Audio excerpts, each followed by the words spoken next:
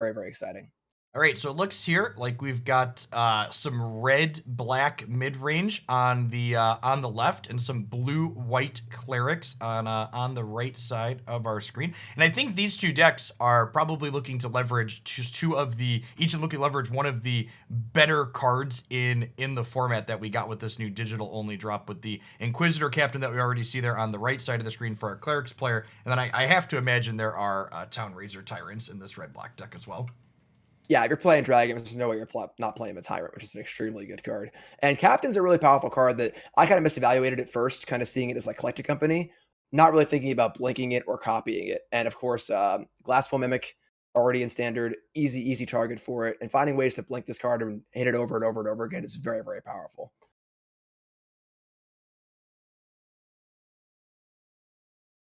Um, Oh, we might have did our players have an issue here? Uh-oh. I might have jumped prematurely into a thing. Are we having an issue with one of our players? Hold on. I'm gonna throw back to us real quick. Apologies. You know, the beauty of live television.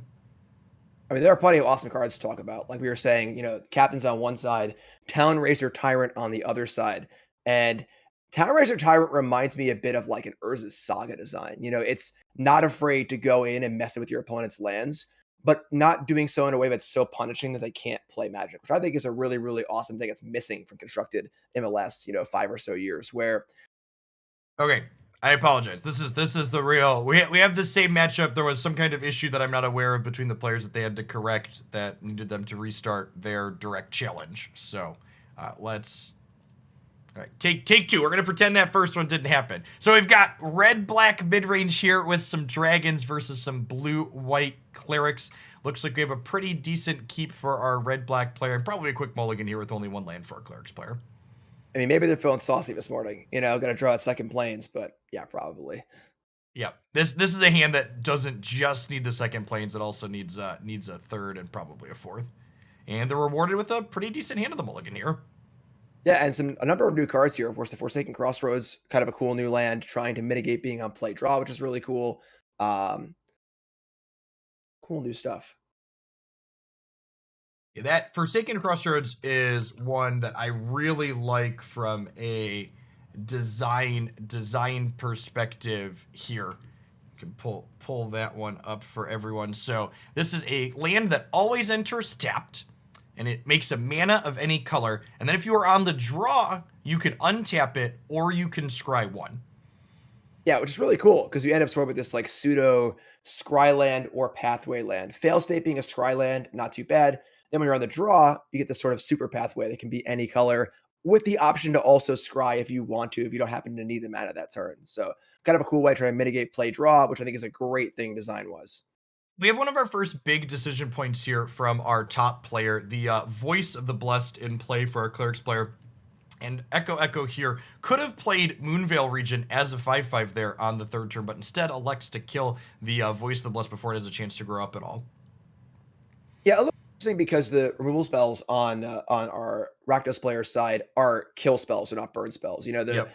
I can see a fear if you're a red player of the voice getting too big to shock down or to use a damage spell on, but multiple ways to kill it. So we can see a bit of a evaluation of the matchup here. Wanted to keep the board down, keep life totals high, and probably saying that Echo wants to go longer in this game.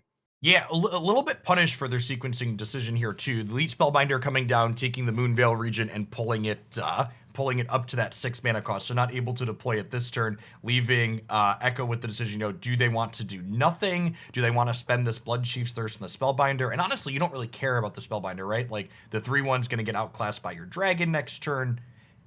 You For sure. mostly ignore it. Yeah, most of the creatures in an Echo's deck are probably going to line up well against the Spellbinder, but with nothing else to do with the mana, going to Yep. fire it off here.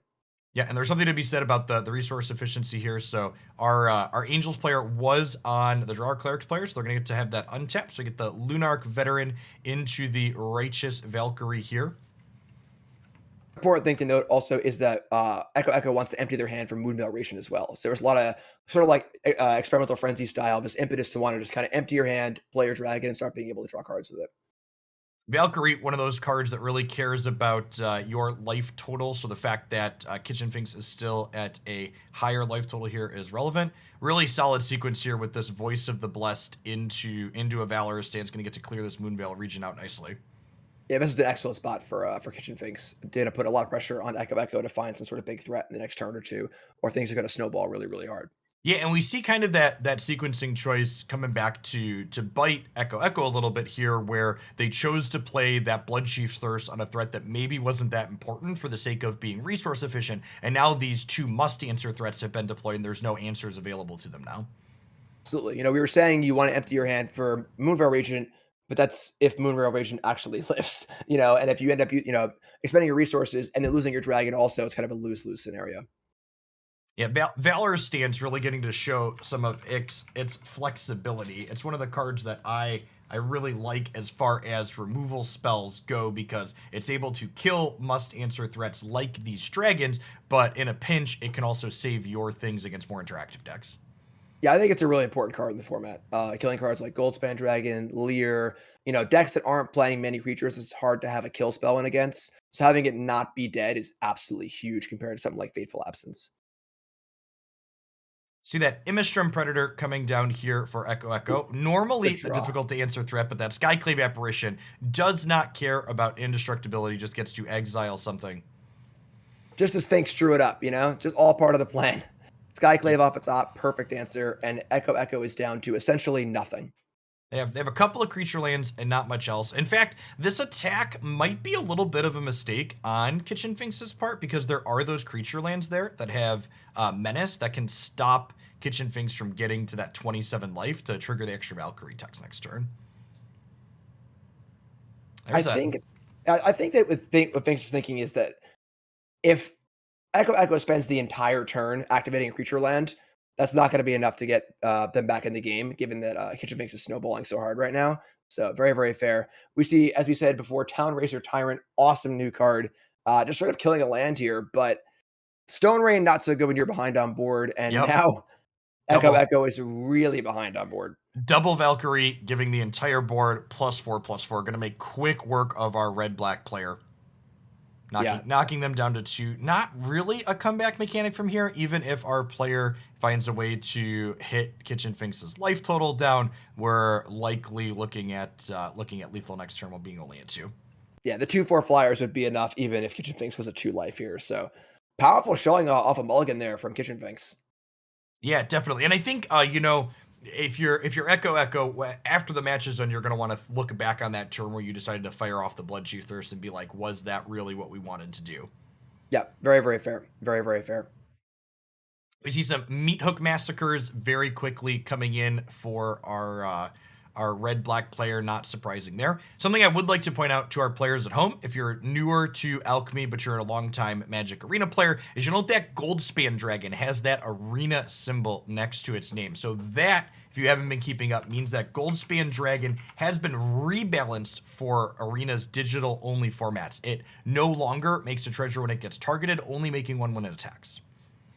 Again, which is one of the major features of this format. We have the new digital only cards, and then we have the ability to go in and tweak these numbers and cards that may be a little bit too good and try and find a more flat power level. Yep, and Goldspan Dragon, I think, is a great example of that. We still see 4 copies of it here in Echo Echo's deck. I played with this card in a number of decks in this new format, and it definitely is a very still playable and powerful card with a slightly worse text box like it's been made to be here. Yeah, I think the biggest thing about Goldspan here is that the change makes it so it's not as good in blue decks that can protect it immediately with cards like Yep. Negate, and it sort of opens up a little more counterplay where you have that that hopeless feeling of they play Goldspan, you Doomblade it, they negate it, they make tokens, they counter your next spell, and you're just like, Yep. all right, I'm done. So by removing that, the card's still good. It just doesn't feel oppressively good in those certain scenarios. Correct. It's if you have a removal spell, it's actually a 5-mana dragon as opposed to being a 3-mana dragon when you go to Right. try and kill it. Right. You see, our red black player may be trying to figure out here exactly how many pieces of interaction they want to be here. I definitely think that our red black deck probably wants to be the bigger deck in this matchup, so I wouldn't be surprised to see them bring in more removal. Notable that they haven't brought in all the copies of Ray of Enfeeblement here, which is a Yeah. little bit interesting to me. Yeah, I agree. I think the Rakdos player is by far the control deck. They have the bigger top end threats. They have more removal spells. So it's gonna be on them to kind of, parry off the early attacks a little bit, kill some creatures, buy some time, get to the late game. As long as they can pick apart the synergy pieces on our clerics player side, keep the cards like Righteous Valkyrie and the other life gain cards to a point where they can't come together and make this Voltron-esque board. That's going to be really, really good for them, and they have the kill spells to do it. Yeah, this matchup is really a classic matchup of card quality versus card synergy, like you were saying. The individual power level on the red-black side is much higher than the individual power level on our mono whites, our cleric side. Absolutely, and they have the removal spells to pick them apart too, so they can kind of break synergies up while also playing good cards. And of course, Meathook Massacre is going to be a huge one as well, with sort of wrath effects too. Fearsome Whelp here, another fantastic digital-only design that I really like to highlight, because I feel like there were a lot of Magic players that were weary of digital-only cards being very variant or random focused, and Fearsome Whelp's a design that doesn't have anything to do with variance, but it's just a powerful card that wouldn't be feasible to execute in a paper game. Yeah, I think the perpetual mechanic is awesome. I just love it. I love the idea of, you sharpie your card for the rest of the game. It creates a lot of interesting, weird scenarios. It's just a really, really cool effect. And interesting though, we saw Echo board out 2 of the whelps. So not really valuing, kind of having the best draw possible, trying to kind of make these a little more raw power level, removal spells and friends and so on and so forth. But pays off here with the turn 3 Town Racer Tyrant. Yeah, and It's very, very good. I think the trimming of the whelps in this matchup kind of shows Echo assuming their role. One of the things mid-range decks tend to do in a game like Magic is, in this against an aggressive deck, they're more controlling, but if they were playing against a control deck, they would want the whelps to be more aggressive. So when they're the bigger deck, they don't need the whelps to accelerate, but when they're the smaller deck trying to get under people, they're very useful. Absolutely. Happy to draw 1, never want to draw 2 though. So take it down to 2 copies. If you draw it, cool. If you don't, you drew kill spells instead, which is great also. And we see that whelp really getting to work here. Turn 3, Town Razor Tyrant. Turn 4, Goldspan Dragon off of 3 lands without needing that 4th one. And these Righteous Valkyries, and we talked about the Clerics deck here isn't even just a synergy deck for its individual cards, it's also synergy with your own life total. So when these dragons get to go on the aggressive here, cards like Righteous Valkyrie are much, much worse not getting access to their whole text box. Yeah, this is a really powerful draw from Echo because we were saying in the interim, that this is going to be sort of like Echo is the control deck, kill some stuff, play a big threat, but having the ability to just go 2, 3, 4, attack for 8 on turn 4 on the play is also extremely powerful. So Inquisitor Captain here, grabbing 2 cards out of Kitchen Finks' deck. They get to put one of them into play. Chooses the Righteous Valkyrie for a little bit of chump blocking here, I would wager. Yeah, I mean, a good hit for sure, but just too far on the back foot.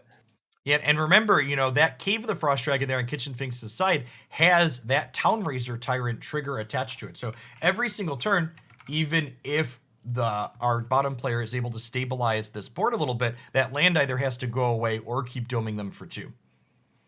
Yeah, it's super awesome design. I love the design on this card. Tough choices. It affects lands, but not in a debilitating way. I'm all about it. Yep, and it's a design, traditionally speaking, as someone who's seen a lot of Magic cards over the decades, Punisher mechanics like this, where your opponent gets to make a choice, often don't see play. But this is a design where the effect that it's providing is powerful enough that that's no longer the case. Right, and also just a 4/4 dragon for 4, which is not good enough by itself, but a very reasonable baseline stat as well. It's very, very close.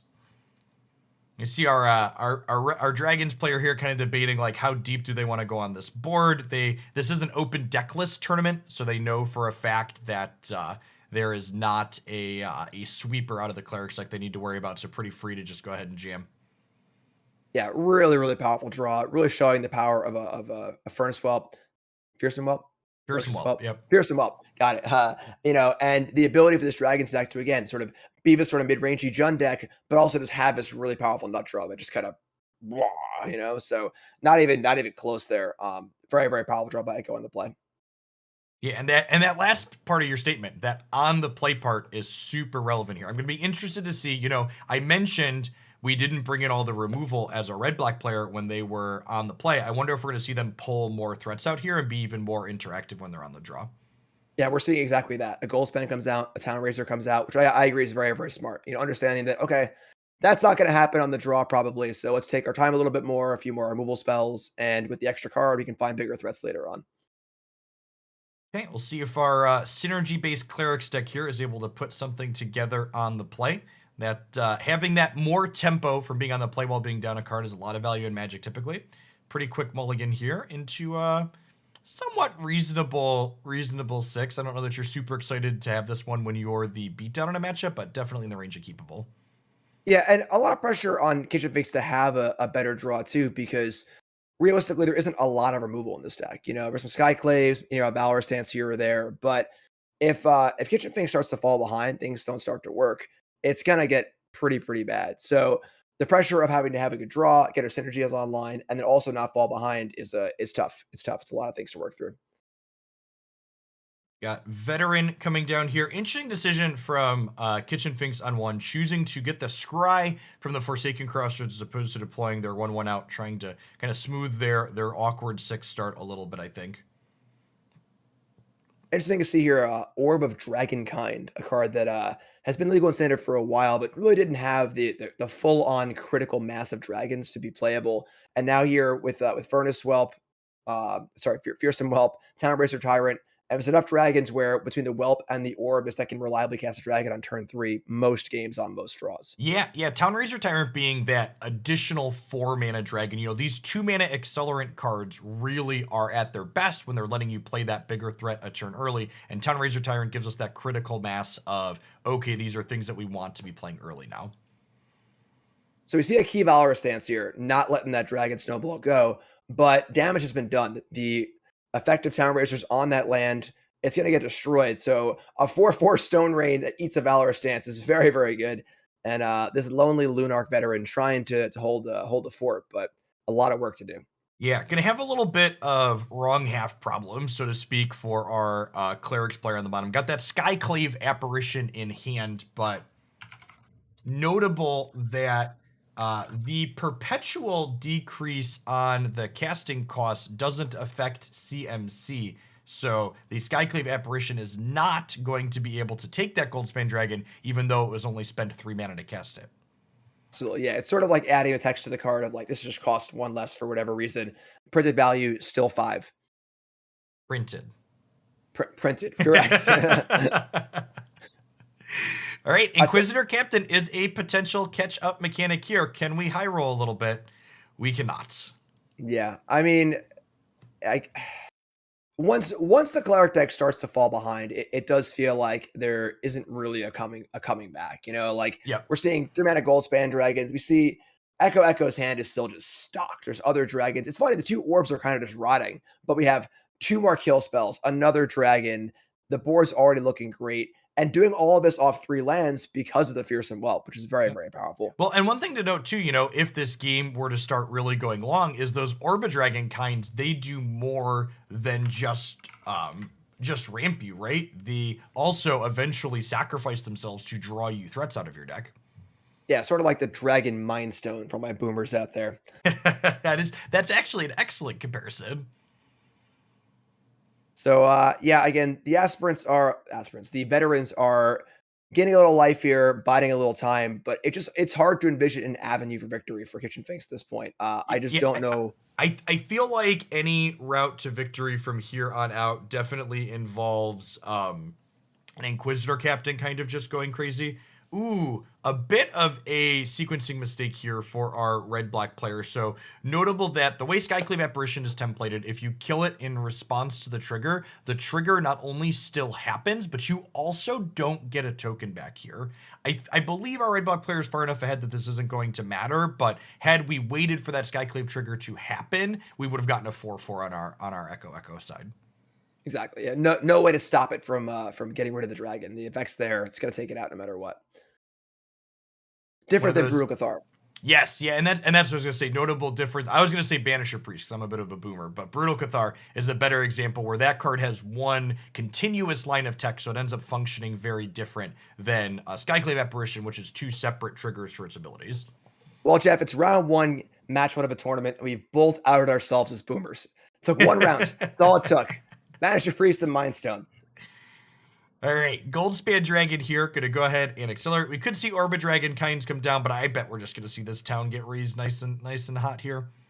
Yeah, again, the we're just I it's just really hard to imagine a comeback. I could see maybe like an Inquisitor Captain into a Voice of the Blessed, maybe get some counters, maybe gain some life, give it flying somehow, and then also if Echo can't find a kill spell for it, just you're always trying to draw up that scenario as a Magic player of like, okay, this looks bad, but there's got to be some path to victory here, and if there is, I got to play for it. So you got to try and figure out what it is. So that's probably in the realm of possibility, but Town Razor Tyrant coming down here, and Town Razor Tyrant is a very punishing Magic card.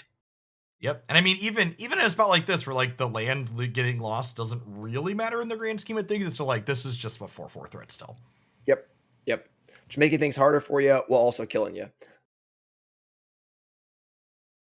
Do you see these interesting pixel lands? Kind of cute. And of course, Guardian of Faith, a good defender against removal spells, a good defender against wrath effects, not a good defender against a bunch of very large and angry dragons. Yep. Does not attack profitably into a 4/4. Does not block profitably against a flyer. Yeah. Ooh. Yeah. So a very impressive showing from this Dragons deck. I think that Dragons in general was a deck and sort of like a subset of of like a theme that just didn't really have all of it necessary to get there in the last standard. Aside from Goldspan Dragon, maybe Prismari, there were kind of like dragon, you'd say is it dragons? It was really just an is it control deck with six to eight dragons in it. But seeing like a true dragon tribal deck is pretty cool. It is pretty cool seeing Orb Dragon kind seeing play and it's the critical mass of dragons to have that tribal feel. Yeah, and not only even just the tribal aspect of this Dragons deck, but I feel like it's been some time since we've seen what I would kind of describe as this quintessential mid-range deck really be playable in one of Magic's rotating formats. In actual standard right now, there was Epiphany just going way up over the top, making traditional mid-range struggle very difficultly. Before rotation happened, we had Emergent Ultimatum doing something very similar. Absolutely, yeah. There's been these big sort of over the top engines, and that's kind of a cool result of the rebalancing. We saw that Epiphany, if you missed it, got a bit of a nerf. It costs more, doesn't make birds unless you foretell it, and that's a huge thing because that gives decks like this an avenue to actually play. One of the biggest complaints against standard was that you had two choices: either you play Epiphany and go to this really really crazy take a bunch of turns end game over the top of everything, or you go really, really fast and kill them before they do that with a mono green or mono white aggro deck. So being able to rebalance Epiphany opens up the door for decks like this to succeed. And if you're new to Hooglandia tournaments, welcome. Thanks for dropping in today. I'm Jeff Hoogland, joined by Jim Davis. Unlike a lot of tournaments, we don't believe in downtime here. So we're just going to jump right on into our next match. And it looks like we actually have a different take on dragons to show off here in our second feature match from round one. We've got some red-white dragons with Magic's favorite Pokemon crossover in the Dragonite here in Nadar the Selfless Paladin. Gonna go venture. Find me some dungeons. Yes, and it looks like maybe a 4-color adventure into the dungeon deck there. We've got Triumphant Adventure, but I also see some blue pathways here. Forsaken Crossroads, kind of a neat card at enabling a little bit more stretch mana base. Yeah, and Crossroads has been good in 2-color decks, but obviously, as you're saying, it's basically just a better Evolving Wilds in multicolor decks that has that upside of being on the draw as well. So card's cool. I like it a lot. Yeah, I feel like we've been far enough away from the temples that newer players don't just remember how powerful they are. Like that scry, even when you're on the play, can often be the difference between, hitting your third land drop and not hitting your third land drop and winning or losing the game because of it. Absolutely. Yeah, and it's important to note that Nadar Selfless Paladin has a shield, is wearing armor, but is still a dragon. There's a race of kind of dragon peoples in the D&D set, and that's a little jarring to look at first, but it is a 3-mana dragon, now a 2-mana dragon. So kind of being able to fill out the ranks here of getting enough playable dragons in your dragon tribal deck with a cheaper creature, and while also giving you a good effect. Reasonable body, reasonable effect for sure. We saw that dungeon window pop up really quickly here. A mechanic that actually hasn't seen a ton of play because it's a more mid-rangey mechanic that was pushed out like we were talking about a minute ago. There's these 3 different dungeons that you can go into, and each of them, every time you venture, you push further into them, getting new effects here. So our bottom player here getting to scry on their first entry into a dungeon. Brutal Cathar taking the Nadar out of play here. And ooh, another direct to digital card here in Rahilda. Yes, interesting card here. Obviously, not a dragon, a little off theme, but powerful Robber the Rich variant, able to steal your opponent's cards, and of course can flip as well and start day-night cycle. Yeah, something to note here, just able to specifically draw spells. So like Jim mentioned, very similar to Robber of the Rich, but a little bit lower variance. Nice use of the digital design space to remove variance from the game, guaranteeing that you're getting things you can actually cast with it when it connects. So it's a huge gold span off the top there, and a lot of interesting cards here in our adventure players that we get. Ellie Wick, the Planeswalker adventure. We have Cloister Gargoyle, and some of the more established cards in Brutal Cathar and Skyclave have been ruling this game so far. But if not a committee is going to be winning this game, is going to be doing a lot of venturing stuff. Great. The question is, are they going to be able to win this race in the air? It looks like Blades Queen, our top player, setting themselves up to potentially have a very lethal attack the following turn. Now, unfortunately, it looks like we're just short on not a committee side here as far as casting 2 spells to reflip the Brutal Cathar back over and get that Goldspan Dragon, but that's going to be a very important avenue in the next turn or two. Can double spells be achieved with 5 lands and 2/3 drops and a 4 drop? Well, we actually are going to get to flip this back here. So we get to make a treasure with this second Oh, venture here, which gives us the 3rd mana to get this Cloister Gargoyle pop it off here. even better. Let's see if they. Oh, did we miss it? Okay. Well, thankfully and actually it ends up working out that this was missed because that Flame Blessed Bolt only deals 2 damage. So had that second Cloistered Gargoyle been deployed, they would have been able to kill the brute, getting their things back. On another level, dodging bullets over here. Yep. So potentially a bit worse had like another Goldspan Dragon or hasty threat like a Dulkle Dragon come off the top for Blades Queen, but much better sequence against the removal spell. Sorry, I dodged bullets and I unplugged my headphones. I am not Neo, clearly. All right, so we got some choices to make here. Our venture player here, notably, they are currently 2 steps into a dungeon, so 2 more ventures is going to let them finish that up. The Varus Ranger here not only ventures when we cast things, but also has reach, notably, able to fend off one of those dragons with a minimum of chump block. Oh, and there's that dungeon room, getting to shrink the attack off that Goldspan Dragon for the turn. That's there's a dungeon completion. Let's these Cloister Gargoyles take off. They go from this kind of embarrassing 0/4 to a 3/4 flyer for 4 that an enters play effect. Yeah, and that's like pretty much it. The bolt can take out the adventurer perhaps to deny another adventure here, but there's just too much stuff in play. Yep. I think I Wow. liked how both players played that game for the most part. Our Dragons player kind of set themselves up to peel an extra haste creature at the end there, didn't show up for themselves, obviously, but I think they started very reasonably. Yeah, and a lot of that game, the venture cards won the game, but a lot of that game was definitely predicated on the fact that Skyclave Apparition and Brutal Cathar are both just really, really good. We saw both those cards come down, affect the board, clean things up, and then buy time for the venture cards to kind of get going and take it down.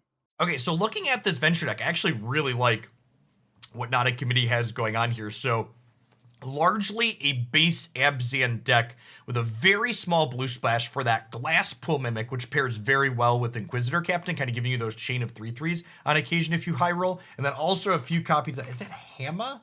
Is the name of this card here? Hamma, yes, which I believe it doubles the venture effects.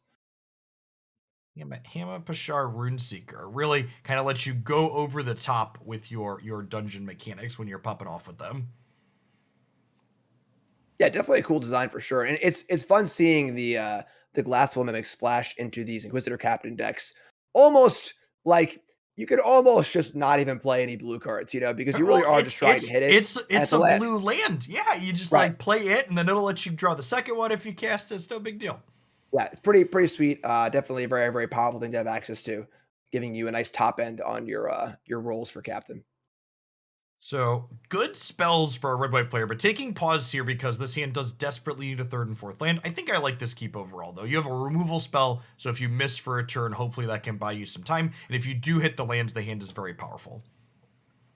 Yeah, it's very interesting seeing Shut Out of Scalds in these dragon decks because shutouts usually play with cheaper spells. Usually play with a lot of 1 drops and 2 drops. It tops your curve. You don't tap and play a bunch of spells with it. Whereas in a deck like this, you might end up revealing 2 Goldspan Dragons and a Tyrant and not be able to actually play everything. But still, an extremely powerful card that, because it's kind of mid-rangey, got lost in the mix a little bit in Standard, but now seeing a resurgence here in Alchemy.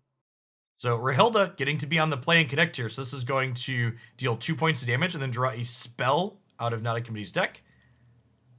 Wait, Can that be can it be played as a played? land? I think Rahilda cast. Let's I pull up her think text I here. think it is cast. Yes, it is cast. Yes, you may cast that card. So important distinction here. Cast means it can only be played as a spell. So even though we technically hit a Glasspool Mimic here, we are not able to do that. No spells being able to cast here for Blades Queen does mean this gets to transform into the Feral Outlaw, though. Yes, and unfortunately, we see Skyclave here to take it down, and Blades Queen is desperately in need of not a land, but multiple lands. Yep. Now, something noteworthy about Rahilda's templating is that Glasspool Mimic isn't just gone. The way Rahilda's delayed trigger works is anytime a wolf or werewolf attacks for the remainder of the game, Blades Queen will then be able to cast that Glasspool Mimic. So, if we can find some resources here for Blades Queen, this Reckless Stormseeker could eventually cast that Glasspool Mimic. Yes, kind of a cool like sub synergy, that's going to come up later. All right, not finding those lands, unfortunately. Are finding spells to cast, but long way to go here. And then obviously, as the turns go on, the dungeons will get ventured farther and farther into, accruing more advantage for Not a Committee.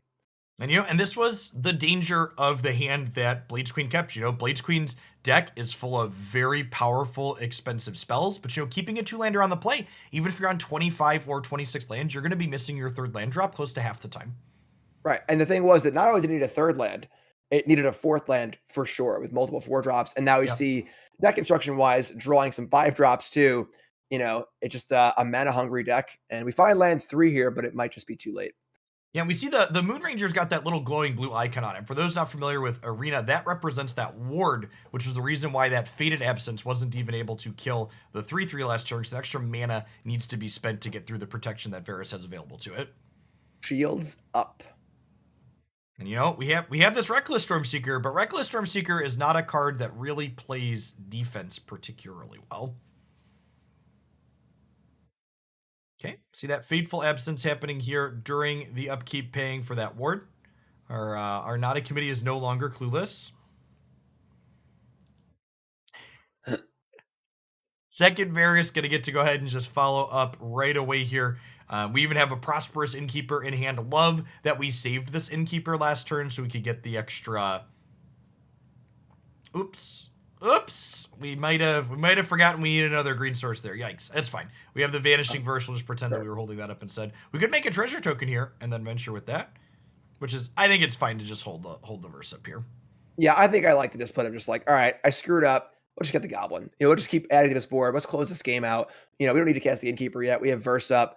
If Blades Queen is going to come back in this game, it's going to involve casting a threat of some kind, which first can mop up. Then we get to untap, back with the Goblin and friends, and call it a day. And this is the point where, 10 Razor Tyrant is not particularly impressive. We had too much fumbling and bumbling around. We have plenty of mana and colors on Not a Committee side. We have plenty of life. So whichever choice we're picking with regard to this Tyrant, just neither of them really matter. Absolutely. And that's the thing about these dragons is that they're pretty powerful threats, but they're not Baneslayer Angels. They're not going to actually come into play and dominate a board and, be able to come back from this sort of losing position. So a thing, that the Dragons players got to realize is that, the dragons are powerful, but they're not all encompassing. They're not Yorion. They're not this, crazy end game effect that's going to just take over the game. So if you fall behind, the dragons won't really get you there, and puts you in a spot where all your eggs are in one basket, where one kill spell is going to break it all up, as we saw here at the Vanishing Verse. And the Adult Gold Dragon, probably closest to that Baneslayer type card they're talking about, where it has this life link and haste and flying to generally win races, but when you're this far behind, that's no longer going to be practical. Absolutely. Venturing into the dungeon, taking it down. That's pretty awesome. Yeah, that's a sweet. And again, that's the type of deck where the value that it's generating just isn't quite good enough in a format where people are going up over the top of you with these spell-based things, but in a format where the threats are, the controllers are playing Hull Breakers and Leers that you can Vanishing Verse, as opposed to things like Aldrin's Epiphany. It opens the format up a good bit. Yeah, and that's a combination of two things, like you're saying, where the nerfs to the really powerful cards help those mechanics that didn't really get there. And we also saw the new cards too. Inquisitor Captain is just a really good effect. There are a lot of good venture creatures that cost 3 or less. And Captain, sort of like Company in old formats. I've said for a while that, in modern, any creature deck with 4 companies in it is at least somewhat playable because of how it pulls everything together, any tribal deck. And Captain has a similar effect where if you're playing a deck full of creatures that cost 3 or less that do things together, Captain has enough raw power to kind of get you there. So the addition of new cards and the nerfing of old cards bringing this mechanic into the forefront, which is pretty awesome.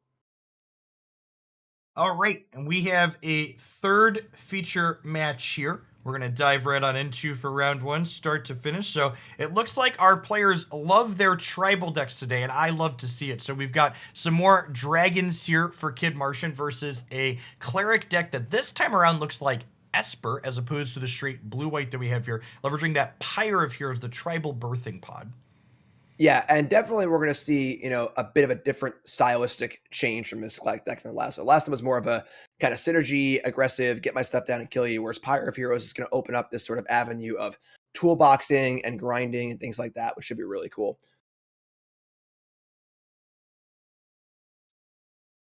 And category here has the fix, the good draw here. The Lunarch Veteran into the Voice of the Blessed into the Righteous Valkyrie, having that sort of straightforward beatdown draw. And then again, having Pyre ready to rock and roll too. Although Kid Martin here is or Martian here is also Also shocked getting up with dragons. Yeah, we're actually just going to see both of these decks kind of get to execute what they're looking to do and kind of going to get to see, okay, whose proactive plan is going to line up better here. I could definitely be one of those games where it comes down to like the play versus the draw being the deciding factor because our Dragons player did get to act first here. I will say the biggest thing here is that our dragons player has a kill spell and our white Yep. player does not. So they're both kind of doing their thing, but the kid's got a wrench to throw at some point and break up, the things going on Avo's side. So we'll see. Also, raw power level here, but dragons are obviously a little heavier, although voice can certainly get really big really fast. Yeah, and we saw that Voice of the Blessed unable to attack in last turn because that Image Predator gets bigger when it gets tapped, and when you sacrifice a creature, it taps itself. It makes itself indestructible. So had that voice elected to attack, the Predator would have gotten to block and become a 4/4 indestructible, just eating it inside of combat there. Some use of fearsome whelp because the whelp it does this thing for that turn or two. Once the mana costs have been reduced, it doesn't really do too much else. So giving it that extra value of being fodder for predator is also really really cool. Yep, and we see this hit coming through, and again, every time you're able to apply pressure to this cleric deck's life total, it has a lot of value associated with it because the cleric deck really needs to be close to 27 or above, so these Valkyries can be turned on to activate at their full power. So we're about to see the huge difference between the clerics deck we saw earlier and the cleric deck we're seeing now. So before the removal spell came in, it broke things up, and that was kind of it. That was the problem. But now our clerics player has Pyre of Heroes, able to grind, find more stuff, get Inquisitor Captain going, and trying to get the ball rolling here with its own kind of engine for value. Quick reset of some options here, and yeah, the Inquisitor Captain with the Pyre of Heroes kind of able to just provide endless Inquisitor Captains in a way because it's getting things that are cheaper than it that the Pyre of Heroes can then upgrade into more Inquisitor Captains. Now, unfortunately, the settings change was a little too slow. I made this mistake multiple times with Inquisitor Captain. It wants you to gain the life before the captain searches, but you want a captain search before it gains the life, which would have been an extra counter on your voice to bless. If you're playing captain, you're playing voice. Be careful. Change the setting before you cast your spell, or have it set that way for playing that deck. Yep. So Shatter Skull Smashing taking care of the voice before it can get bigger, getting punished for that small misordering there due to the arena setting. Would not have been able to kill that had it been a 4/4 like we wanted. Absolutely, and this is huge. So we've seen now 2 wrenches thrown. Where the Dragons player did their thing, and now they've been able to mess up what our Clerics player is doing enough. Where now life totals are shifting, and the Dragons are really starting to rumble in. So over a Skyclave Hierophant, like powerful card, but does not block here. And you've got so much power in the air. There's 10 power growing up to 11 when the Predator pops off again next turn. And yeah, there's no fives in these clerics deck. The Pyre of Heroes sits there in order to like turbo you into your 3s and 4s. So we're not going past that. Yeah, no relevant 5 and no relevant 2 either. So This Dragons deck very different from the ones that we saw earlier. Seems like there's a lot of variations of what mix of dragons we want to be playing in this format. So it'll be interesting to see how it shakes out as tournaments like this start to sculpt the metagame. Absolutely, yeah. No consensus yet at all. The consensus is basically Fearsome Whelp is good, Town Razor Tyrant's good, Goldspan's still good. Everything else is up in the air. Yeah, how many accelerants do you want to play? How much interaction do you need to be playing? Which pieces of interaction do you need to be playing? We see break expectations, a new discard spell here as a main deck for our Dragons player, perhaps wanting to hedge those spell-based matchups a little bit game one. Cool card. Cool card. So I really like the idea of using the spellbook mechanic, putting cards into a game that wouldn't normally be seen in a game. This card basically you can Thoughtseize your opponent and get a card from them, but it's replaced by some random weird colorless card that has a non-zero amount of value, but not a ton of value. But your opponent has to use it in some way. So kind of a Yeah. fun card. Not only is it just like a kind of strictly worse Thoughtseize where they still keep some kind of resource, but it also keeps, varied play patterns in these games, right? Where like the types of things they could be getting make your games play out in a way that they wouldn't ever because normally these cards wouldn't be seen and constructed. Exactly. See a quick keep for our Clerics player, slow thought, but mulligan there. I think I like that mulligan for our Dragons player. Yeah, reasonable hand. The super is obviously going to be very, very good here in Crippling Fear. We see those glass pool mimics very powerful at copying things like Valkyrie or being pulled with Commander, but also just a reasonable thing to play as land. Okay, we see that break expectations happen here. So the draft mechanic, for those not familiar, there are 15 cards associated with break expectations, just like a booster pack. That's why it's called draft. And you look at 3 of them, and you get to pick one of those 3 cards to put in your hand. So our top player's going to get the choice of 3 different cards out of the 15. They get to draft one of these relics or the weapon rack as a card to have in hand to be able to play with for the game. Right. And each 15 card pack is curated to each specific card. So, for example, this card gives your opponent some obscure colorless card that is, a draft level or lower for the most part card. Not as good as the card you had, but still it's a card you can play. The relic there being one of the better ones, sort of a bad Mind Stone. All things come first, full circle to Mind Stone, of course. You gain 3 life and draw a card. I mean, all things considered, we're a life gain synergy deck. That is definitely one of the better ones, even in the context of the deck that Avocado's playing, too. Yeah, absolutely. Now we're seeing Crippling Fear here, looking a little awkward against Righteous Valkyrie and that 4th toughness. Yep. Yeah, Crippling Fear is one of those cards you're like, oh, my opponent's playing a tribal deck. I definitely want Crippling Fear. And then it's like when you look at how the stat lines line up here, and here's another glass plummet coming down, copying this Righteous Valkyrie. And this is where we're going to get to see these synergies really start to pop off. Absolutely. And unfortunately for our Dragons player, Fearsome Whelp is good and all, but without friends, doesn't really do a ton. A 1-mana Fearsome Whelp, not very exciting. We see Crippling Fear here, not really able to do much. And Goldspan Dragon, unfortunately, off the top, will not get the cost reduction yet. And we see a frisky attack here. Love this attack here. So had we blocked, those Crippling Fears would have been able to kill these Valkyries. But again, this is an open deck list tournament. So if you're Avocado, you know that this could potentially be coming. Glasspool Mimic gets to copy another Valkyrie, and then all of these pop off being above 27 life. You get +6/+6. Yeah, interesting spot where I think without the extra Mimic and the extra Valkyrie effect in hand, you probably want to block there with 1. I think you're happy trading 1 Valkyrie for the Fear and the Dragon, but with a Mimic in hand, ready to pop off 27 life and have everything be huge, you can't risk that one. You got to just go for it.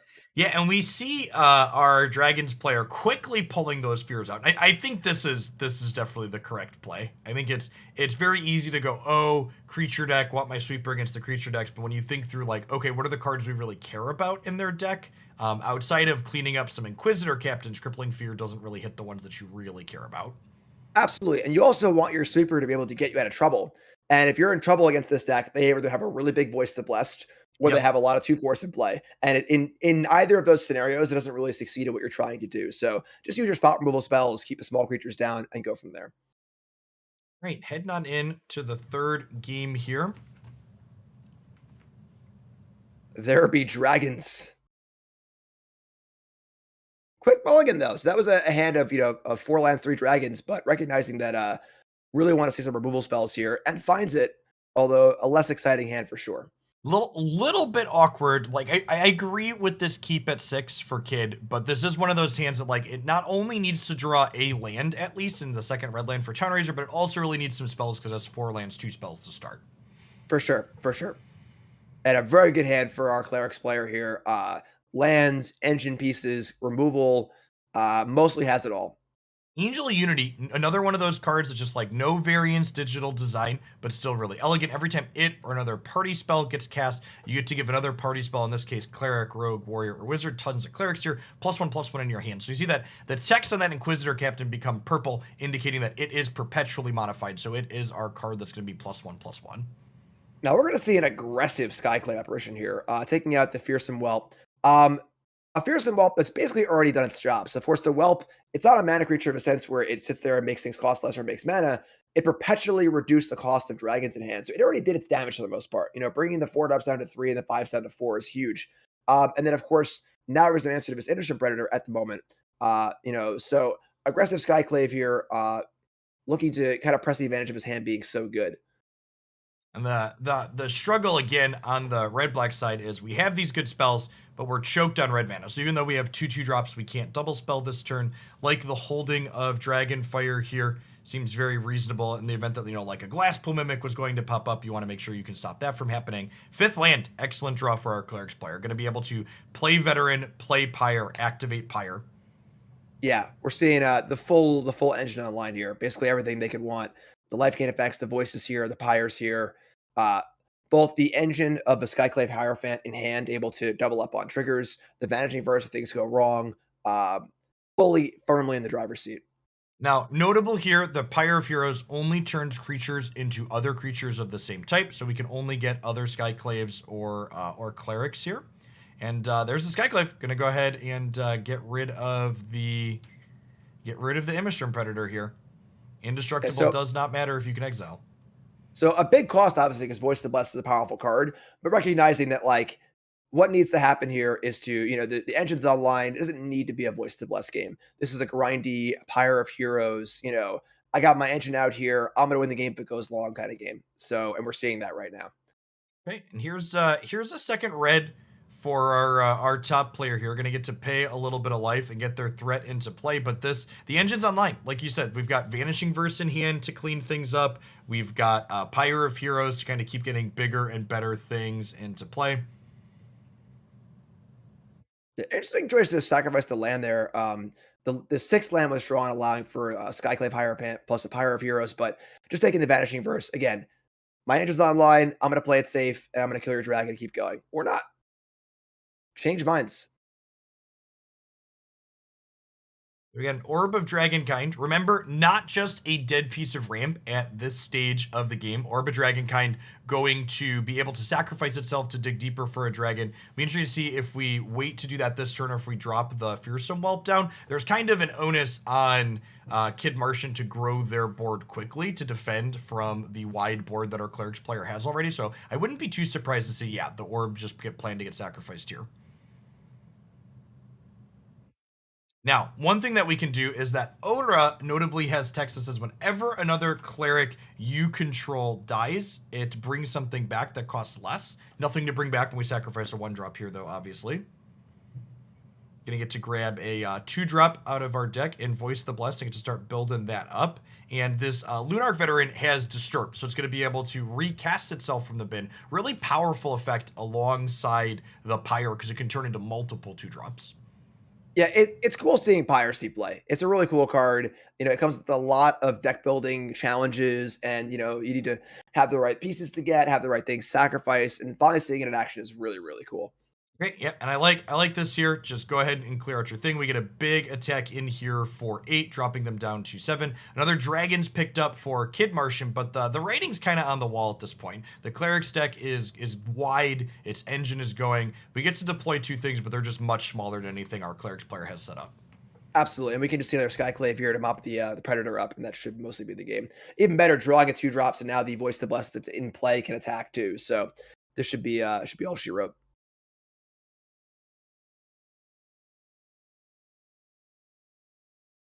gain some life, fire up some triggers. We'll see the voice of the bus get sacked here. I imagine Return the we're gonna get another Skyclave apparition. It also brings back this Lunarch veteran, powering up the yep, other voice that's in play. And this is we haven't really seen the cleric deck fully pop off yet. We've watched it play a couple of times here, and this is the payoff. This is what you're looking for. And the Pyre of Heroes is really kind of the glue that holds it together, meaning you can find the right mix of things consistently. absolutely. And again, I said in that first match we had the more straightforward cleric deck that was this blue white. Seeing how different the games are going to play out with Pyre of Heroes available, Rua changes the texture of the deck where they're playing, 85, 90% of the same cards, but with Pyre of Heroes in there, strategically, the whole thing is very, very different. Yep. All right. And that was our time shifted feature, was the third match that we covered in the first round. So our players are actually right underway for round 2. So we're going to go ahead and just dive right on in to some coverage here. So jump on into our players for the second round. Looks like we've got some blue-red control here, featuring some Aldrin's Epiphany, even with the power level decreases that it's had in this format. And that's the question that needs to be answered. Aldrin's Epiphany nerfed. How good is it still? The thing about nerfs is you don't want to destroy the card, but you do want to make it appreciably different. How appreciably different is it? We see another one here, Luminarch Aspirant and Epiphany, been foretold. So we get to see these cards now in their altered forms and see how good are they. Little bit of an awkward start for our blue-red player, looking like a mono blue deck so far. They do have that copy of Fading Hope that's able to be castable here and then eventually divide by 0, but really need that red land to really unlock their hand. For sure. But with the Cinderclasm available and the Abrade, should be able to catch up and not fall too far behind. So Elite Spellbinder going to get to choose one of these cards to get rid of here. And honestly, it's probably the Divide by 0, right? Because the Divide by 0 is hoping to grab an Environmental Sciences, which would then get a red source. So tempoing them off of that here is a big deal. And then speaking of big deals, there's a Forsaken Crossroads drawn here, which is going to be able to provide that red mana that our top player wants. Yep. Geist Chandler, very powerful new card. Quickly going to the bottom because it is not a land, though. Yes, the perpetual pair of blue cards that reduce cost of spells. Who would have thought reducing the cost of spells would be good? You know? It's traditionally speaking, one of the most dangerous kind of design spaces for them to work into. Absolutely. So does go to the bottom, but the red source is found. And now, of course, Tasty here has to worry about Cinderclasm, Abrade, and then, of course, the Epiphany and the Divide by 0 are still looming as well. Yep, really like the choice to deploy the Inquisitor Captain here, just kind of go wide with threats that hopefully aren't going to be dying to the Cinderclasm. And now we have multiple things with 3 toughness to make the Abrade have to kind of choose where it's going. Absolutely. Huge. With that War Singer there, is this a threat that we care about taking out? We'll see here. We've got, starting with Expressive Iteration here, going to find notably that second red source here. And this is really the power of the blue-red deck in general, right? It has such powerful card selection that, did we perhaps... Valuing the Scry here over having the red source immediately. I'm not sure if I'm a fan of that. I think I would have rather had the untapped blue-red slows so we could Abrade this turn. Yeah, not casting our rule spell. This is a better setup in theory for future turns if you're still alive, which is the major concern, and you can't take that Abrade and Hazard and Cinderclasm with you the next game. If you are dead, you cannot use them. So Tasty here pressing the advantage. Here's that Ghost Forge coming down, making that War Singer a little bit bigger because it is a Spirit Cleric. Of course, we see a spot here where if the old version of Epiphany would make 2 tokens, buy another turn, and buy some more time, but the nerf version costs 7, not 6 from Foretell. So big spot here and a big question of can Pitong here not die? Yep, and this is the change to Epiphany is kind of a different take on what we normally see. The Foretell mechanic is normally the Foretell mechanic is this cost reduction as the upside, but with the changes that we have in the Alchemy format, the upside is you're just getting birds, you're not getting that cost reduction. Absolutely. Interesting too here, the Ghost Forge, not really a commonly seen played card constructed, but that 5th toughness is just big. Abrade, Spike Village, not enough. So Definitely took a little greedy line there for Is It player as trying to value the scry and the development, and ended up paying for it big time. We see our clerics player. Oh, this is another Pyre of Heroes deck with some Inquisitor captains, but the red splash instead of the blue splash like we saw before. Very quickly bringing in copies of Duress out of the sideboard. Want those to be able to pick through their hand. Elite Spellbinder is obviously key to generating tempo in that game, and having more effects like that disrupt the hand has a lot of value. Could we bring that Ghost Forge up again? Yeah. I know it does some stuff. I'm not super familiar though.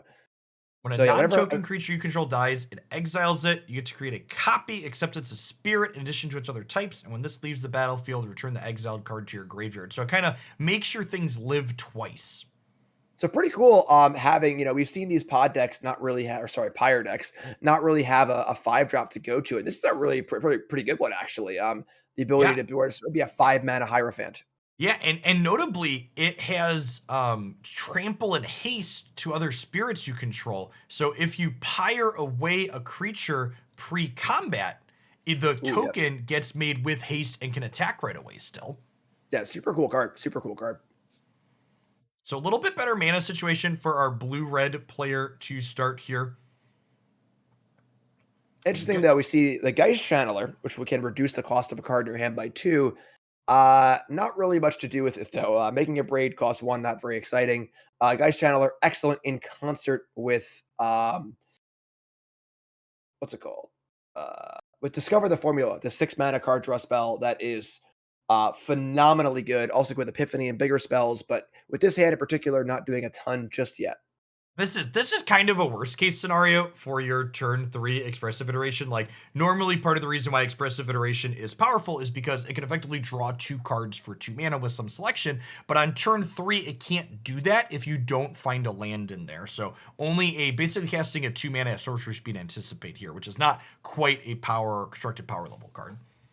Yeah, and I like Iteration a lot. It's obviously a very, very powerful card. It's used to play in almost every format, but I like that it has a little bit of swing to it, where when do you want to cast it? There's a risk versus reward. It's not just draw 2. You kind of need to time it at certain times to mitigate your risk or just go for it. A lot of choices with the card. Yeah, and I like this play here of leading on Spellbinder over the Venerable Warsinger for Tasty Arsenic. Warsinger's a card that if it can hang out, it can really kind of take over a game by recurring value for you. So by playing Spellbinder first, you kind of clear the way to say, oh, am I good to get this down to start getting value with it? Absolutely. And now we see the cost reduction on Windfall, which is pretty good. Now we have a red spell that can pay for itself immediately with treasure, draw cards, get the ball rolling here. There's no doubt that if Petong's able to get the ball rolling and get the full engine online, the power level here is immense. Casting tons of spells, killing things, drawing cards, making mana, taking turns. The question is, can they get there before Tasty is able to take him down? Expressive iteration here, picking up a land this time, so going to get to be that draw 2 like you really want it to be. But we have this Fading Hope to tempo the Warsinger for the turn, but no permanent answer to this as of yet. The Windfall, really powerful in conjunction with the Geist Chandler, because you effectively just like rummage for free. You get to discard that card, draw 2, and make 2 treasures, which you can use right away or save for a future turn. Yeah, and the future turn thing is big. Being able to have an explosive mana ramp for a turn or 2. We see that with Geist Channeler. We see it with the Windfall. Have that big turn a turn or 2 earlier than planned. So of course, We Luminarch Aspirant is no longer bidding a combat. That is the nerf to this card, so it doesn't affect combat the turn you play it. Really interesting change to the card. like this deployment of the Selfless Glyph Weaver here. Decklists are heads up, so Tasty Arsenic knows that there are things like Burn Down the House looming for our blue-red player, so Glyph Weaver kind of able to get down and be able to insulate the board in the event that a sweeper would come for the blue-red opponent. Pyre of Heroes being cast, very quick Fading Hope on the Warsinger. Don't want to have to chump block that or let it get its attack trigger in. Yeah, very, very good turn for a Izzet player. The Pyre comes down, but now the pressure is mostly off. And honestly, Geist Channeler just blocks well, blocks Thalia well. It's kind of negating the ability of that Professor of Symbology. It really it does buy some time while also speeding you up, which is pretty impressive.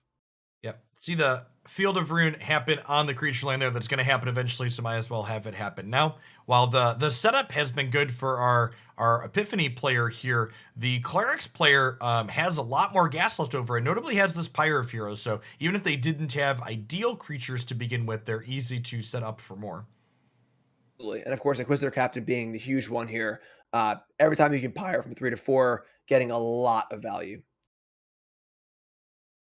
So some debate here. You know, the Pyre of Heroes is only able to activate once per turn. So while we kind of want to go wider, we also want to be getting value by getting the most activations out of this Pyre. And we see that happen here. Probably grab an Aura or maybe an Inquisitor Captain out of our deck. Get some more go wide here. Yeah, I like this. Yeah, and the Captain's good also. It's a 3/3. It lives through Cinderclasm, finds another 3/3. So Sure. Cinderclasm here looking kind of embarrassing when usually it's very good at creature decks, but chooses the Professor instead. Okay. We want a. Yeah, this kind of surprises me, I guess. I guess we're wide enough that they wanted to just draw a card against the event that there's going to be a sweeper next turn, potentially. Yeah, I guess that is fair. It's a little bit of a hedging now that the Glyph Weaver's gone. So burn on the house, obviously a possibility. So that's fair. That's reasonable. Notable that our 2/1 doesn't attack here though. Yes, it really is mostly a null card, with the 3/1 in play and Cinderclasm in hand. But This not is the null when it's upside. spotted. This is the upside. We get to go ahead and go get a 2 here or a 3 here. Spellbinder, gonna go ahead and peekaboo and just this Spellbinder kind of just like gives you the thumbs up as a quick player. You're like, oh, you're actually on empty. I'm gonna just like push the gas all the way down and try and run you over here. Yeah, for sure. Not really sad to play the Chaplain of Alms out here, because even if Cinderclasm happens, that one just goes ahead and disturbs back into play.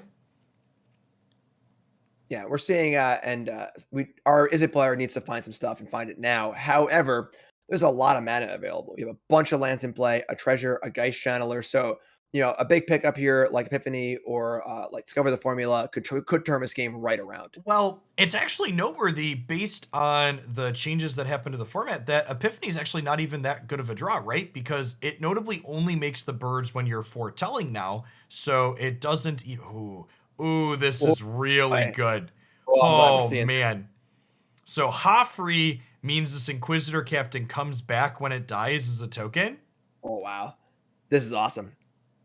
Yeah, this is super strong. Now we get to trigger this, and we get So to we get get a.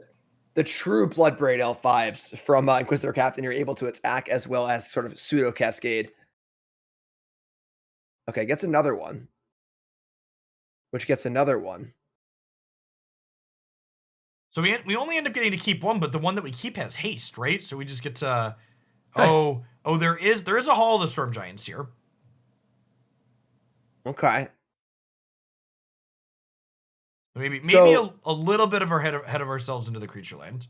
yeah, there's that moment where like it's all coming together. Your eyes kind of light up, and you're like, "Ooh, I'm Oh doing it." no! Oh Oh wow, no, Jim. I wow. think All we're right. still ahead on the cleric side, but like this we're start there's a window, right? And remember that Hoffrey was a 5/6. Ooh, and we're playing it slow with the burn down the Yeah, look house. at the Love it. discipline here. Yeah. So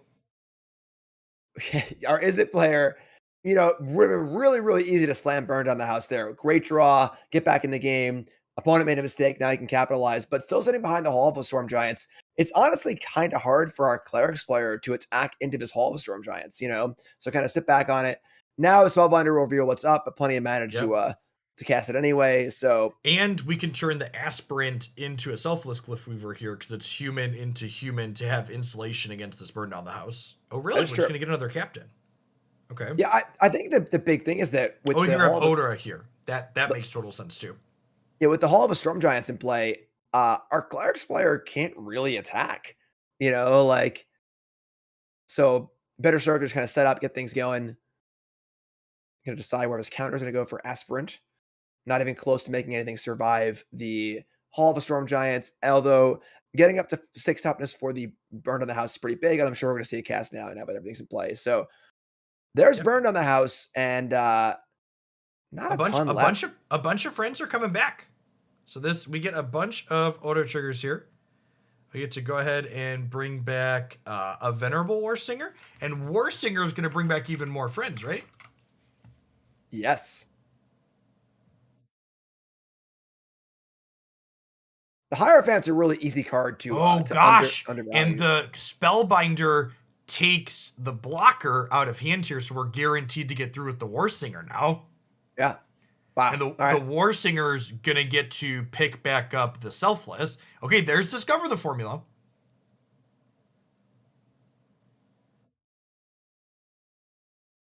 Yeah, If we can this is a pretty wide amount of resilience.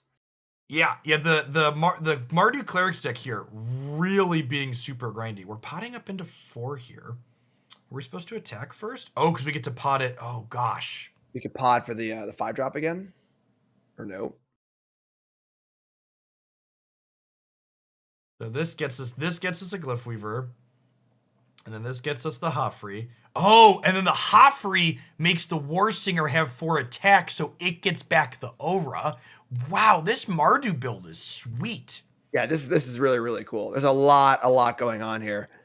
Yeah, there's been a lot of Esper variations of this Cleric Pod deck going on. This is the first time I've seen anybody touch this Red Splash before. Yeah, and like at this point, almost everything's covered. Yep. There are multiple paths against mass removal. Both pods are online. The threats are there. This has been a really impressive showing. Wow, what an awesome game! What an awesome game! Yeah, really. And that deck, honestly, that Clerics deck, I think, really shows what makes me so excited about Alchemy as a format, because that deck wasn't even really leveraging, like, it had Inquisitor Captain, but Inquisitor Captain wasn't an integral part of what was going on to that deck. That deck was just being made better by the fact that the top decks in the format were pulled down a notch. You know, if you're playing against the standard Aldrin's Epiphany deck, this Mardu deck doesn't have a chance to keep up. But here, Absolutely. where it's slightly lower power level, the format gets flatter, and things like that are things that you can actually play with. Which is a huge thing, because the beauty of Magic is the wideness and diversity of all the cards, and when one really powerful deck can really press down on a lot of that, it stinks. So being able to open that up and see these sort of like unexpected things happen. We've seen adventure decks, we've seen now this deck doing really cool things. It is really awesome. As a deck builder, it's very, very exciting to see the freedom and be able to play these things and do kind of really cool stuff. All right, we're gonna not waste any time and head down right down into our feature match area for our second feature of the second round of our Hooglandia Open here today. So we've got some blue-white control here, it looks like, versus some red-black mid-range werewolves. Perhaps got some Rahildas and some looks like just mid-range. You've got the Town Razor Tyrant there. Playing some dragons, but not dragons. Correct. Yeah, just like red-black kind of quintessential good stuff, it would appear here. So going to be similar in gameplay to the practice dragons like we saw earlier, but not have the potential for that really insane 2-3-4 draw. Ooh, there's a Blood Vial Purveyor there. Again, one of those cards that like didn't change and isn't new to Alchemy, but the way the format has changed around some of the top decks being pulled down, potentially a card that's worth considering in your decks again. There's a boom. That's a big card. 5/6 flying trample for 4, nothing to scoff at, even if it does have a little bit of a downside. So both players on 6 going to be a little bit of a lower resource game.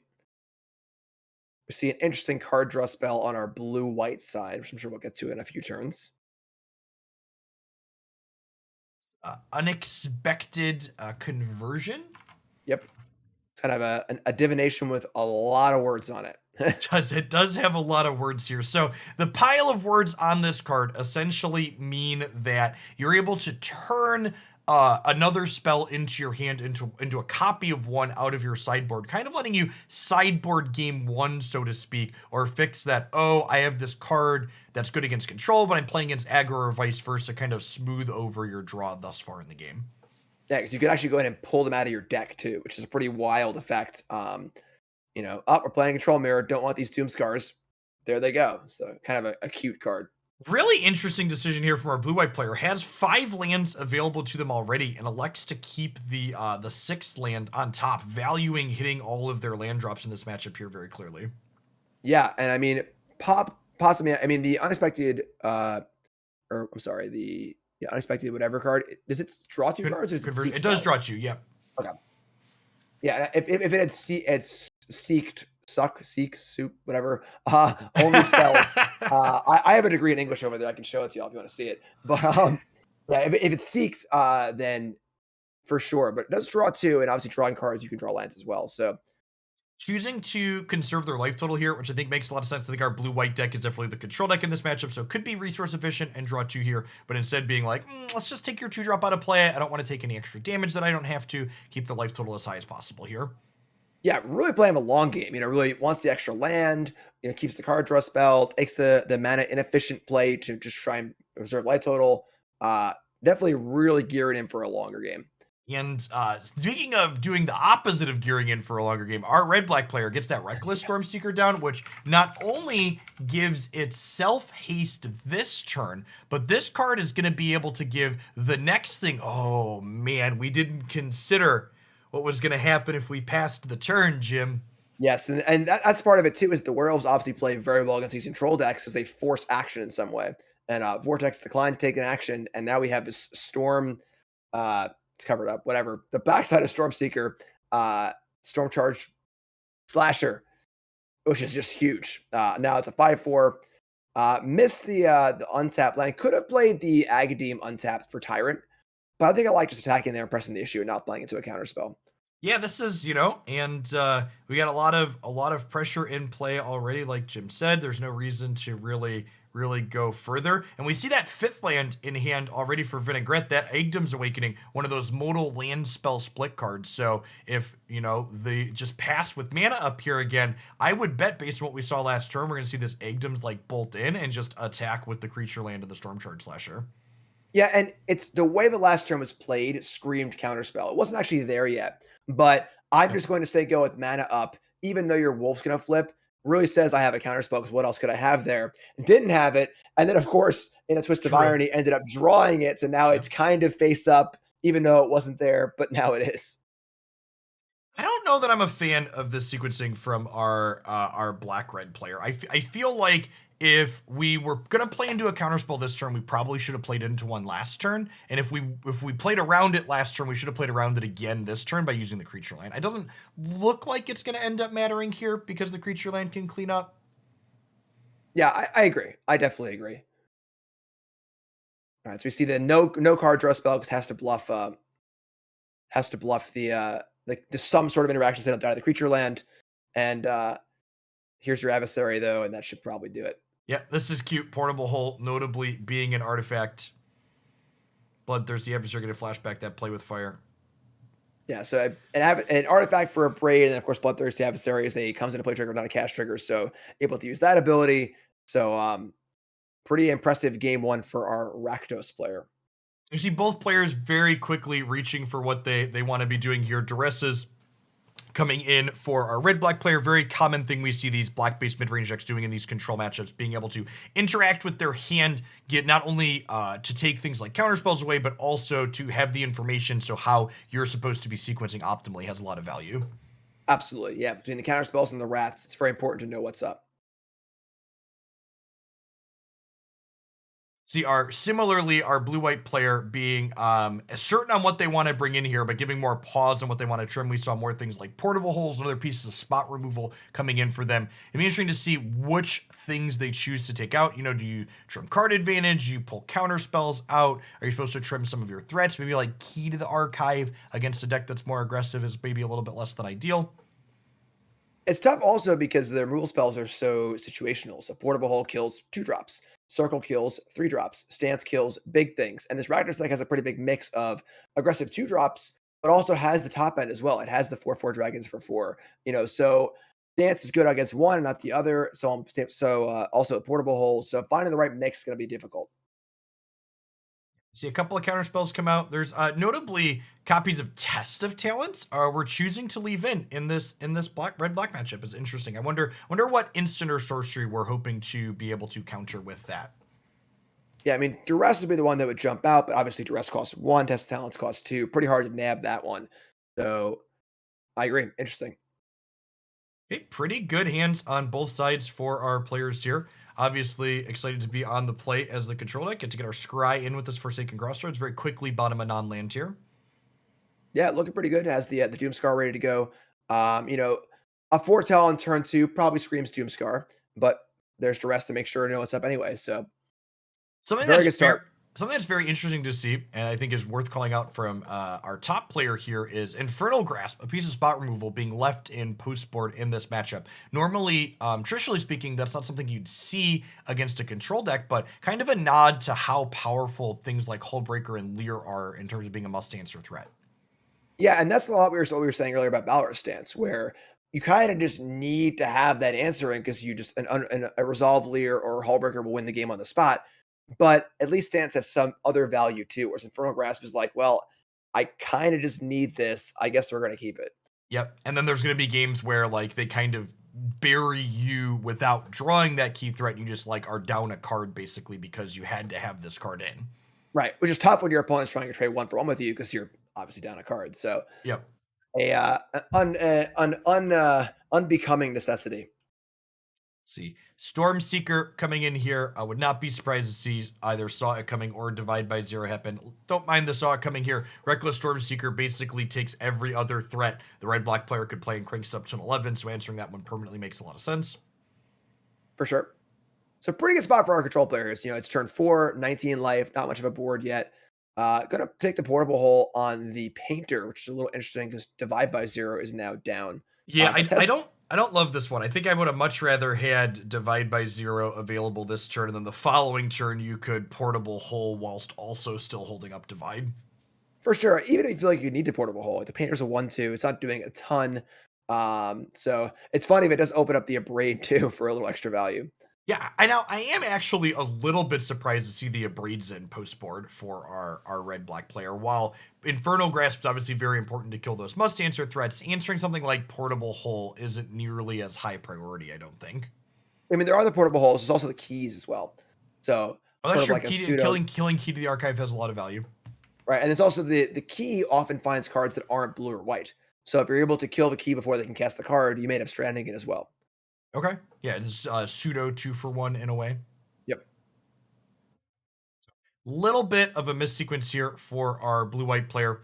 Not dividing until we have already entered combat, so that Reckless Stormseeker trigger is still going to happen, letting this painter attack for 3.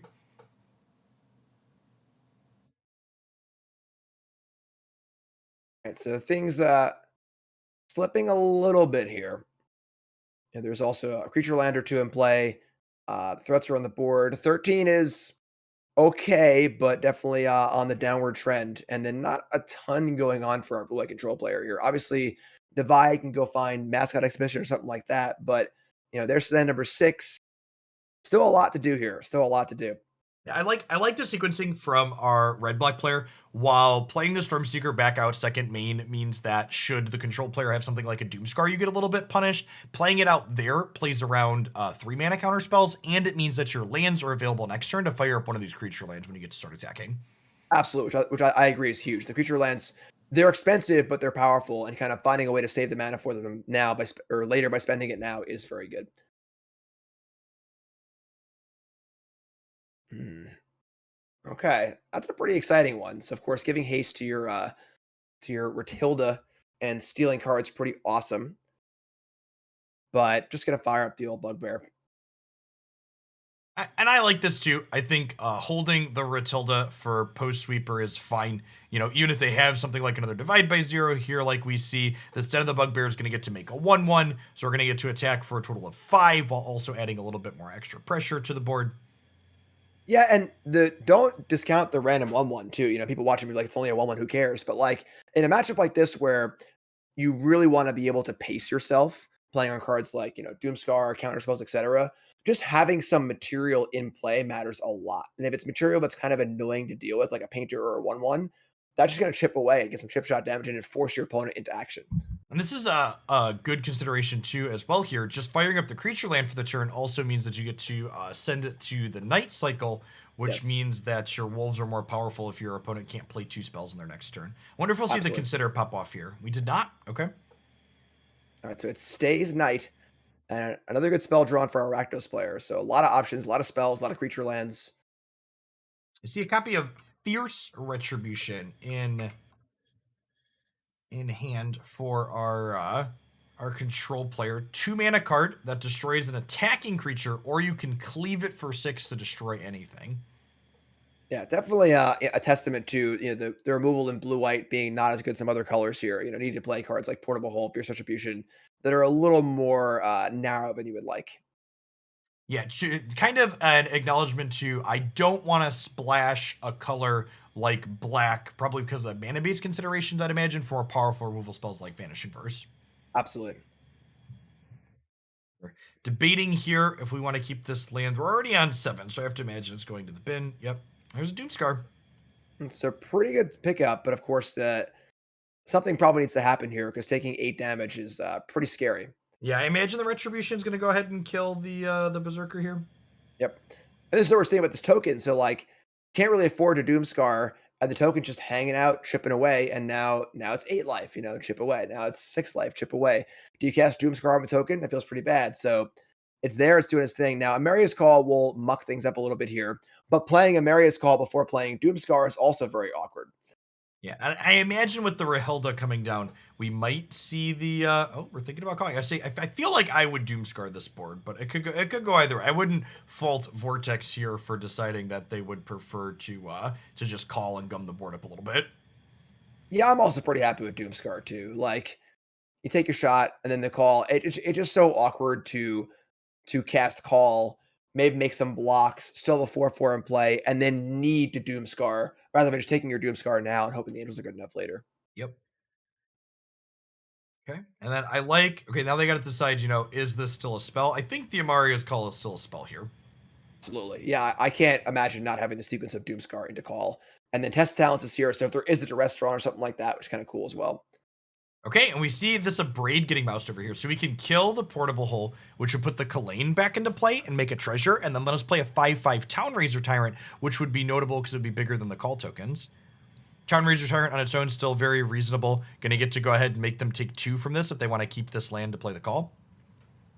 Yeah, now a tough spot. Gonna just not take the 2 and sack the land. Draws land anyway, so a little precognition there. Yep. And ended up working out perfectly. Notable that Town Razor Tyrant, even if you choose to keep the land around, wipes all non-mana abilities off that. So another really powerful part of that card is that creature land is no longer creature land, even if you choose to pay the life to keep it. And that's a good one. Okay, and that kills creatures with mana value, correct? So we're gonna see both angels die here, probably. Yeah, we can kill both angels here and then shove for 4, and then we need a live draw on Vortex's side next turn. This game is over. Absolutely, both to the dragon as well as the bugbear in play, and probably not going to do it. I don't know if there's a draftable card here that helps.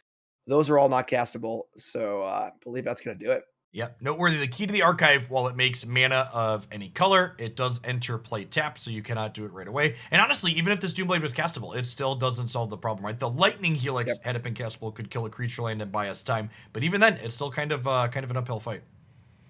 Which is interesting because, in theory, there's no card that cares about basic lands in this mana base. You could play a lot of pathways, if you had some random off-color pathways, some red ones and black ones, and just maybe have that. Field of Ruin technically rewards you for having some amount of, That's true. Basics. I think our blue-white player is playing some amount of their own fields. That's true. And then it's a very interesting question to ask yourself when you're playing. The key is that, like, how many colors do I actively want to be? Both because I want to cast the cards I get, and then because key's also a mana fixer. So, Yep. if you're playing a multicolor deck, it can help you cast your spells regardless. So, definitely an interesting question about key. We see questions about the dragon decks. What do dragon decks want to do? These key decks, very unclear. Should they be 2 colors, 4 colors? I don't know. It's a pretty cool card. All right, and we're just gonna keep the action right on rolling along here with our alchemy this morning, and it looks like we've got a bit of a brew here. So we've got a Sultai deck featuring some Oglar, the devoted assistant here. We've got some blue-white control hoping to discover a formula for success here in alchemy on the bottom of our screen. Old stick fingers.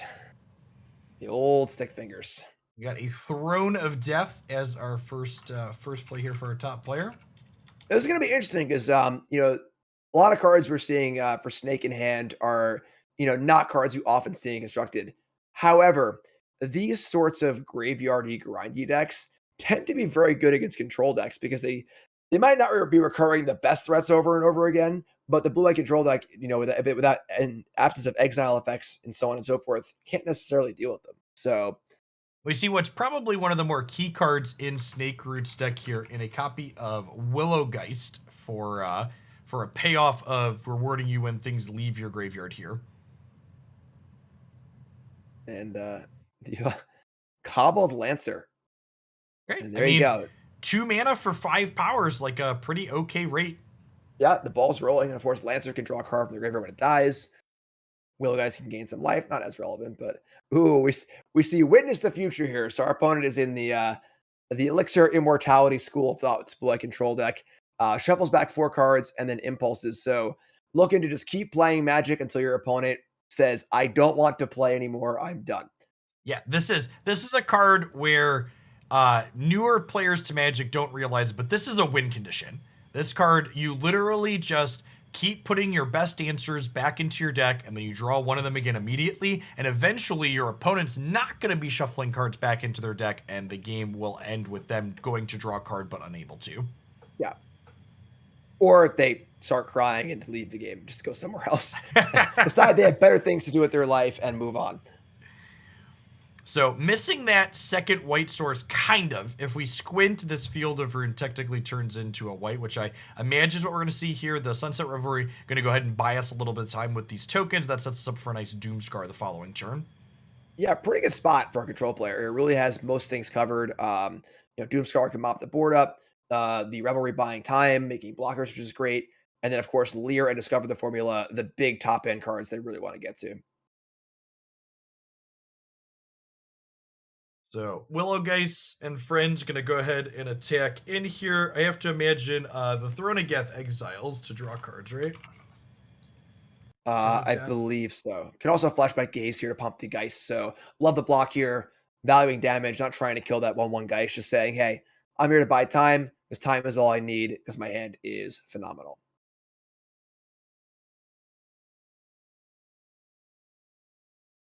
All right, so Gaze mills some creatures.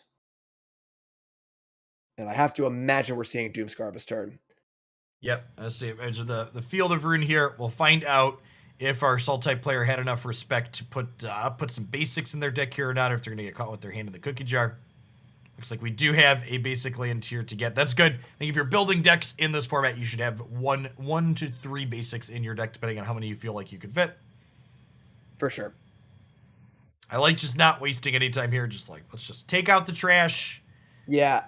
Could have been greedy. Could have just let that Discover the Formula and tried to go for a really big turn next turn, but recognizing that with Lyra Discover in hand, we need to not die. Old stick fingers here, able to bin some things and get very large. That is exceptionally large as an 11/11 here.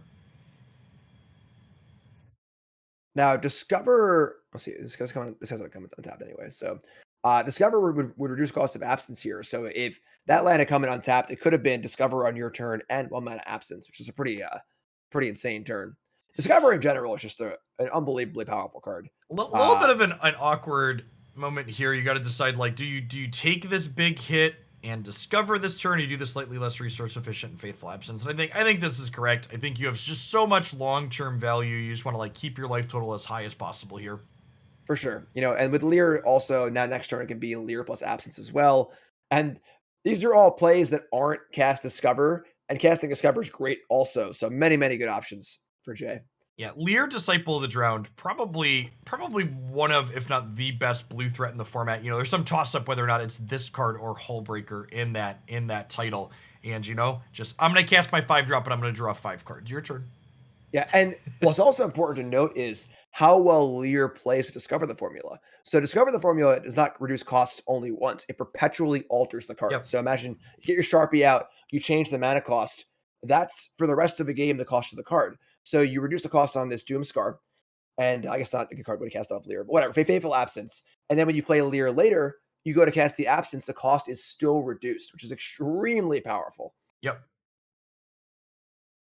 So a lot of choices on Snake Root's side here, but none of them are particularly exciting. The Malevolent Hermit, notably a card that can counter a spell, but Leer also happens to have a line of text that spells can't be countered. Yeah, the big issue here is that Lear needs to be removed, or the game is basically over. And unfortunately, Snake Root's deck, very, very synergy based, probably does not have a lot of answers to it. I resolve Lear. Right, trying to decide what we want to do here. I like this, just like make some tokens and gain some life. We can pass the turn here. Like J Gravy this game is gravy for them. They're just chilling. We're just drawing cards, taking game actions. We'll win eventually, but until then, we're just gonna hang out and be ahead. Yeah, it's all gravy. Once this Discover the Formula gets cast, or is about as off to the races as a deck like this can be. Maybe it's the This is the turtle races. it's a race where like Jay Gravy's deck is like a turtle, but it's like kneecapped all of the other racers in the game, so it's much quicker than everybody else is allowed to be, even if it itself is not particularly fast. Got the boombox on the shoulder. It's just hanging out. It's got a nice drink in his hand, just leisurely turtling along towards the finish line. Yeah, and we see, these Discover the Formulas playing into themselves here. Geist Seeker going to go ahead and reduce the cost of this Discover the Formula that was already reduced from the last Discover the Formula, and then we get to recast this one from the bin, so the next Discover is only going to cost 2. Yeah. And and even if this game wasn't mostly over at this point, this is the part where, like, you just have no...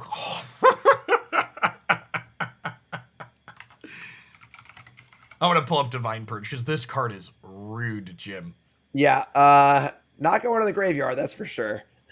Yeah, that's... Whew. It's like... I feel like this card was templated in a way where, like, it's supposed to feel less bad than a typical sweeper, but man, does paying extra mana for all your stuff still not feel great. Right. However awesome it is to pay less mana for your spells, it really sucks to pay 4 mana for a Malevolent Hermit. And did we mention it's perpetual? So when you flash back this Divine Purge with your Leer the second time around, your Egon now costs 7. Yeah, and we can see here, there's gravy just everywhere. It's all over the kitchen. It's on the ceiling. It's having a great time. And Hullbreaker Horror finally showing up. I would bet that this Hullbreaker Horror will finally prompt a concession, because Hullbreaker Horror is like back-breaking on its own. It is game-breaking when all of the things you are bouncing cost 2. We don't even need to see it. We're done. We've had enough. That is, an impressive showing for these blue cards. I do think that this Geist Channeler plus Discover the Formula engine is a possible target for readjustment. Because when things get going, they are really, really, really good. Yeah, and there's from a balancing perspective, it's really an interesting question of, is the kind of engine of setting up cheap card draw the thing that you want to massage, or is it like the Leers and the Hullbreakers, the cards that are the actual finishers that are like locking them out at the top end, right? Because like, imagine that Discover the Formula isn't getting cast twice out of the graveyard there. That was a big part of what finally closed that game out as well. For sure, yeah. The combination of Leer and Discover in concert, those two cards together really is like oh boy, we're doing this in like a non-eternal format. Like, oh, this is pretty insane. So for sure. All right, we have a pretty quick keep here with all our colors of mana. Oh, wait, are we actually missing? We're actually missing black mana for our soul type player, but that's fine. We have a decent blue and green thing to start. Keeping a kind of land light hand for our control player, but we're on the draw, so it's probably fine. And we're seeing that issue. We see the power word kill from Snake, and like it feels like a weird card to bring against the control deck, but we saw that last game. Leer just completely and totally dominated the game. Has to be killed. There's no option. So if the best answer is power word kill, unfortunately, it just has to be in the deck. Okay, and here's a Cemetery Illuminator, which is actually a card that kind of answers Leer in a pseudo way if it's able to survive. So Illuminator gets to exile a card from a graveyard every time it enters play or attacks, and then you get to cast cards of the types that you have exiled off the top of your deck. So kind of a neat, generates card advantage, but also attacks the graveyard card. Yes, and now we see, of course, a huge issue for our control player here. We need some lands. Discover the Formula is great. Hullbreaker Horror is great. Leer is great, but only if you can cast them. So big window here for our graveyard player to kind of push the issue and get things going. So we see an otherworldly gaze, been in a bunch of stuff here. Cemetery, Illuminator, gonna go ahead and get to exile another card from their graveyard here. Obviously, not super excited about that. Passing the turn back, still just short on lands. This is going to give us a little bit of a blocker and some life, but notably does not draw anything here. Yeah, and it's interesting from Snake's point of view where there's a window here to do some damage, but of course these foretold cards very likely to be Doomscar. So how much do you want to push the gas? Do we feel like we need to just end this game before they draw a white source? Is the late game too untenable? A lot of difficult choices here. And there also are cards like the Hermit and Friends, where if those are found, they can answer for Doomscar. But tough choices here, tough choices to be made.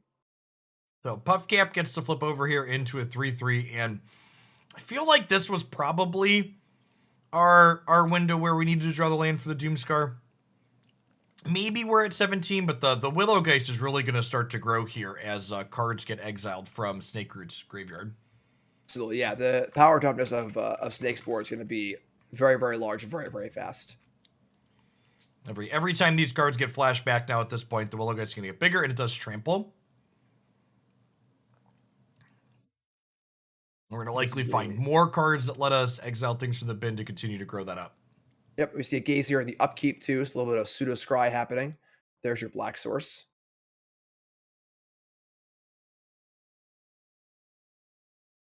So the question is, how much damage can Snake do before Jay draws this white source and is able to cast Doomscar? And then secondly, what can Snake have after As a post follow-up, yeah. Doomscar? Well, there are two Doomscars lurking, which could be the saving grace, right? Okay, and this is the white source turn. All right, So, we have a game of Magic, Jim. yeah, I like the play, honestly. I think I like just saying, you draw it this turn or you're dead, end of story. It didn't work out, of course, Jay to the white source, but the first Doomscar was going to be really, really good. And the possibility of a second one is also really, really good. So I like the play there. It looks weird to see a player just play a 6/6 on a good board into a Wrath, but I like it. Great. And now, we played our two follow-up threats. There's unfortunately a second Doomscar for our Sultai player. I like the upkeep of the Worldly Gaze. We're just trying to find something meaningful to do for the turn. And if they're only able to deploy one threat for Snakeroot, Divide by Zero is going to get to tempo that for a turn as well. Absolutely. Okay, this is a double threat turn. We get to Geist into Death Bonded Sprout here. So not pretty good. And then the Divide by Zero here isn't super effective because it's going to bounce a 1-drop. Yep. Or it's going to bounce a Geist, which will come back down as a Hermit, which will be great in this current scenario. Yep. We see this Witness the Future happen here. Going to let us dig for a land here, ideally.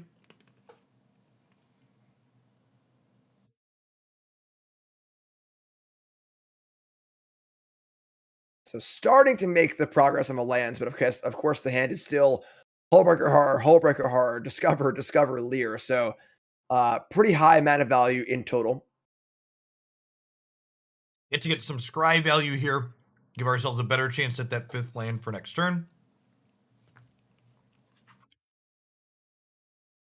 All right, so I think a big question here is, can Snake produce another threat? It looks like there's a good one. Yeah, I'll say that's probably the best threat we could find. Malevolent Hermit here was not great into a Leer last game, but now there can counter spells thing here this time. Absolutely, and Navis game is just over. With the Hermit able to answer whatever spell needs to keep Jay alive and 5 damage coming across for exactly 5 life, that'll do it. So a little bit of a steal there, but I like the way Snake played that game. Again, didn't get paid off on playing the 6/6 and did get double Doomscarred, but still found a way to push through before the powerful cards can come online. Yep. Really quickly back into the game here for our blue-white player. Pretty happy with how they sideboarded. Obviously, they just plan to draw a couple more lands this game. I don't think their hand was necessarily bad as a keep on the draw, but definitely a little bit speculative and didn't pay off for them here. Our Sultai player changing things up a touch here. How aggressive versus interactive they want to be probably varies a little bit, play versus the draw. Yeah, and they actually boarded the kill spells out, deciding that it's maybe a fight that's not worth fighting. If it comes to Leer, it's too late. So Yeah, and I mean, and all things considered, like there aren't actually that many Leers in the blue-white deck, so like hoping to dodge isn't a completely unreasonable strategy, I don't think. Absolutely. Great, and we're happy to put a fourth land there. Want to try and avoid the fate of our second game. Yes. Again, just the power of these scry effects, being able to kind of dictate what your draws are, so to speak. So we see a choice here to play the slow land tapped and not play the crossroads untapped, which is interesting.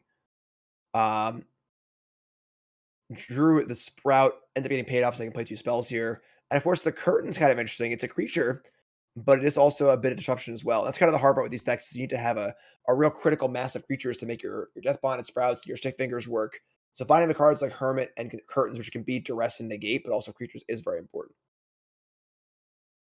Interesting to see that Forsaken Crossroads came down and named blue there. I guess we have the Amarius call for the additional white is noteworthy.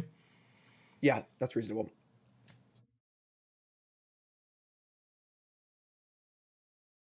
All right, so old Stick Fingers, not I, the biggest of Stick Fingers. I like the early Stick Fingers here though because it does force the Death Bonnet Sprout to flip over here, which is nice. So Death Bonnet Sprout flips when there are 3 or more creatures, and Stick Fingers kind of guarantees that would be the case.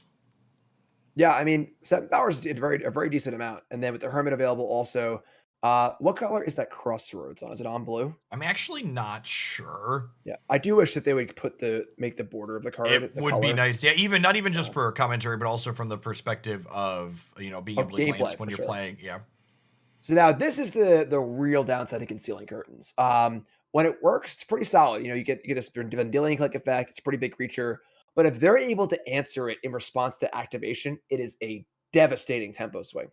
yep. I wonder if this is gonna be the Doomscar turn here or not. It looks like the way we're setting up intentionally tapping the blue lands. I have to imagine we're gonna find an island and then Doomscar this board. Yeah, this is a huge spot because that huge tempo swing now allows for a pretty good Doom Scar. Pretty high life total, lots of card draw in hand. Things are really looking good for Jay here. Yeah, and I have to imagine on Snake Root's side we're probably gonna see the concealing curtains. No, we're gonna go for this. We could see Hermit into Old Stick Fingers, which I don't hate this either. This is a lot of pressure plus a counterspell. Yep, Yeah, eight. it's a definitely reasonable follow up for sure. And Stick Fingers does have trample, right?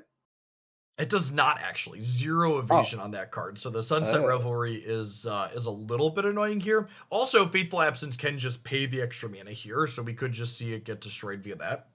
true. All right, so And Revelry buying a lot of time. I wonder if we're going to see this Gaze at end of turn, which will let the Faithful Absence also get in here in kind of a way that's awkward for our Sultai player. Yeah. It's like they're thinking about it, and they're going to go for it, and they're going to be a little bit sad here with the result. Yeah, so we're seeing now we're hitting the mid game, and with our control player at 18 life on a reasonably stable board, this is where things are going to start to get really really ugly for Snake.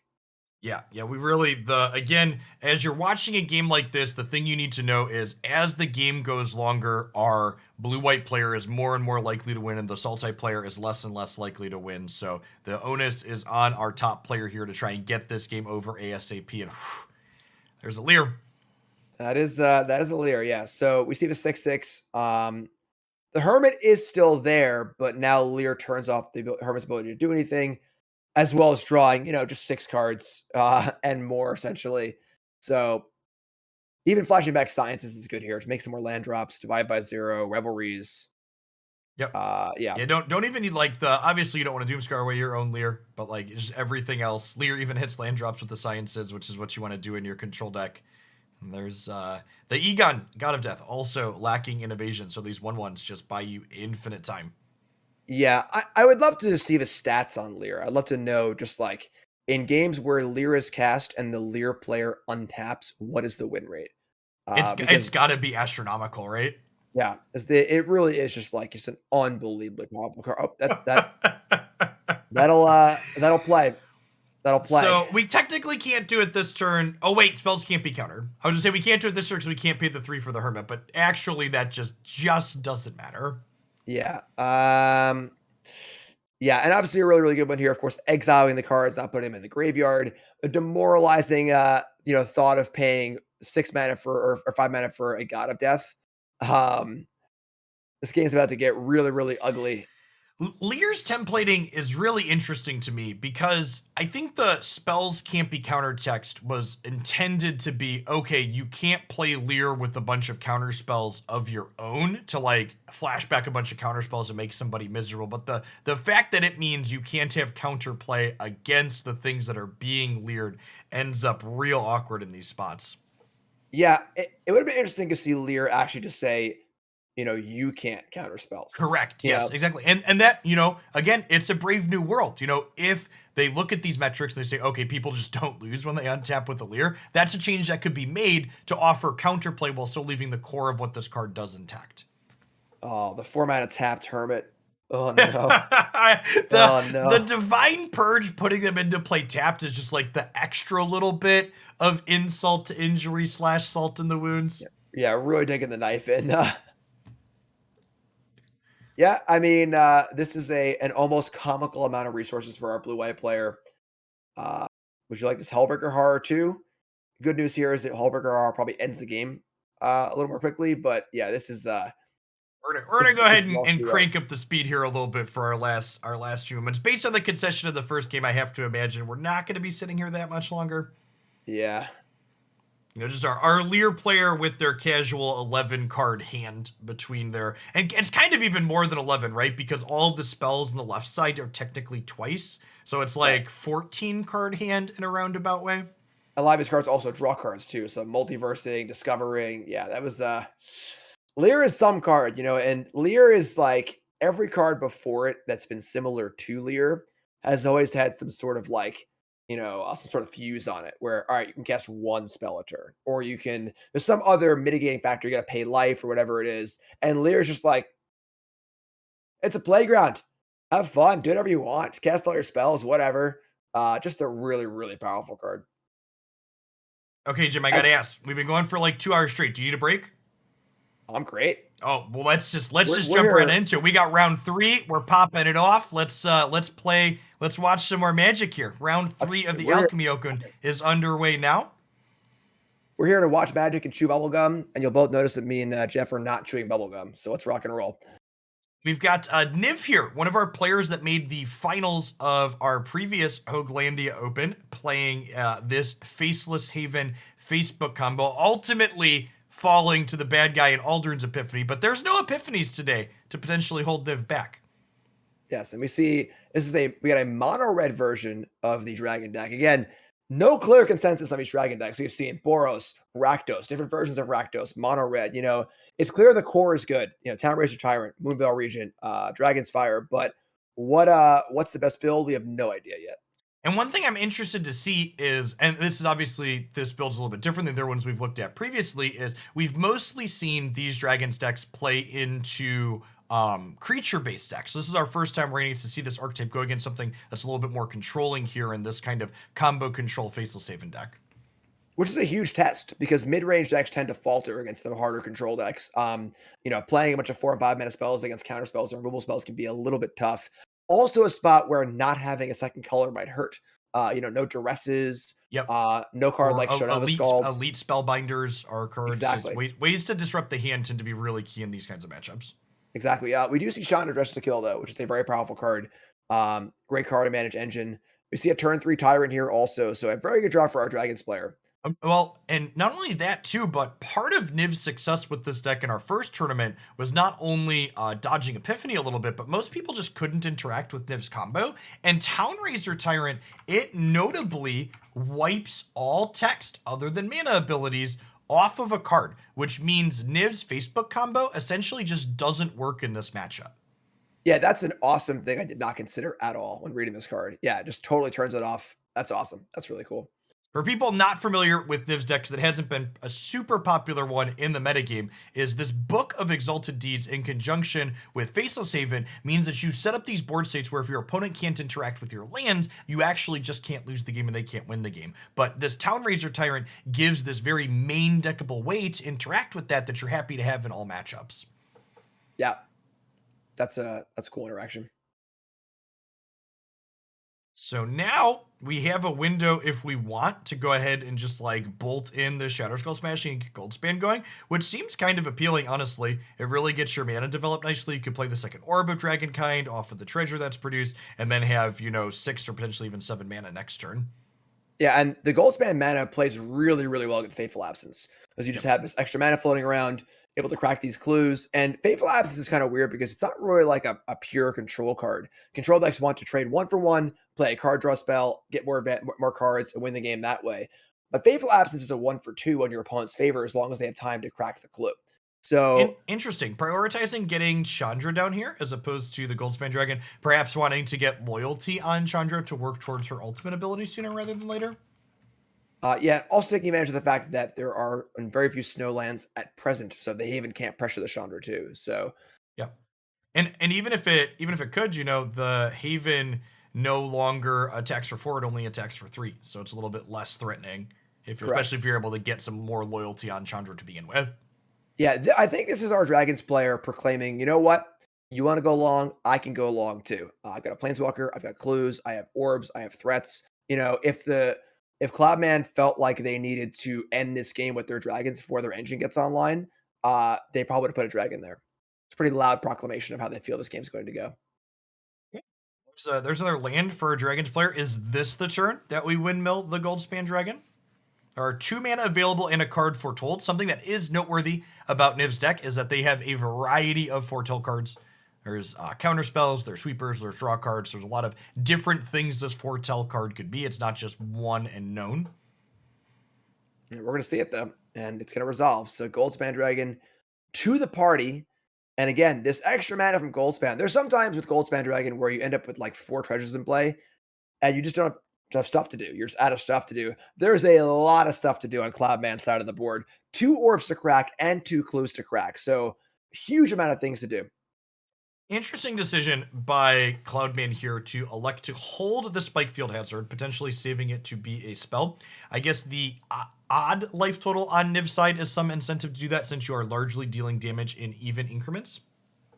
Yep. Also the bird. Clear that bird out of the way, I suppose, for Sure, yeah, jump it's blocking like a stuff. deal 4 if you're clearing a jump blocker. Yep. And there's no shortage of mana here, obviously, on Cloudman's side of the board. So, Yep. and there you go. So bye bye birdie and hello dragons. A lot of resources on Niv's side of the board, but the question is, will Niv be able to use them? One small sequencing thing here, if we think about sacrificing a clue, there's really, when you're using a temporary resource like a treasure to sacrifice this clue, you should always wait till the last possible second to do it if there's nothing else you're like digging for at the moment, because, what you draw for the turn could impact whether or not you actually want to draw there. Because it's not like your treasure is going away or untapping like land would be. Correct. It's just the Magic player's shortcut of like, I need to end step things, but the purpose of doing that is to untap your lands. And as you said, Yep. treasures don't untap. So very common thing you see. End step, wasteland your land, end step, pop my lotus petal or whatever. So Yep. So Orbit Dragonkind here, getting to do the other thing it does past accelerating, which is dig 7 cards deep to find a dragon here. Looks like we've got yet another Goldspan Dragon, which we get to go ahead and jam, and now just copious amounts of mana for our Dragons player. yeah, so interesting spot here. So Cloudman, there are 2 cards foretold. Got to assume one of them is probably a Doomscar, but very happy Yep. to take the shot here. Put Niv to 3, more dragons in hand, more resources available. This is going to be interesting. Also have, of course, the pathway locked off of the Yeah. Town Racer Tyrant. Like, this is we can have this land for one more turn if we want it. We do not want it. So Doomscar gets to happen here, and then we have Saw It coming available. So we've almost stabilized as our blue-white player here. Yeah, Stabilized the yellow life total. Still resources available, though. Of course, the orb is still available. The clue is still available. Now, this is a spot where it is worth pointing out that it is worth sacrificing this treasure to draw a card, because once these Goldspan Dragons go away, the treasure is now going to be making less mana than it did prior. Absolutely. The Chandra, really a nice draw here, because it is a threat that we can play alongside Moonveil region here, giving us a potential double threat turn to push through this counterspell. Yes, and normally Chandra would be important here for drawing cards, putting extra threats going on. But Chandra does do a ping of 1 damage when it adds the red, and that's 3 turns. and Death. So interesting choice here of what gets cast first, the Moonveil or Yep. Vishandra. Yeah, which and what gets cast first here will really give us insight into how Cloudman prioritizes their threats in this matchup. So the sequencing of Chandra first says, okay, I think this Moonveil is more important, which I think is actually kind of an interesting call considering the plethora of sweepers that Niv has available, making it a lot easier to kill Moonveil than Chandra. Yes, one cool interaction with the orb as well is when Moonveil dies, it deals damage to a target equal to the number of colors of things you have in play. So normally a naked Moonveil, nothing in play, wouldn't deal damage, but with the red orb in play, it will deal at least one, which is currently a third of our control player's life total. Search for Glory here, a card that obviously you're playing because it helps you find your combo pieces, but noteworthy that if you spend Snowman on this, this actually gains our player's life, which can double Niv's life total at this point in the game. Yeah, really interesting sequence here. So Cloudman chose not to cast Moonveil, perhaps scared of Jawari Disruption, and now getting paid off really hard because with Niv casting, making these angels, Cloudman's got 2 removal spells in play, can now kill both angels and use the mana from Fumarole and cast the Moonveil. So yeah, and we get to Moonveil first here, so that way the Fumarole gets to draw a card effectively. Yep. Yeah, this is a pretty good turn for Cloudman. And so is the Orb in play. So we're still another dragon waiting wings. Yep.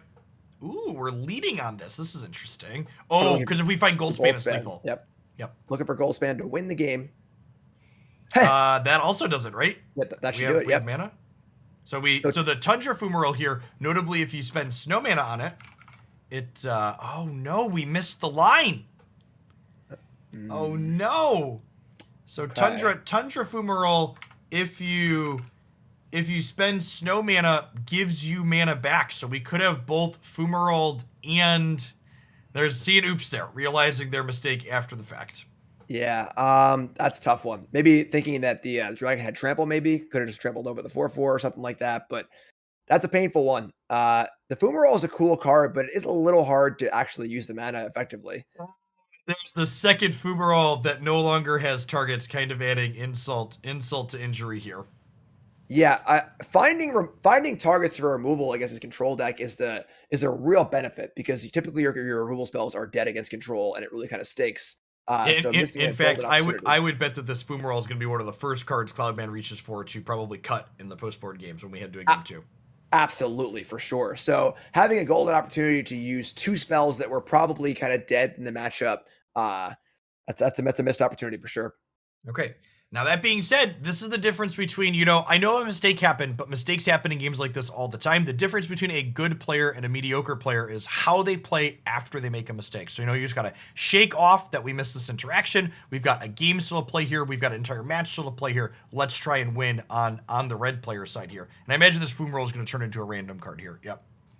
Yeah, and a pretty good place to be, honestly. Now, 2 regions, no sweepers in Niv's vicinity currently. And 2 lethal threats in play looks pretty good. That might just do it.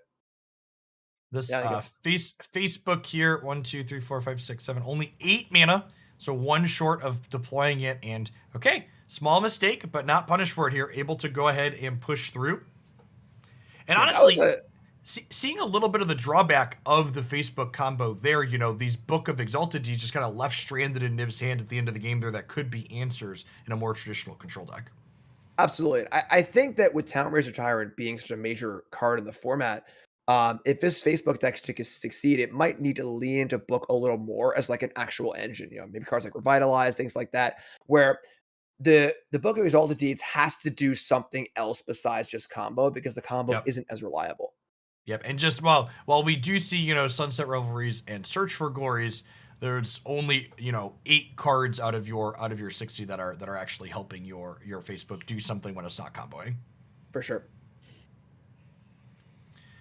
Now, interestingly, we do see these the Falcon Wrath 1-drop in the sideboard, a card that would normally I think be good against a control deck. So you want to get on the ground early, but Revelry makes that card look pretty bad. So it does, doesn't it? Yeah. Yeah, I can see not bringing that one in here.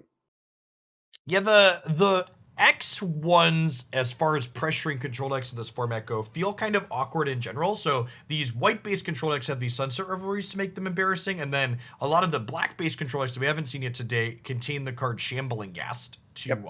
to kill off these X1s really. And then red has Spike Field Hazard too. So a lot of pitfalls for your one drops here. Still gonna bring it in though, which I think is correct. I mean, it's just better than a card like, whatever Shock or whatever random Tundra Fumarole you're boarding out. So it's reasonable, but not gonna be as effective as you might like. Um, Not seeing these the adversaries come in either and leaving in Frostbite and a Fumarole too.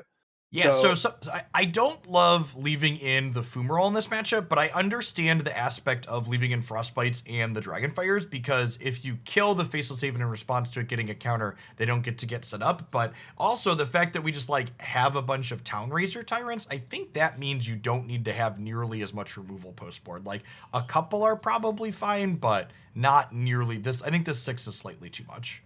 yeah, and I think I would heavily lean towards Dragonfire as well, because Dragonfire has the ability to kill the 4/4 angels, whereas Frostbite does not. Yep. So if you're gonna kill something, it's probably gonna be a 4/4 angel, which lines up very well against your creatures. So having that option is good. But I agree. I don't think that trying to answer the Facebook combo is necessary when you have 4 Razor Tyrants in your deck. Okay, we have pretty quick keeps for both players here. Decent hands on both sides. See how this plays out here for our second game. We do see the Fumarole in hand, so that one Fumarole that got left in. See if it can find something to do. We have that fearsome whelp here, only going to get to make one thing cheaper, but it's a really big thing, and every turn you get to make that cheaper has a lot of value. Yes. Now it's pretty interesting because the warning is lining up well against the whelp, so the whelp can't attack. But on the converse, the whelp's kind of already done its job after 2 turns of cost reduction, and the whelp denying the bird the ability to draw a card off chapter 2 of the Raven's warning is actually pretty big. So I would In not be fact, surprised to see I it block I here. wouldn't be surprised if we see this bird attack and we see the whelp trade for it here. Absolutely, I strongly agree.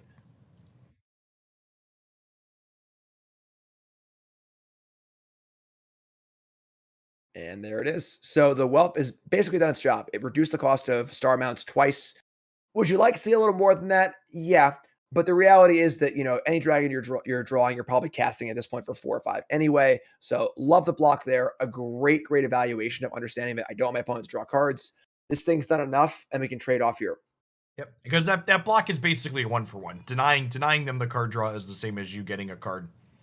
You got Absolutely. your thorough value out of that there. And next turn set up really nice. This Chandra goes away, but there's another Chandra in hand.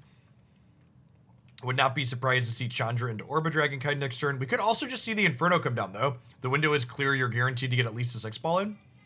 I think Yeah. this play is fine as well. Getting Chandra's loyalty going up has a lot of value here.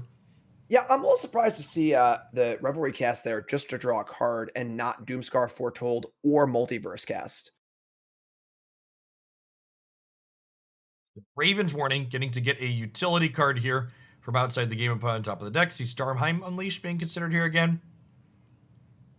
Mastery also an interesting option. A way to clear the board. Obviously, there's an artifact in play, a planeswalker in play, a clue in play, probably a dragon in play at some point. Here's Faithbound Judge. That is one that has not seen a ton of play, but I think it's actually a pretty reasonable card overall. 4/4 Flying Vigilance. It can't attack right away, but eventually gets to unlock itself after sitting in play for 3 turns. So it plays defense, then eventually goes on the offense. Yep. And then if it dies, backside's like a 7 mana enchantment that wins the game in 3 turns. So sort of this incidental win condition, which control decks love to have. Yeah, you're like, okay, it's an answer early. It's maybe a threat if they don't answer it, and then it flashes back to eventually win the game. And having your win conditions be attached to cards that also let you interact early, just kind of everything a control deck wants to be doing a lot of the time. Yep. And we're seeing the old Fumarole, and there you go. There's 2 snow mana, right? So you can now cast the dragon as well. Yep, I like just the 6/6 coming across here. I guess there could be consideration to waiting for when Niv doesn't have mana up in the event of a removal spell, but I think trying to end this game has a lot of value. For sure. And then same idea with the Moonveil as the previous game where you kind of want to just empty your hand with Moonveil anyway. Yep. So most of play the other cards. It's a big shot. And if it doesn't work, it's another clue. Still a Planeswalker in play. Also, 2 Den of the Bugbears in play too, and an Orb. So a lot of things going on. Yeah, it's actually kind of impressive how much incidental card advantage this red deck feels like it has here. So the blue white deck has a lot of things that draw cards, but the red deck is nowhere near running out of cards in this instance. Absolutely. And again, I'm starting to feel like maybe that mastery would have looked a little nicer here. The Behold would have Yeah, drawn the sixth land, and a mastery here would have been unbelievable. Would have killed the orb, the dragon, and the planeswalker. Still leaves the creature lands, but would go a long way towards cleaning this game up. yeah, Where definitely. now we're in the spot where there's so many different sticky threats in play that the control player is going to have a really hard time juggling all of them. Yeah, and I bet this could be a point where Niv's life total is high enough that we see this Chandra potentially drawing to try and hit extra threats to generate even further card advantage from this spot. Mhm. We're gonna start We're with gonna the start on the clue. clue. Okay. Ooh, Super rewarded. paid off. Well, I guess if we would have plus Chandra, we would have drawn that off of that too, right? That's true. I guess now Cloudman knows they want to probably just plus Chandra to pick up point of damage, just guarantee gold spender. Yep. So don't think about it though. Options here Like are the to only right. Options here with Chandra, we can Chandra minus, we can draw a card, we can fire a Bugbear, we could play Moonveil, we could Orb, but Goldspan looks pretty good. And then the mana from the treasures, even if Goldspan is destroyed, we'll have the ability to activate the Den, cast Moonveil and another spell later. So a lot going on here for our Dragons player, and a really impressive showing, honestly. The decks look really, really smooth. yeah, I wasn't sure how this more mid-rangey threat density deck was going to do against a more controlling shell, and it feels like the amount of incidental card advantage, whether it's, your ramp drawing dragons late, or your lands attacking, or your planeswalkers, all really added up to be a pretty cohesive puzzle here. Really. Chandra exile and draw a card here, and looks like it was a land, so it's a miss, but still fine. I see an orb here as well. Perhaps looking for the Goldspan Dragon, and always showing up on time. Goldspan Dragon. I mean, 7 looks is a lot of looks, Jim. That is true. It does dig very deep. This is a forcible trade here with the angel to stay alive, and Yep. we need a live one here. And even if we find a live one, there is 5 damage lurking between the Den of the Bugbear and Chandra here for next turn. Yeah, interesting choice here. Do you play the Moonveil or not? Declines to do it because playing Moonveil, even if you get Wrath, like you said, we still have the Planeswalker and the Den. Decides to decline, just play it slow here, which seems totally fine. Yep. Forces the Wrath anyway, and firmly in the driver's seat is Cloudman and this horde of dragons. Yep. And we get to choose 13, get rid of everything, and then the Den of the Bugbear is just gonna go ahead and clean up. Exile top card first. I think I actually like just casting. I guess you can Den and also cast the Moonveil, so that's Yep. fine too. Yep. This And works there you out. go. Yeah, Have your so cake and eat it too. See a good game come across here. So dragons, probably the deck of the tournament so far in a lot of different variations and flavors. yeah, and it's funny because going into the match, I was like, all right, mono red, we're losing out on some of these elements we can have. Like we said, Duress, Elite Spellbinder, but that deck just looks super smooth, just crisp, all lands coming in untapped, great value from the mana base, maximizing Chandra with all red cards. That was impressive. That looked really, really good. Also the snow value too, so you get to play Frostbite. Uh Fumarole actually looked pretty good in those games. That's a card that I like a lot, but never really worked out. So seeing Fumarole get some play is really cool as well. Great showing. Great showing. Right. Let's get our next feature match for round 3 queued on up here. We're going to be taking a look at J Gravy here again. They were our blue-white control player that we saw play against Sultai in the previous round. They were playing here against mono-white aggro, it looks like, and we're on the draw here, which is good for the aggressive deck, especially when you have turn 2 Thalia on the play. Yeah, Thalia goes a long way against these spellbacks, obviously. I mean, one of the best white cards literally ever printed. Huge. Although I will say that these Geist Channeler Discover the Formula decks, Geist Channeler blocks Thalia really well. Yes, and yes, buys it a does. lot of time. So And all the time, it mitigates some of her effect too, right? Like, absolutely. Yeah, so it's a really good anti-Thalia card. We can see how good a 1/3 would be on this board just looking at it. So the time that Thalia would lose you, you can often gain back by playing Geist Channeler, both by cost reduction and by just blocking. and I really like the sequencing from Faith on top here. Just like we could play Adeline or Intrepid Adversary, but there's really no reason to commit another card to this board. I would assume we're just going to see double Usher the Yep. Fallen activate here to make more tokens. Like, all right, you're on Doomscar or Bust. You're like going to die next turn. If you have Doomscar, I want these other threats left over as follow up. And even Doomscar doesn't do it, right? You need Divine Purge, actually, is exactly their out at this point. Doomscar off a draw, yes. If the fourth total card had been Doomscar, yeah, but Correct. that would Yep. have, yeah. That's a lot of cards, but none of the right ones, it looks like. So we have 1, 2, 3, 4, 5, 6, 7, 8, 9. So this revitalize can buy us a turn, Jim. Now it's interesting because the heads up play, now you actually want to play the Adversary of Adeline. It's Yep. because we can't play Revitalize and play a counterspell or an active element as well. So very different turn this turn from last turn. Yep. And remember, this is a heads up decklist tournament. So Faith knows that there are varying amounts of Revitalize in Jay Gravy's deck, and they're like, yeah, you see him grab the Intrepid Adversary. They're like, okay, what are we supposed to do? Yeah, love it. Just very Super correct heads up. read based on what information they have available. And plays like this, I think, really make these open decklist tournaments just a lot more skill testing than hidden information. Being able to go, okay, these are the tools that they have. How can I sequence around these things? It's just a small thing too, because you look at those turns casually and just be like, oh, they didn't play a spell against a Wrath. Okay, oh, they played a spell, whatever. But like those two turns were excellently played.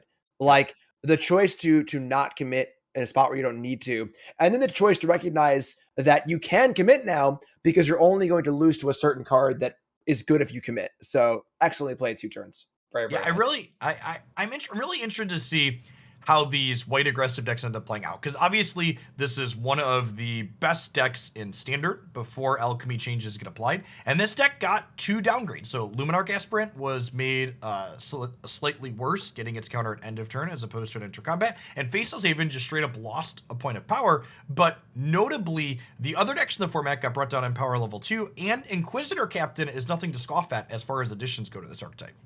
Absolutely, yeah, for sure. And the cards got nerfed for sure, but they're still good. Like Face Haven as a Correct. Yep. 3/3 is still a free party or mana base for the most part. The Luminarch Aspirant buff definitely hurts, but it's still there. In a longer game, it still grows and so on and so forth. And then all the other cards are there.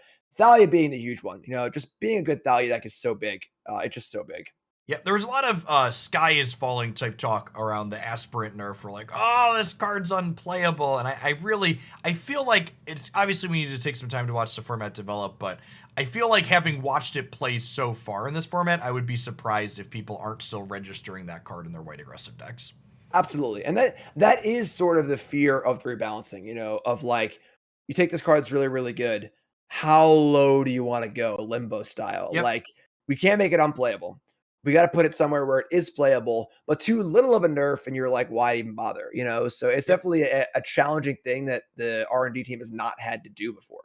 Yeah, and something that I assume we'll see in Alchemy that we've seen in other digital card games before is, remember, these aren't just one and done. Like they can make multiple passes at a card. You have a starting point, and you're like, okay, this is our first pass to rebalance. Now it's too weak, we could pull it back up later. It's still too strong, we could pull it back down more. You don't have to hit the target perfectly every time anymore. Absolutely, which is a really, really cool thing to have because there's a safety valve. You can feel a little more comfortable taking shots in either direction. Correct. Yep. All right, much slower start for our mono white player here, but notably still going to have Thalia on 2, and those Inquisitor captains in hand kind of set them up to be in a spot where, like, well, this hand is slow, but it also has our value generators in it, so being slow is not a big deal here. A super cool new card here in Captain Eberhardt. Sort of a pseudo Thalia-esque card. Taxes cards drawn this turn and reduces the cost of cards drawn your turn. Also insane here, we see a no play on turn 2 from our mono white player, respecting Jawari Disruption. But a huge cost for that. Yeah. I like not casting Thalia into it, but I playing Captain Everheart there I seemed almost necessary. Yeah, I agree. I definitely would have jammed there, especially so. Something that's noteworthy about the choosing to play around disruption in that spot is you have these 4 drops in your hand, right? So like if you Right. play your 2 drop and it runs into a disruption, you're like, okay, now I can play my 4 on 4 and not have to worry about this card. Right. I actually wrote an article on our sponsor, CoolStuffInc.com site a month or two ago talking about that. When you want to let your opponent get you, and it feels bad to get hit by the force spike effect. Turn two, you're playing into it. But looking at the context of their hand, they want to play into it. Yep. We have 4 drops. We need to make our opponent do something. And it was also the fact that we don't necessarily even know our opponent has it. And if they don't, the fail state of resolving our 2 drop is huge. So And not to mention, like, playing around disruption doesn't mean that you're guaranteed to blank the cards. There's like, all right, well, they played around disruption. Here's my tapped land. Go. Like, good job time walking yourself. exactly, like it's not like it doesn't invalidate it at all. And it's just gonna come up at some point during this game.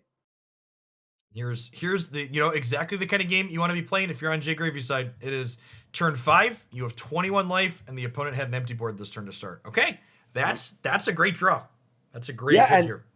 if this game's gonna be one for Faith, it's gonna be one in the back of these captains. Sort of this Bloodbraid Elf effect of recouping after a Wrath effect and just raw card advantage. We just have a 3/3 and a Spellbinder for 4 mana is a very, very good resource. And then also making that horror cost 9 will buy a lot of time as far as preventing Jay from closing the game. Yeah, it's interesting, right? So like the bet that you're making here at this point is I'm going to kill you before your hand lets you get to 9 mana, and the Divine Purge and Doomscar and Faithful Absent make that kind of a bold statement to make. Yep, for sure. It's definitely it's a rock and a hard place for Faith because the hand's really good.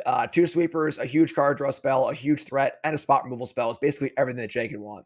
Yep. Yeah, it feels bad to say it, but I almost feel like we're in garbage time already, Jim. Yeah, I mean, this end step formula is going to be backbreaking. And then, of Yep. course, once the costs are reduced on these wrath effects, um, cheaper wraths, more card draw, snowball starts rolling, and it's going to be tough. And again, just talking about how they've used the digital design space as a variance reducing space with a lot of these cards. Once upon a time, your opponent casts their draw 3 to be like, okay, maybe they draw 3 lands and I'm okay. And you're like, no, this is discover the formula. This is Yep. digital magic, baby. This card is drawing 3 spells and they're all cheaper. Pack it up, pack it in. We're done here. Oh, yeah. And the fact that Jay doesn't even need to wrath this turn Yep. is wowie wowie. Now, Wrath, it not is worth wrath. noting that Divine Purge does not tag the Inquisitor Captain. It's only things that cost 3 or less. Nope. Yeah, we could see a purge into a revelry here. We can see this is all sorts of stuff. I mean, the purge costs revelry costs 1, and one of the discovers costs 3 right now. Yeah, So honestly, just I like Revelry into the 5 mana Discover here. right, This is just thoroughly gross. make some blockers, buy some time, and then of course the next discover reduces all the cards even more. So the Yep. Doomscar is cheaper. The Witness costs 1. The next discover, it's weird to see a control deck snowball. Snowballing is usually reserved for like the match we just saw with the mono red deck. They snowball because they had a planeswalker in play, a clue in play, a creature land in play. It's hard to kind of get through all the things that were happening. So seeing this effect in a control deck is certainly very, very interesting. 9 mana is too much for Hullbreaker, Jim. How about 6 mana? 6 mana is looking a lot better. And again, the best thing about Hullbreaker here is how quickly it will hopefully get out of garbage time because this game is over. Yep. Yeah, and Over. honestly, like, and that's one of the things that it's tough to figure out when you're on the other side of the control deck is like the control deck's not going to literally end the game on you, but the game has ended. Oh yeah, I mean, this is just an absolutely disgusting amount of resources. Would you say that we're currently witnessing the future of Magic, Jim? We're witnessing some kind of future, and it's not a good future for Faith. There's no faith in this future. Oh boy. Yeah, I mean, All right. there's no more worthwhile commentary to be had. Unfortunately, Divide by Zero covers everything. Hullbreaker hard next turn. Purge, Absence. Inquisitor Captain is probably the best comeback card in the white deck, and it's not even close to relevant. Through the magic of technology, Jim, I can speed us up through the garbage time here. I don't know how long we're gonna have it, but we're gonna kick it up. We're gonna kick it up a notch here because Oh, the outcome is mostly determined. you know what this hand needed? More cards. A Lear. That's great. Well, I mean, I didn't want to be in danger of running out of Discover the Formulas, Jim. Yeah, I mean, I at this point, the literal only win condition for Faith is for Jay to get a little overzealous and deck themselves. Um, They get so excited to draw cards, they don't take a moment to look into the future and put the although cards funny back in. enough, discover the formula, you can't deck yourself because it only seeks spells. So eventually you That's end up with true. a deck of all lands in theory, and a bit of a buffer against decking. So It's to protect control mages from themselves, right, essentially. right. All right, let's cost reduce some more cards, draw some more spells. Um, Doomscar, because the old 2-mana Doomscar from hand. yeah, I suppose also, I mean, maybe Jay's computer could crash because there's just so many, modifications to cards and cards in hand and different things popping up in different places. We But can you're just the old Leer. Lear. Okay, yep. And now remember all the spells in. Okay, we'll discard this from our leftmost hand and move it to our rightmost hand. Yes. There, they'll do it. All right. So game three for sure. And of course, Faith will be on the play, which is huge. And we'll see Thalia and friends if they can take down this pretty crazy looking control deck. Yeah, I think heading into this tournament, having played a bunch of Alchemy leading up into it, I think these blue-based Lear Hullbreaker horror decks, whether it's a blue-white shell like this or a blue-red shell that we've seen ported from the previous standard, as well as kind of the black-based control decks, were kind of like the decks to talk about. And it's not a surprise to see Jay Gravy crushing here with this. And honestly, this white aggressive deck still no slouch either. Established in the standard format, pulled down in some ways, but brought up in others by things like Inquisitor Captain. Still a real contender. Yeah, for sure. And then also just being like the Thalia deck. Thalia, one of the best possible options against these spell based decks, and just being the best Thalia deck in the format has a very significant merit. Well, there's something that's interesting to note about Thalia and her position against these bigger control decks is that something that we saw in the matchup metrics from standard was the blue-red decks actually were favored into these Thalia decks. The control strategies. The thing that the Thalia decks were actually most good against were the mono green style creature decks in the format.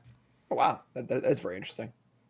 Able to kind of tempo those like blizzard brawls and stuff like that. And something that maybe, as metagames change, we've seen the mono green decks be a bit less popular in Alchemy so far in favor of the more creature based werewolf decks, but perhaps that changes the dynamic of Thalia's power level a little bit.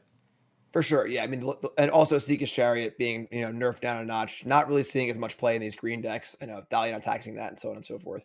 That's very interesting, though. Very, very interesting. I mean, it makes sense that the control decks would have to build their decks with Thalia firmly front and center in mind. Yep. And they appear to be succeeding.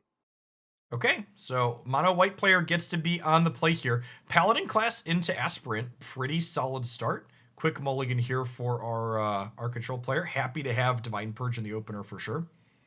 Yeah, Divine Purge is a good one. It's definitely a very, very solid sweeper. Cool thing, Revitalize. I mean, I don't want to back in my day, everyone, but a long time ago in a galaxy far, far away, there was Renewed Faith. It was a staple in control decks, which was a card that gained 6 life for 3 mana or could cycle and gain 2 life. So a little worse than Revitalize in some ways. You gonna bring that one up for me? I am going to bring that one up for you, Jim. Right. And that card I'm was bringing very, it up for the very people at home, really, because they're not all dinosaurs, so they've never seen right. this card before.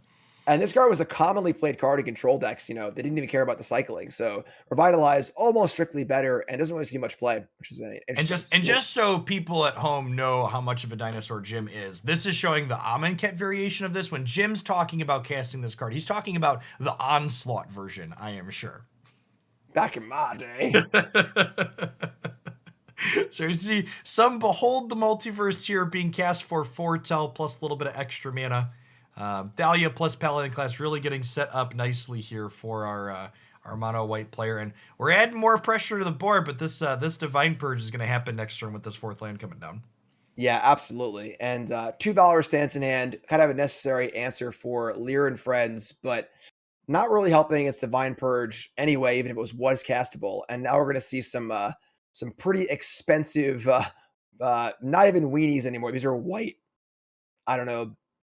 Uh, I, what's middle of the road this from this weenie? I don't is even this know. is Thalia's 30 something variation card. You Yeah. know, she's not trim at 2 man anymore. She's coming down for 4. She's coming in to play tap because she's Yep. old and she's tired. Yep.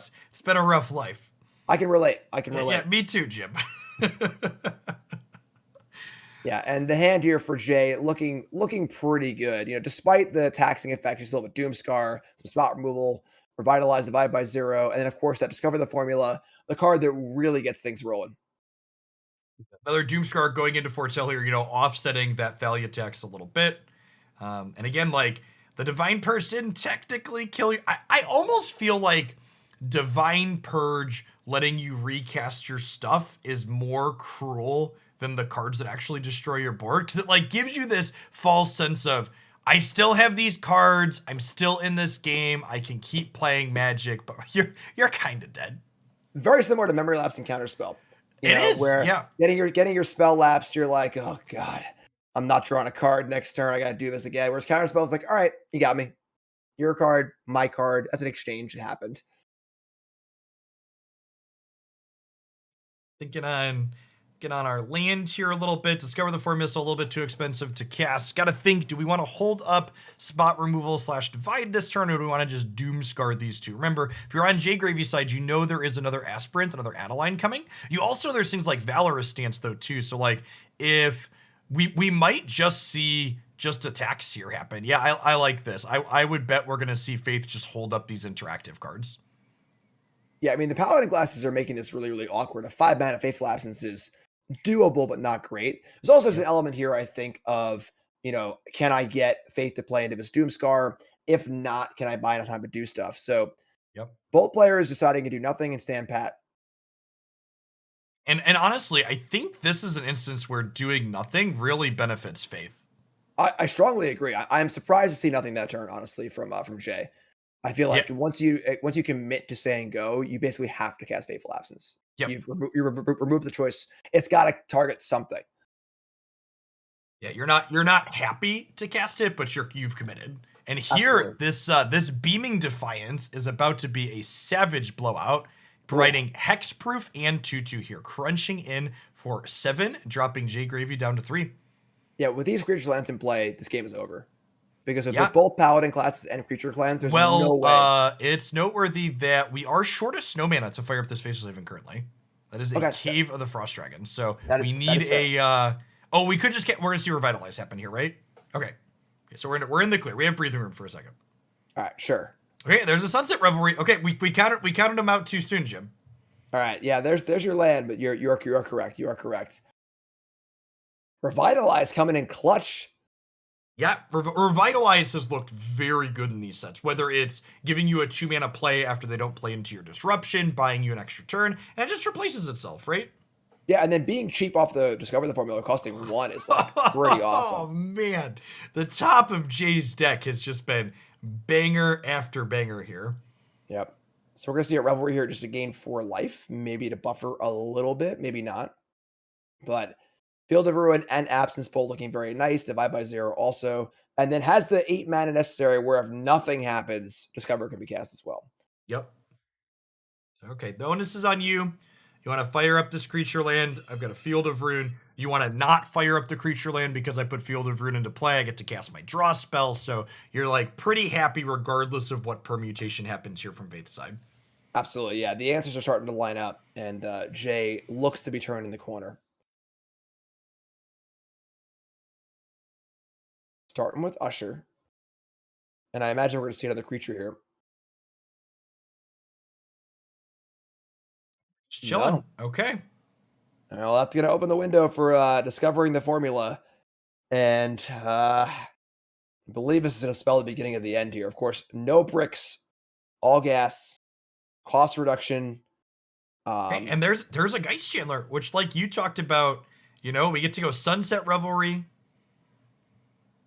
gain a little bit of life, make a creature. We get to Geist Chandler, make this Undo inversion cheaper potentially. That might be something we want to cast realistically this game to clean up these Paladin classes.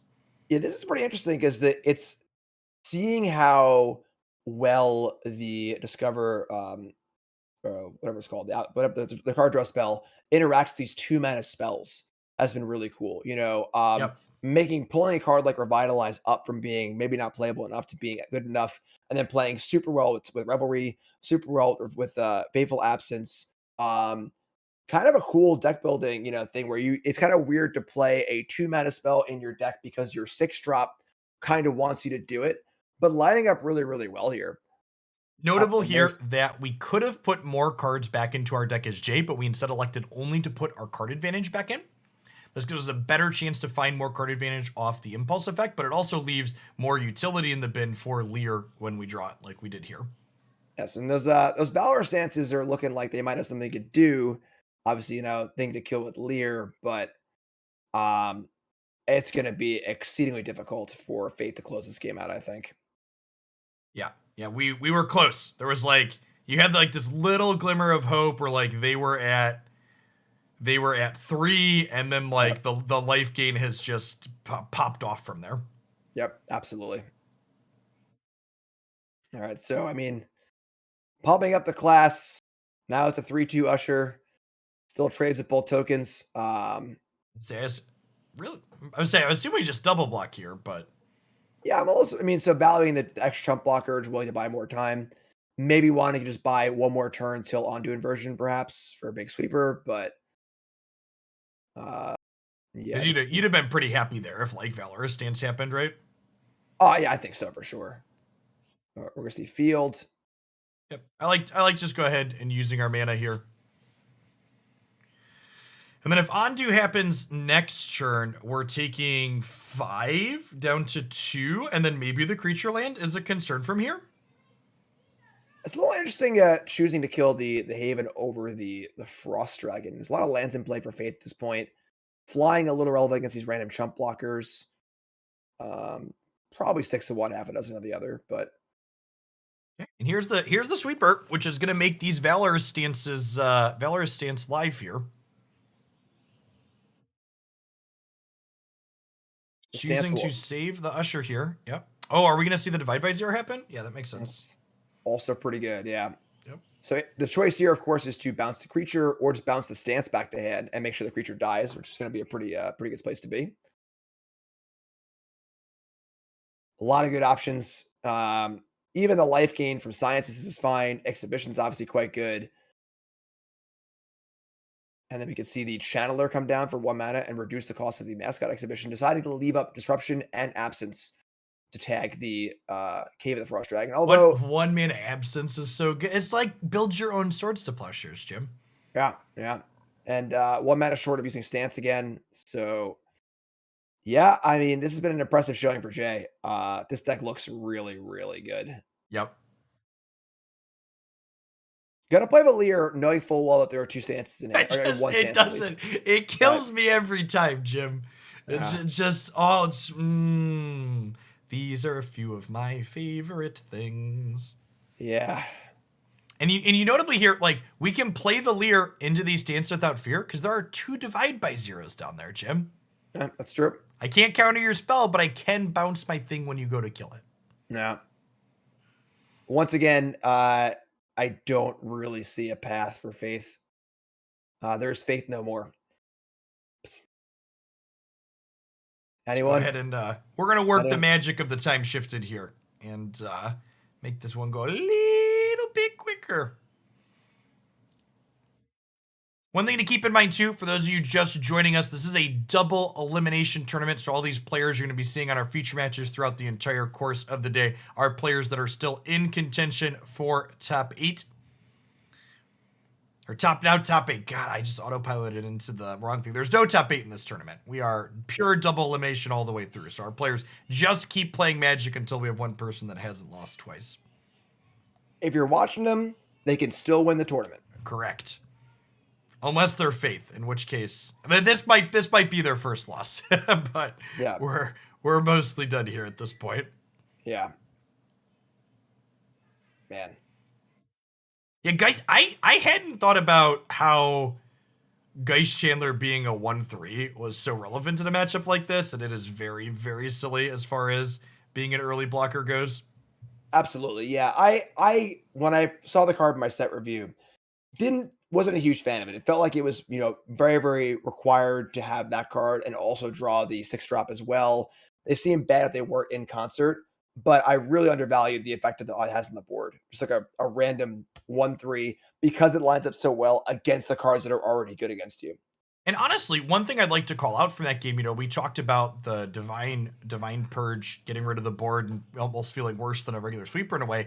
That game ended with Faith having 2 creatures from the purge just still in exile, right? Like it Yeah. might as well have been a 3 mana sweeper. In fact, I remember people losing their minds about Doomscar being like, "Oh my gosh, there's a 3 mana Wrath." And like that one hasn't really played out that way in a lot of instances because the foretell is such a big cost. It's like 5 over 2 turns. Right. Purge really feels like White's first 3 mana sweeper to me. Right, and it plays in a similar space to Divide by Zero and then to a lesser extent Fading Hope, where Yep. because these engines are just so unbelievably powerful, the traditional control, like I need to one for one you doesn't matter as much, like Yep. I'm just Well, gonna bounce your stuff in Fateful Absence and tax your stuff off this weird taxi wrath because eventually I'm gonna cast Leer and it doesn't matter what you have. Have all the cards you want. You have a 2/1 for one. I have 19 cards in my hand that all cost 6 less, so very, very powerful end game.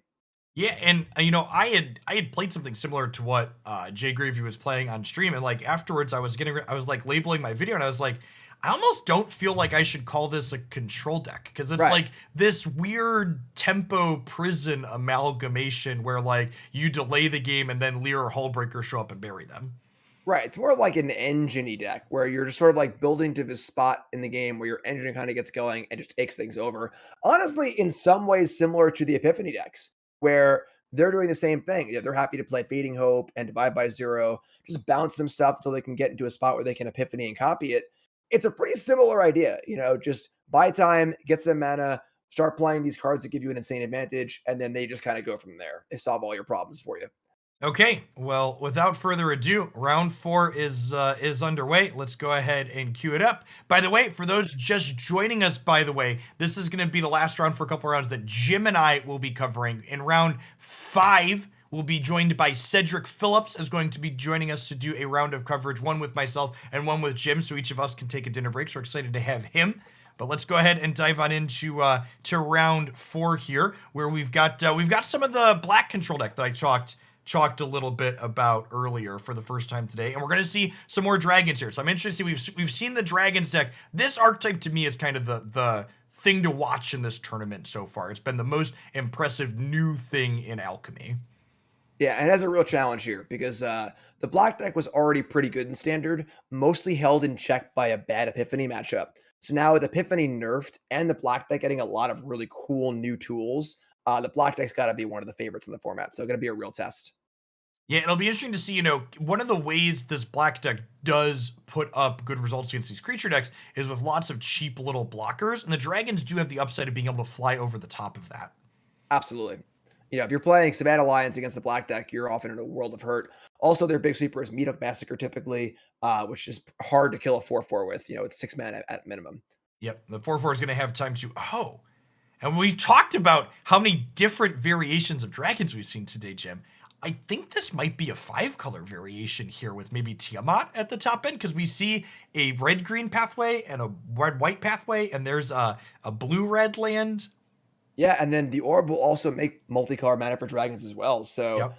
and then with the crossroads, as well as these also a dragon land too, where you can choose your color too. So there are a lot of color options here, which is pretty sweet. So Town Razor Tyrant just getting to come down on turn 3 here and start applying pressure. You really don't. You'll say you don't want to sacrifice your land, but here we go. Wow. Yeah. That's a tough thing to come back from. What is the black mystical archive in hand? Right? Is that Village Rites? Yes, that is a village right stand. So we've Okay. got 3 things to sacrifice creatures, and we're all dressed up with nowhere to go for our true steel here.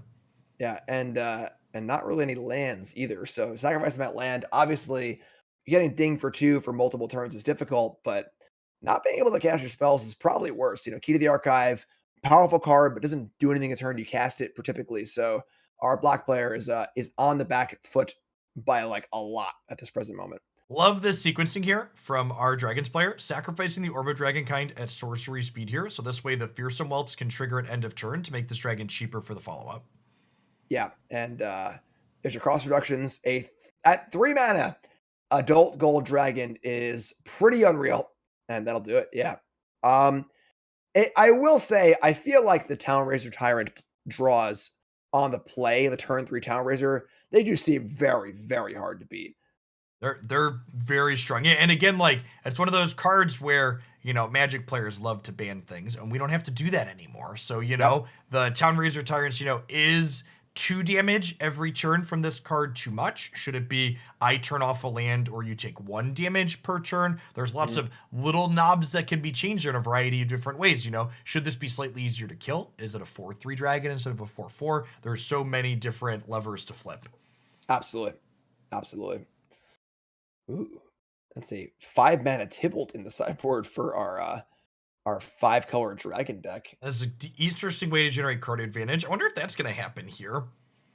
It is worth noting, this mono black deck, this particular variation, is actually a little bit more mid-rangey than some of the other ones I've seen. Notably missing are like the top end things like Lolth. Looks like Key to the Archive kind of being the biggest card being played here for True Steel. Yeah, it makes for sure because all of the black cards pushing toward this sort of like sacrificey element with the new enchantment, Sanguine Sacrament, making a Blood Artist token. You already want to play a lot of cheap cards like Shambling Gas that get sacrificed anyway, Village Rice and Friends. So it's interesting seeing what direction you kind of want to go because the deck is kind of controlling, but it's also playing a bunch of creatures too. So it's kind of an interesting look. Classic no land keep on our black player side. The parsing of hands from a coverage perspective is really interesting with these spell lands. It makes you double take. Even when you're looking at your opening hands, you're like, wait, I can't keep this. Wait, hold on. I actually have 3 lands. This is crazy. So Cursebound Witch here in play for our black player. Another one of those new cards that leverages that drafting mechanic. Yeah, this card's really, really cool. And I gotta say, when I first saw this spellbook mechanic, I was not a fan. I was like, oh, it's so much to remember. It's so many cards. Having played with them, it is awesome. It is really, really cool, both giving you a subset of choices, but interesting choices. And then really cool seeing a card like Sorcerer's Broom in play in a competitive game. Cards like this are ones I've always loved in other digital card games because I think they're incredibly skill testing from the perspective of they put players in situations they can't just memorize their way out of. Exactly. And I think like that's why better Magic players tend to do well in early formats because players that aren't quite at that skill level haven't had a chance to just jam a bunch of games and like have things committed to muscle memory. And these cards that give you cards that you normally wouldn't be playing with means that the range of muscle memory you have to have if you don't intuitively know what you should be doing in spots is much wider. Absolutely. I could not agree more. So we're going to see a saving of the treasure here. Not going to cast this 2-drop. Trespasser's Curse, I believe, makes whenever they play a creature, they lose a life. It's a little hard from coverage, I guess. Because I feel like every time this Fearsome Whelp triggers for 1 or 2 dragons, it's insane. And here, it just triggered for 4 dragons for the second time. Oh my god, yeah. Yeah, let's get the Trespasser's Curse up here at home for people. There we go. Thank you. So yeah, little life drain here and there for sure. And we're going to see a reanimation of the 1-drop into Eaten Alive. The problem is the 1-drop's kind of already done its job. Those are a lot of very cheap dragons in hand. It has. Yeah, and Cruel Reality, really good when you're able to kind of take over the game and it can finish for you. We're pretty far away from taking over the game in this spot. Yeah. There are many questions that True Steel needs to answer here, and they are all in the form of very large dragons. Yep, and they're very large, very cheap dragons. The old have 2 lands in play cast Goldspan dragon is nothing to scoff at. And then immediately cast a dragon off of 1 treasure. Yep. We're gonna see an adult gold come down this turn, I imagine, as we smash in for 12, forcing a chump block. Yeah, for sure. This black deck is definitely a small ball deck. It's a kind of deck that wants to nickel and dime, make little exchanges here and there. Um, and unfortunately, this dragon deck is doing the exact opposite. It just brought the sledgehammer, and with the black deck stumbling a little bit, just too much to overcome. Meat Massacre or bust here. So Blood Artist, normally a very powerful card when your opponent's low, and you can use to nickel and dime them out of the game. But adult Gold Dragon, along with the fact that the black just hasn't really had a chance to apply pressure here, means that Blood Artist is essentially a non-issue on this board. Yep. Gotta Can't take afford to two sack the or land. lose our land. Yep. Nope. Yeah, Have to keep the land there, so Meat Massacre is actually an out. So yeah, wow. oof. So first game, I think maybe a little bit of a medium keep for our mono black player. Didn't really have any interaction, but that second game, they had a reasonable mix of lands and spells that played to the board, and their spells just weren't really good enough to keep up with what the Dragon's deck was doing. Yeah, I mean, Goldspan on 3, Town Razor on 2. Those are just really, really good costs for the cards of that quality. So pretty impressive Yep. showing. All right, let's just, without further ado, just keep the action going here. Yeah, the little dragon, a little dragon 2-drop is definitely one of the kind of more surprising cards from the set because there have been a lot of cards like that before. Like Dragon Something Serve, it was like a 1/3 that reduced the cost of dragons, and so on and so forth. Those cards were never really that good, but Perpetual Mechanic really, really making it a very, very powerful effect. Okay, so we've got Arsenic here playing their Clerics deck again. We actually have a bit of a Clerics mirror here. If I recall correctly, Arsenic is the Mardu Clerics player that we saw earlier, though, whereas we have Esper Clerics from Kevin here on the bottom, one of the more stock cleric decks, if you could say that this early into the format. But this is the Esper variation has been the more popular one so far. For sure. Being on the plate, pretty big leg up here, especially when you get to deploy something like Skyclave Apparition that advances your board while also sitting their board behind. Yeah, it's gonna be an interesting one. Of course, Pyre of Heroes leads to very grindy games. With Tasty on the play here, obviously pretty aggressive draw. No Pyre on Tasty's side, but the better hand. Spellbinder's pretty good as well. Aspirate to push damage. Um, it's gonna be I mean, there's your Pyre and your veteran. Missing a land drop, but that Professor of Symbology here providing really good value and not only being a cheap cleric body for you, but also helping smooth things out. Fixes our colors. Yep, there's our red source for this Mardu deck. Decide if they want to get Aspirant going here, or if they want to get Angel of Unity down. So a big spot here, we're seeing the nerf aspirant really matter. So not being able to put that counter onto the professor is a huge deal.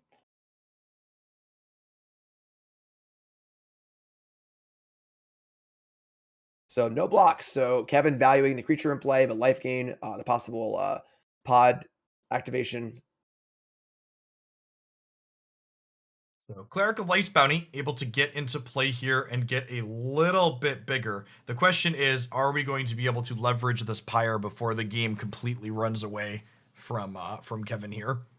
Yeah, Kevin's got to be terrified of another Skyclaver effect like that. Of course, Tasty doesn't have it yet, which is pretty big. So at the moment, the board is stable. Yep. Sort of. It's a 3-2, but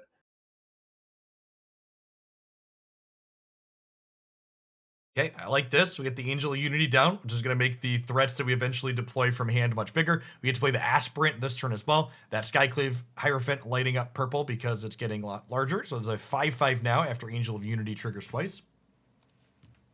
yeah. And despite lack of Pyre on Tasty's side, this board is getting bigger and scarier every turn. Big turn next turn for Kevin. What is Kevin going to be able to do? The Hierophant is very powerful, but no ability to play the Hierophant and Pod in the same turn. So the setup turn might be an issue here.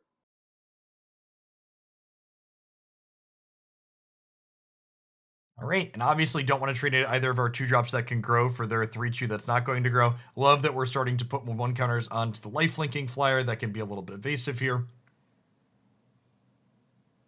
And this is the downside of Pyre. It generates incredible amounts of value, but you have to live in order to generate that value. So if you fall behind on board, it is not a card that's great at generating tempo if you need to catch back up.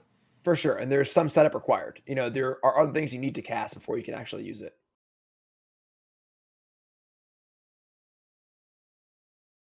Glasspool Mimic, this is a pretty decent sequence, except for the fact that, we are a little bit low on life at this point. The question is, can our Mardu player continue to apply enough pressure to outpace the life that these Valkyries are gaining? Yeah, we're starting to see the Pyre deck kind of get online here, and Yep. Tasty can't wait too much longer to close this out, or things are start to get out of control. And then a land draw from Kevin would allow for the Hierophant as well as an activation. There's a miss there, but still has Spellbinder and activation as well too. Yeah, honestly, we might see the voice of the blessed got sacrificed to turn into another righteous Valkyrie. We could then play Spellbinder and trigger all three of them, right? Yeah, correct. Yes. Okay, so we get to make the Hoffrey that's larger get exiled. Okay. So only gaining 2 life here, so not quite at that. Oh, we get to get Captain. Yeah, this is a good Okay. pod. This gains 6, and then Captain's going to get somebody that gains at least 2, probably more. Oh my gosh, Jim. Yeah. Whew! We did say that Tasty had to close things out, or things are going to get out of control. And That has not that's. happened. Things are Yep. now out of control. Um, yeah. Yep. The voice has vigilance and flying. And 45 life is not really assailable. You know, if it's like 28, 29, maybe you can sneak some damage in. Yeah, that was yeah. Being the person in the pod mirror that has access to the pod appears to be good, Jim. Yes, despite the start from Tasty, it wasn't enough. You know, just wasn't enough for sure. And we That's part of the see benefit. And we Sorry, see something here happen really quick. We see these rip aparts quickly get boarded in for the Mardu player, part of the advantage of their splash, allowing them to have more interaction for something like Pyre of Heroes. Absolutely, absolutely. One of the advantages too in these decks is that they require some setup, but life gain is already built into the function of the deck. It's not like we're playing a card like Revitalize in our control deck just to like gain some life and buy some time. The decks are naturally set to gain life, and that life provides a buffer, which of course allows you time to use your Pyre, which is a pretty cool little like sub synergy where you're not necessarily wanting to just gain life to buy time. With Pyre, our deck already happens to gain life, therefore making Pyre better. Yep. Tasty boarding very quickly here. They're going to be on the plate for this game. This Mardu deck is pretty cool. It's pretty sweet. So really strong start here. We've got a 1-drop into the Luminarch Aspirant. Yeah, less exciting hand for Tasty.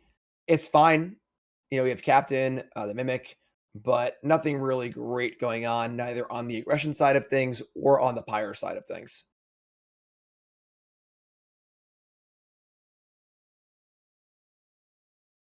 And So choosing again, not to play the Cleric as a land.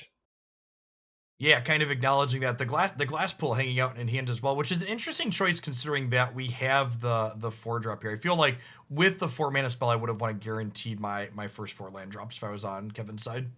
For sure. And the Skyclad Cleric feels to be the worst of the bunch. You know, it can gain some life here. Realistically, it's not profitably blocking in the face of Luminarch Aspirant. I guess it is this first turn, it's with the nerf, but Yep. um, it's a little more than a speed bump, whereas the Mimic with Captain is obviously going to be a way to kind of get back into this game. And like you said, the Navarre's no guaranteed 4th land. So unless a Mimic comes down this turn. Okay. I mean, and now, you're in that spot that you talked about a second ago where, like, we've now used our Mimic as a land as opposed to using the Skyclave, but I guess it did give us a little bit of relief from an attack, so a little bit of a give and take there. For sure. And it's also now drawing Pyre. Now there's actually a creature in play for Pyre to use immediately, which is kind of cool. So again, seeing this downside of Aspirant, but Skyclave, wow.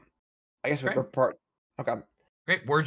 We're betting that we can just the rip apart means we can just afford to pressure. That makes sense. For sure. So it looks a little odd there, targeting the very bad creature instead of the Pyre, but with Rip Apart in hand and the Aspirants in play, pressuring an advantage. Tasty's here to win the no pod game. Currently Tasty does not have Pyre and Kevin does, so Tasty recognizes that, like, listen, I'm just gonna get you dead before you can use it anyway. Okay, here's an Inquisitor Captain. This is one of their kind of catch up cards here. Righteous Yep, Valkyrie is a very good pickup. So I have to imagine we see Professor plus rip apart this Pyre here after what happened in the first game. absolutely. And now at 15 life, we're starting to see Kevin, now they think they have the pod, but starting to stabilize, get things on the board, things are starting to work out a little better here. Even if the Pyre is killed, though, the Mimic can still copy the Captain the old-fashioned way, which is Yep. pretty good. There's a veteran available as well. So interesting attack and no block. Yeah, I wonder what we're playing right there. I can't imagine there's anything. And our life total matters so much. Right, like that for 3 life matters a ton. Yeah. A little Okay. surprised to see that. I mean, this glass pool mimic is just could potentially gain obscene amounts of life. Yeah, so we gotta copy the Captain. That's Okay. pretty We got good. Skyclave Apparition, which lets us get rid of their Skyclave. I guess you get Voice of the Blessed to start it building up. Yeah, I think that the Skyclave isn't really doing a ton here. It's probably hitting one of the aspirants, which is only okay. Yeah, we'd It rather can't just make our thing bigger than what the aspirant can be making. absolutely. So definitely starting to turn here, but not quite there yet. The second voice in hand is pretty nice, but currently uncastable. And then stance is also, reasonable if the aspirants go big on one single thing. Both players having a little bit of mana base issues here. Notably, no second black for this Necrotic Fumes up top, and no second white for the Voice of the Blessed on the bottom. Be interesting to see here if Tasty plays around the stance by not putting counters onto the Hierophant. See where his counters are going to go. Nope, there it goes. Yep. All right. Okay. So wanted to protect the important creature, but ending up making it more vulnerable to a specific card here in Valor Stance. Yep. And Stance is definitely a card that if your opponent has access to it, they're leaving it in against your Righteous Valkyrie deck. Like, that card is such an important must-answer thing. For sure. All right, so we see another awkward land here. So we have the old blue-black mana base for the Voice of the Blessed, but still looking pretty good for Kevin. It is worth noting too that like our Kevin made some explicit sequencing decisions with their mana that could have ended them with double white in this instance had they sequenced differently. Mhm. All right. Okay, that's a pretty good one. Yeah, so now we're both settling in for a grind here. Now both players have Hierophant. And we also have the Flyers too, which is gonna be a pretty big swing as well. Yeah, I mean we're actually just dead on okay, not anymore. We've got an answer here. Any removal spell allows Flyers to push through for lethal for Kevin though. Now, what's in the okay? So no creatures currently in the bin for Tasty at the moment to recur with the Skyclave. So the Death of Spellbinder will not produce another creature.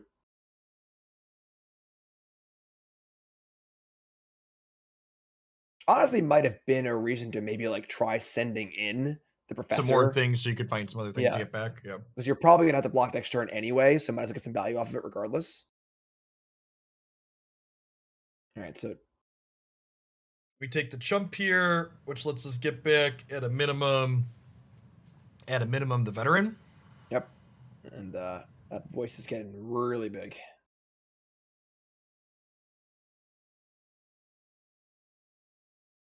So we see both counters going with Spellbinder. Perhaps a little bit of overkill here because you don't really need the 5th point of toughness if you're planning on blocking the Valkyrie. And if you have to chump block, then you're chump blocking anyway. It doesn't even matter regardless, which looks like Yeah. it's going to be the case here. So And we're in a spot now where if you draw we missed 2 free points. If you yeah, draw Black Source, your opponent draws any creature, you still die in the air. So looks like a tough spot for our Mardu player here. The game's really just not panning out. Yeah. Yeah, yeah, that's gonna do it. yeah. Pretty interesting game, honestly. The Pyre was there for one player, but didn't actually matter that much. And then we just saw the engine kind of go off, and the mimics are very important there. Being able to copy key things, copy the 2/4. Um, The Yeah, righteous Valkyrie really feeling like the most key thing in those games, right? Like for that sure, was the difference between each of those players' boards in the games that were won versus lost. for sure.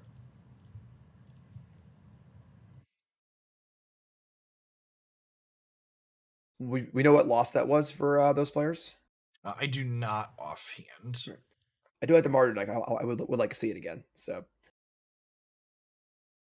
Jump down on into our third feature match of the round. It looks like we've got some more dragons here once again against one of the black mid-range control decks here from Hedon. And this is a matchup I'm actually really interested to see. I think this is the matchup that kind of sticks out in my mind as potentially difficult for the dragons deck. But if this matchup is one you can keep on par with, I expect the dragons deck to have staying power in the format. thing is we're seeing Blood on the Snow in the hand of this black deck. You know, you would think the mono black control deck, just from like an archetypical standpoint, would be good against the big dumb creature deck. You know, Yep. but these black decks are a little more, blood artist, sacrificey, village rights, deadly dispute, etc., etc. And that sort of small ball plan just didn't really work the last time we saw this black deck on camera against dragons because dragons brought sledgehammers to the game where they were trying to play small ball. But we see Yep. everywhere, of course, Blood on the Snow. We're also seeing the City Stalker Connoisseur. Am I saying that right? Yeah, that is the one Uh, that they discard their most expensive card, right? yeah, And you get that a blood card is token. a real sleeper, I think. I mean, this card's excellent. Much more of a control deck here. Blood on the Snow. We'll also see a Spider Queen as well. So Yep. I would think this is going to favor our black player pretty heavily. Also, Spider Queen plays very well against dragons by banking great blockers too. Yep. Yeah. The fact that Lolth is two reach blockers every single turn is a really big deal. Absolutely. So this is more of a controlling black deck, which I think will favor the black player a lot. Okay. We got one whelp trigger on a couple of our friends here. We'll see how we want to sequence. I like this, just setting up to get the stuff even cheaper and get more acceleration down. Yeah, and we're seeing here because if your opponent's playing a bunch of Infernal Grasps and Blood on the Snows and stuff, the Furnace Whelp isn't as good because you can make your things cheaper, Yep. but then they just kill it. And you just have this 1/1 flyer in play. But it's the usual Lana or else control deck, same idea, where unless you're playing some sort of like sticky threat, they just kill whatever you ramp into and you just have this 1/1 in play. So um there's your Moonveil. Tyrant's still in play. Dragonfire kills the card that already got a card. And so far, these exchanges have heavily favored Hedon. Yeah, I don't know that I'm in love with the sequencing here from our Dragons player. I feel like I might have been inclined to Town Razor this turn, so that way I could Moonveil into play the Dragonfire and draw a card guaranteed next turn. And thankfully, well, actually, I would say, okay, they're actually not Infernal Grasp. It's interesting. I would say, thankfully, the Moonveil regent hasn't died, but it could have died there. Yeah. It's an interesting spot. Maybe looking to milk this Blood on the Snow. Yeah, yeah, Just definitely feel and from the huh. This is just really surprising to me overall because the Town Razor Tyrant, if you play it out, it replaces itself, right? So like even if they sweep it, drew a card. But I guess this is yeah. a good amount of pressure this turn. This is a pretty big hit. Yeah, I mean, it's also like the card it draws might just be a land. So now Sure, you're yeah, and at then least you'd rather have a four guaranteeing a four. threat. Yeah, that's fair. And a land draw would also allow for Town Razor to come down and the Bugbear to be activated, which is a pretty good follow-up to this Blood of the Snow. So Now, something that's worth noting for people that are existing Magic players, maybe newer to these direct to digital cards, is something like Sanguine Brushstroke here. It's not creating tokens of Blood Artists. It is conjuring a card that's an actual creature that goes to graveyards. It can be bounced to your hand, and it notably can be brought back with things like Blood on the Snow. yeah, which is really, really cool. So Connoisseur, I missed that one in the graveyard for Blood in the Snow, is pretty Yep. insane. So Yeah. no playing around Blood in the Snow with the Connoisseur in the graveyard. I think the Connoisseur is awesome. Yep. And it even hangs out here and like means the creature land can't attack. And we're kind of seeing like what you said, Jim. Like this matchup seems like it's going to be a struggle for the Dragons deck. Right. There's only are so many dragons, and I think it's funny they previewed that new dragon where when it dies, he gets to light up a stage. That's from the new Kamigawa and Neon Destiny set. That's a card that would help in a matchup like this. Having that ability to like, well, if you kill my thing, I get more things. But the cards don't really exist like that yet. And we see here 7 cards in hand to 0. Like uh looking tough. It's interesting seeing Bloodstroke though in a deck like this where it's much more of a, like a mono black control deck. We're seeing 6 mana sweepers and planeswalkers, and Blood Artists. We're not pushing the Blood Artist thing too hard. Yep. Is Brushstroke good enough, kind of like almost like by itself with the blood and the Blood Artist? That's really it. It's gonna be interesting to see. Yeah, and the drain and gain effects of this, like the brushstroke is almost always gaining you 3 to 4 life in these games, it feels like, and sometimes it's just winning them for you outright. Mhm. In addition to that little bit, it's a card selection engine too, as well, providing those the blood tokens also. For sure. Of course, the Bloods play very well with Deadly Dispute too. So Yep. just a powerful card in general. All right, and there is a Ooh. fearsome whelp who is not particularly fearsome on this board. Yeah, that's 7 cards is deep, but apparently not deep enough. Yep. And honestly, like, look at the Dragons deck. There isn't really a hit that gets our Dragons player out of a spot like this, right? For sure. Even something like the 6 mana dragon that has haste, the Inferno of Star Mounts, like it gets in for 6 and then just dies, like, and it probably wouldn't be enough regardless. I guess it doesn't have trample either, so it just get blocked by the 2/1. Yep. So yeah, And pretty thankfully, dominating game. from this position, the black deck's not going to have a lot of difficulty closing things out. Loth's going to come down and generate some Spider Friends. We've got another City Stalker Connoisseur, so plenty of things to attack and pressure life total with at this point. Yeah, the only downside for Hedon here is that there are no cards in hand for our Dragons player to be taken by the Connoisseur. Yeah, I assume we're going to have Loth happen. That's interesting. We have Concealing Curtains in the main deck for our black player as well. A little bit the range of cards in these decks, because the Blood on the Snow can be an enabler with your Blood Artist for finishing the game, as well as a reanimate spell, means that these decks play to the board a little bit more than you typically expect a creature or a sweeper based control deck to. For sure. For sure.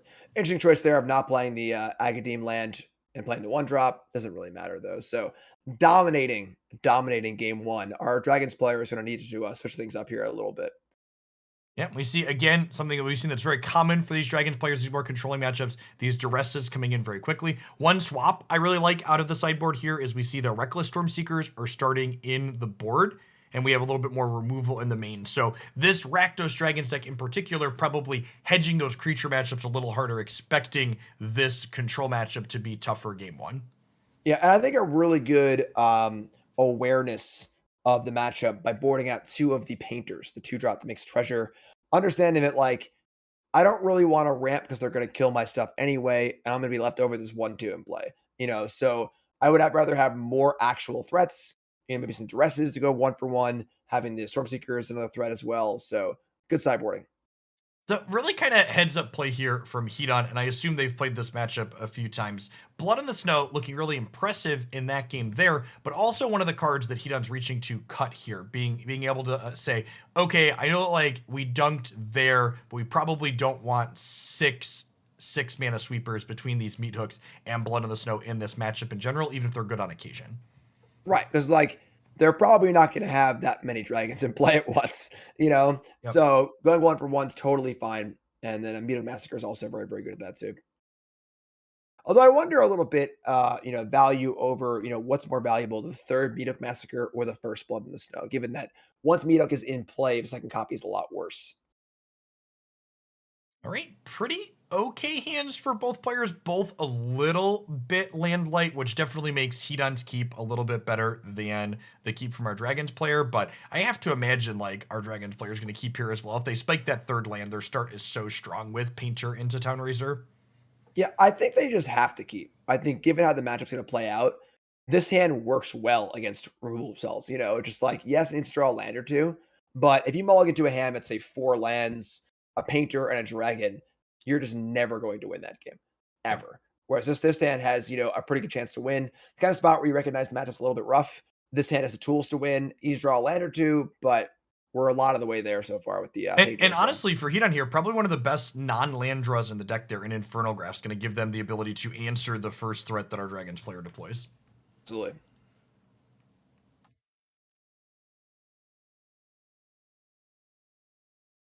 All right, so we see the land drawn. Unfortunately, it is a tap land. Yep, because we were However, on the play. So Forsaken Crossroads, only a tap land that scries is the option. yep, but the scrying is good, and the duress is also good.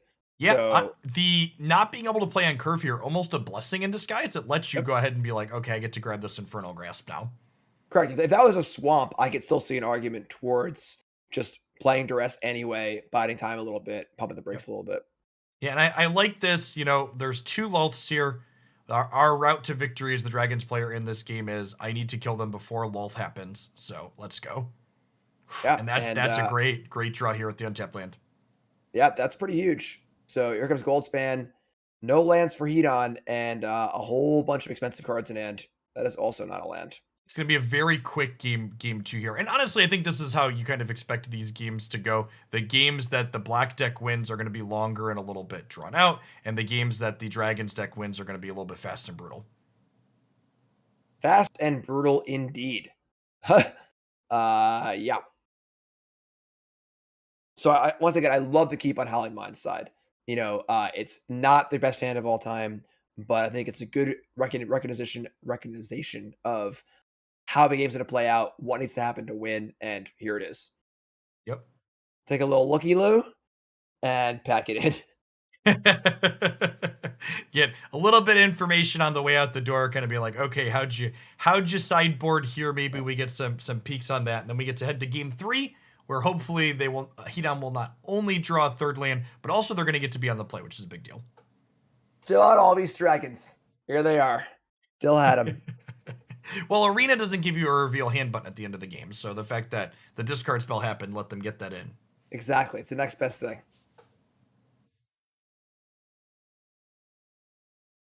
If we'll see the sideboard plan change here at all. I feel like I'd be kind of surprised if it changes too much.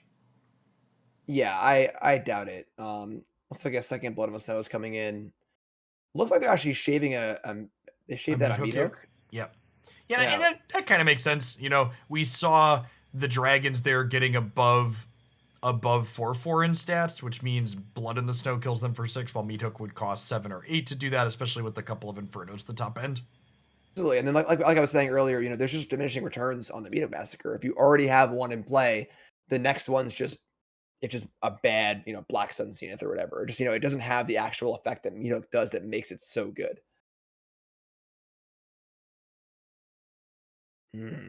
I mean, this hand is fine, right? We got a 2-land. The Temple of the Dragon gets to be untapped.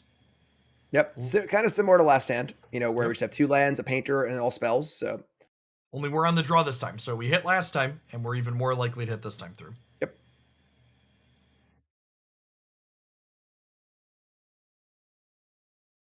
Oh, there's your land. And there's the eye. The Predator reveal. We'll get to go ahead and drop the Painter down. The Eye does get to take a peekaboo at hand next turn potentially, but they're going to see multiple dragons there ready to go. Yeah, the hand for Howling Minds here is about as good as you could possibly imagine. Tyrant's obviously great, and then Double Predator, which is a card that can play well against removal with the Painter already in play. 3 lands and all gas is exactly what you want against your opponent's, removal spell, grindy deck. Yeah, and honestly, the Predator, while indestructible, technically doesn't help you against a minus sweeper like Meat Hook Massacre. The fact that this creature is growing up does allow it to insulate itself in a way from that effect as well. That is true. But there is an Eaten Alive in hand as well. And Eaten Alive does, I believe, exile the creature, which will also get the Predator. Thankfully, there's 2 more Predators in hand for Howling Minds. So, Man, they have some really brutal eating on Innistrad that if getting eaten alive means you end up in an exile pile, Jim. yeah. I didn't just eat it. I ate it. It's All gone. of it. There is nothing left. Yeah. And we see Hedon here considering playing out Meat Hook Massacre as as just a way to start accruing value and pushing damage while we sacrifice things, kind of acknowledging, hey, I'm light on lands. This isn't going to be an actual sweeper anytime soon. Let's just use all my mana this turn and start getting some value off of this card. Yeah, I think this is a great play. The recognition of, this is what this card is going to be this game. Better this than nothing. Yep. And with double Bloodstroke in hand as well, this sort of like, little nickel and dime drain game could definitely come into play as the game goes on. Also see the Eye coming in to smack for some damage as well. It is a menace creature, so Howling Minds is already at 12, and even though the black deck is definitely the control deck here, a really good recognition of how this game is playing out from Hedon. Yep, kind of changing their role based on the way their draw has lined up here and allows them to play. Yep. Okay, here's a connoisseur, which gets rid of the predator. And then this revealing eye, unfortunately, does not have a decent attack in because we can double block with Painter plus Predator and then sack the Painter, tap the Predator, make it a 4/4. Yep. But the good news for Hedon is this game is slowing down. And that's definitely going to favor for Hedon a lot. Massacre in play, blood in play, dispute in hand, double blood stroke. The game goes long. It's definitely in Hedon's favor, and Hedon has now dealt with this honestly a pretty large array of threats from Howling Minds already.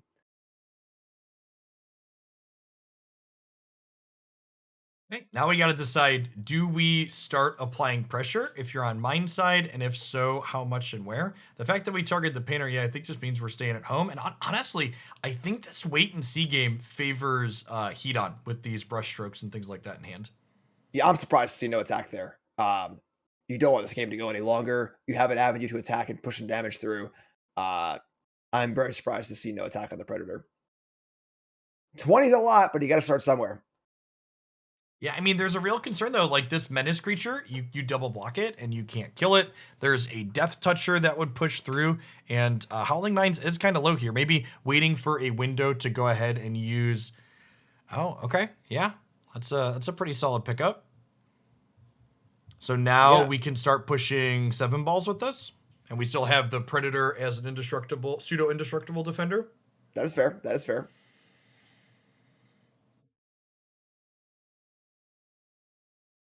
And again, important to note that Inferno does not have trample, so that Yep. Bloodkeeper can jump in, make a block, and that block will do a lot. It'll drain some life, make a blood.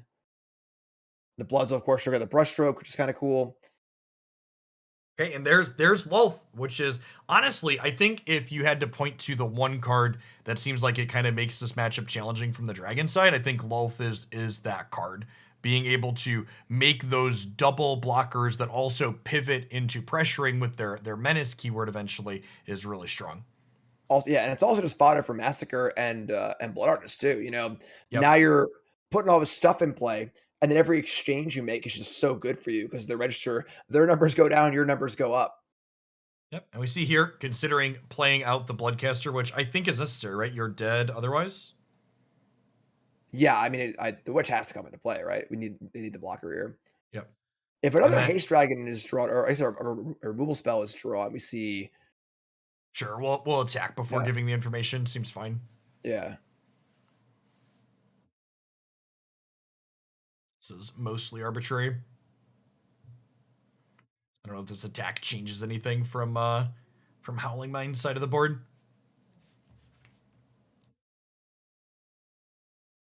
yeah. So, I mean, land Bloodseeker ingredient, and then any kill spell from Howling wins the game. Inferno is a pretty good draw turn. It's a pretty good draw.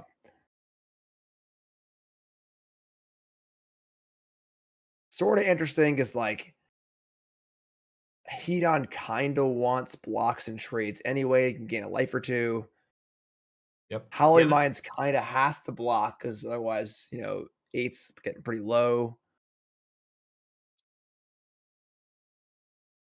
it's interesting. I almost no, yeah. I guess this is fine. So we order this first, and then we sack the Kalane to get ourselves a 4/4, and then Howling Mine is going to 4 off of this attack, Yes. and we get to go up to Hedon gets to go up to 13.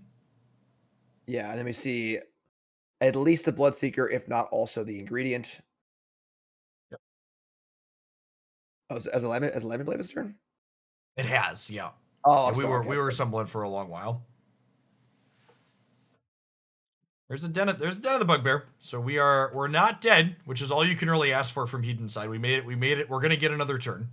Yeah. And Although, on wait, I mine's is pretty low on the backswing now too, right? yeah, I mean, I think they're just dead. We just have land plus brushstroke and attack with all your creatures. They're at 4. So if all 3 creatures die, they go to 1, and then Bloodstroke, attack the blood. That's the last point. So Yeah. I think that's Yeah. it. Wow. Yeah, this is like the power of this black deck is like as you control and gum up the board, the opponent is just getting nickel and dimed out of these games that once you're like all of a sudden it's like, oh wait, they're just on the backswing. Yeah, and Massacre is it's just so good for that reason. The fact that it's almost a playable. We saw this game; it was just played as a black enchantment that has the effect that it has. And the fact that it's that playable while also being a wrath is just so good. Yeah, and honestly, just to harken back to that turn 3 or 4 when Heaton made that line, just the awareness of this is what Meathook is doing this game, and those drains are part of why Heaton ultimately is going to end up winning was just really good play. Yeah, and I actually didn't factor in the blood artist from the Sanguine Sacrament as well as the bloods from the two. So it's just there's like 10 damage here, honestly. So yeah, there is a lot of it. yeah, that's 6 right there, and then the bloods are 7, 8. This is for people that haven't played a Blood Artist before. This is what makes Blood Artist such a powerful card. It's like you can block and then you still just die even though you blocked because of all the triggers. Yeah, for sure. Impressive showing. Yeah. I like how this black deck is built. I mean, I've seen some versions that were more all in on the blood artist stuff, playing like village rights and 12-1 drops, and like seeing a little more of like the higher curve stuff, Law with Blood in the Snow, look really, really good.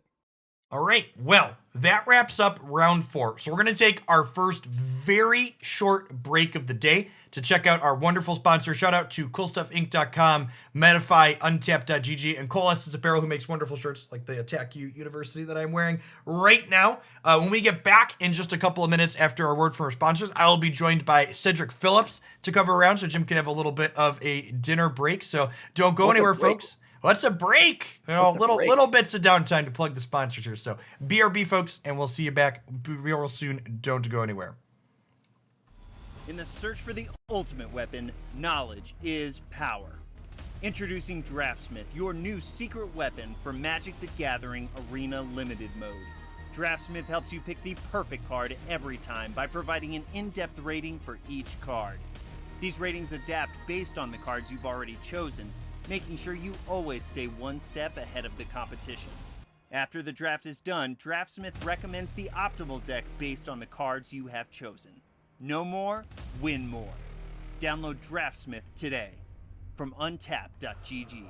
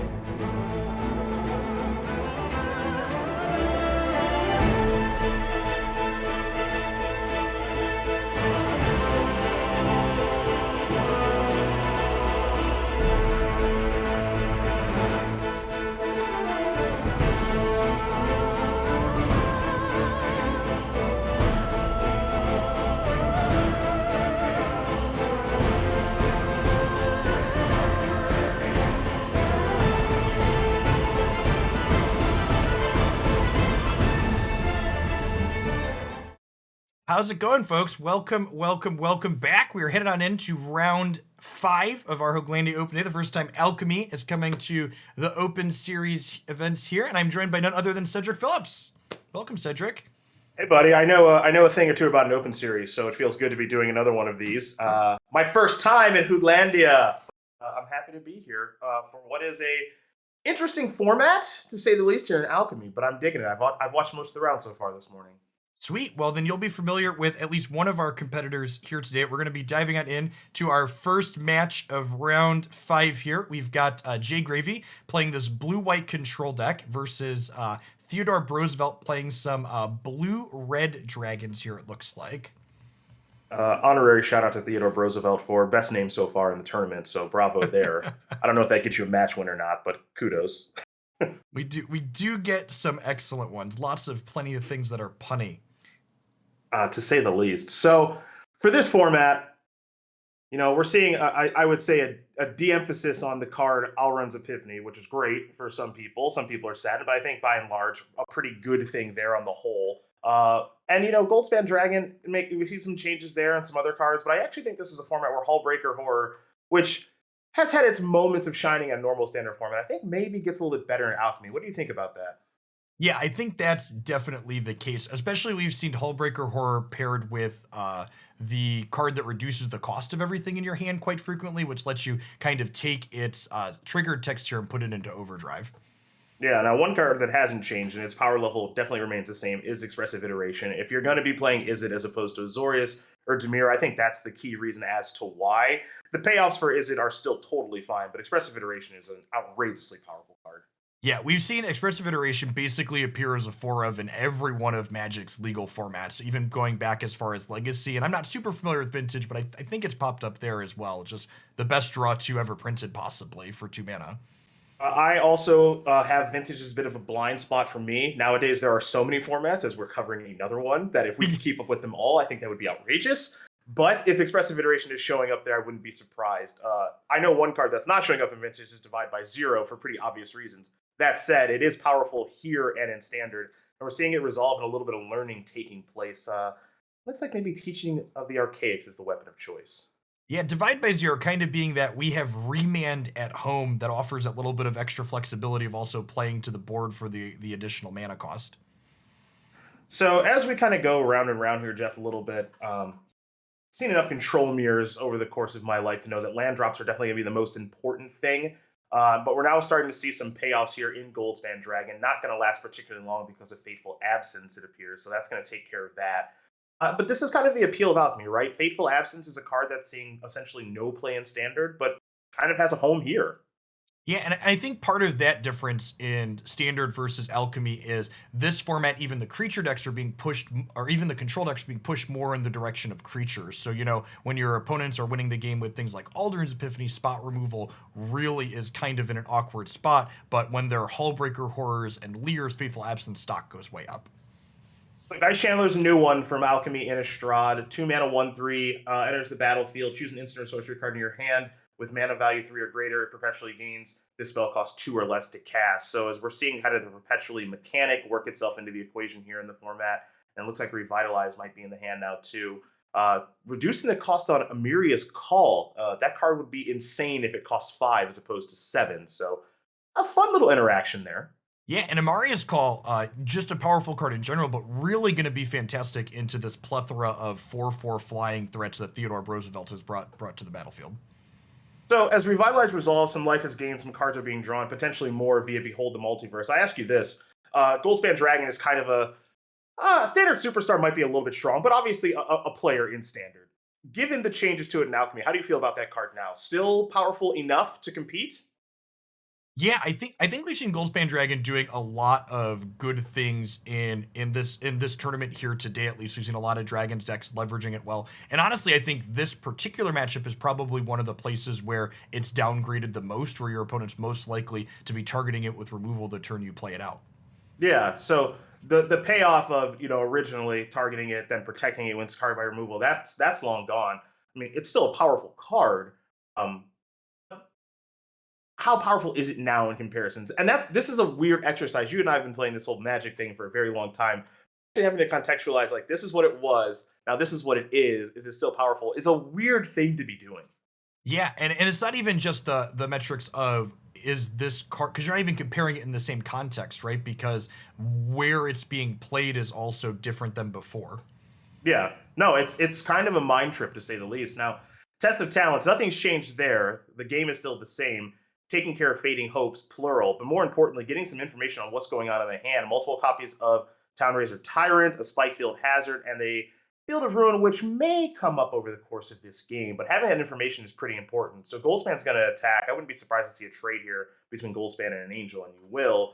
And now it looks like we're going to see a Town Razor Tyrant show up. So thoughts on this card and its impact on Alchemy?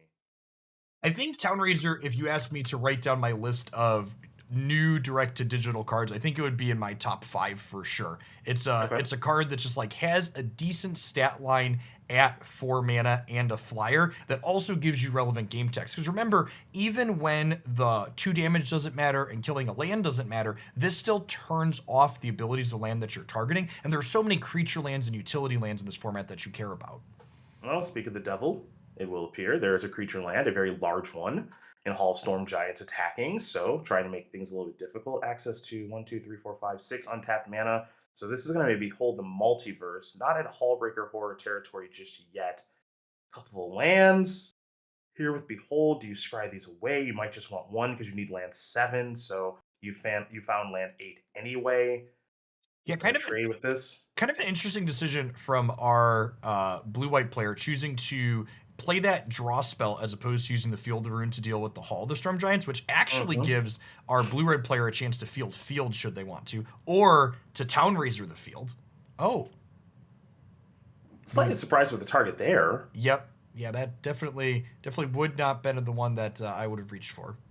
Yeah, this Field of Ruin. I mean, maybe there's a bigger plan here that we don't quite realize. There's the Forsaken Crossroads, and now this game is going to end because there's too much flying power on the battlefield. So, things I take away from that game is Goldspan Dragon, of course, is not what it used to be, but it's still totally fine. You mentioned Town Razor Tyrant's text being somewhat key there. The 2 damage was definitely going to matter, or the land dying was definitely going to matter. But ultimately, as I was trying to script a narrative around Hallbreaker Horror being the key to the game, the same thing continues to happen with Hullbreaker Horror, right? If you get the opportunity to cast it on tap with it, you're going to win, but your opponent is taking enough game actions, excuse me, to prevent that from happening. And so we never saw that card actually work itself into the equation, which ultimately kind of means that it was almost like the opponent mulliganed because they never got to Yep. actually use that card.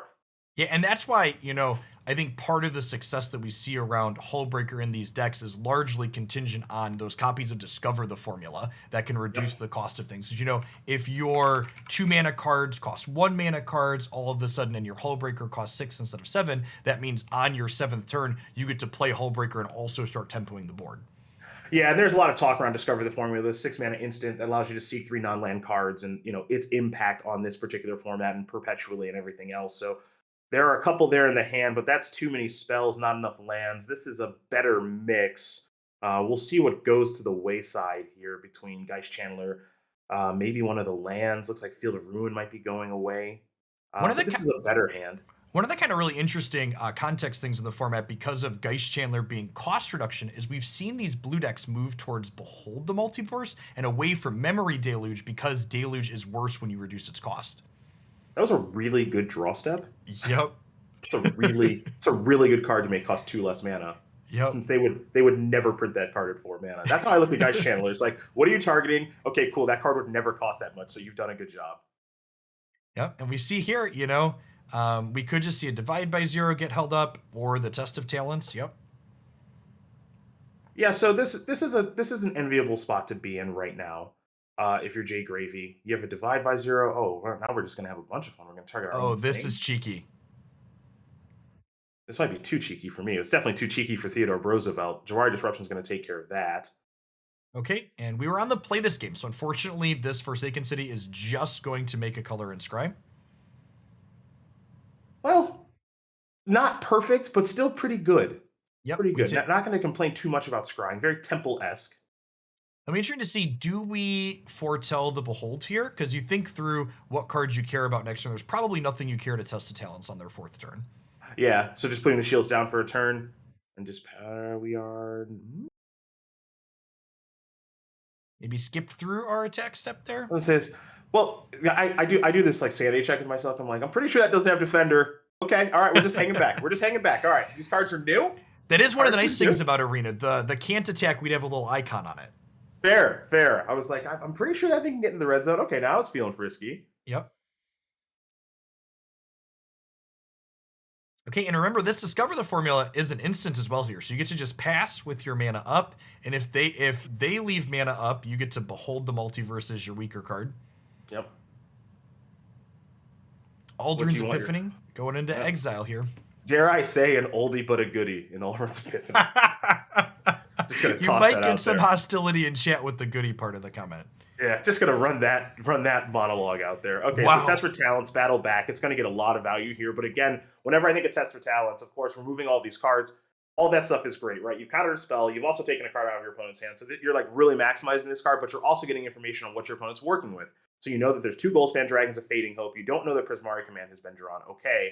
You might be able to deduce what's been foretold in Aldrin's Epiphany, or at least put your opponent on a range of cards that are hiding out over there. So the information there is absolutely tremendous. And now you just get to have a fantastic turn if you want to go to Discover the Formula as well. So really good turn for Jay Gravy. And honestly, the Disruption here is a nice pickup too, because you know for a fact they don't have the 6th land yet, so they have to draw that. And there's a 2 mana Absorb Energy.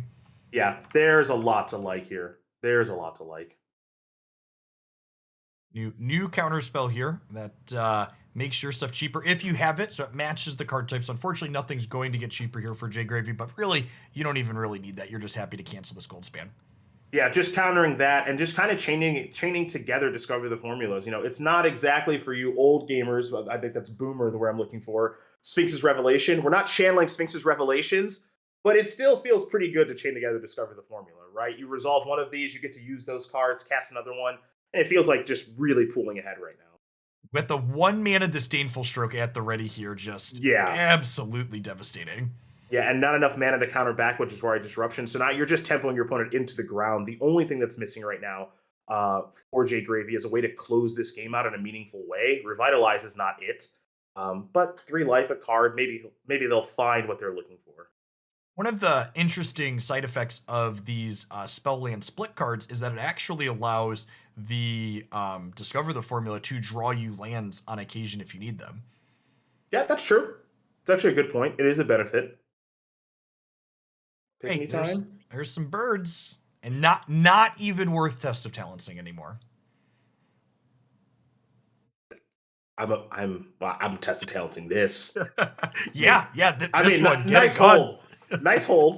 Yep. Nice hold. I was a little taken aback because I'm used to Epiphany being cast and it immediately being countered if there's a counter spell. But now it's just kind of like, all right, whatever, not that big of a deal. Okay. Yep. Test of Talencing, Expressive Iteration, and again getting the information of you have Fading Hope, you have Prismari Command.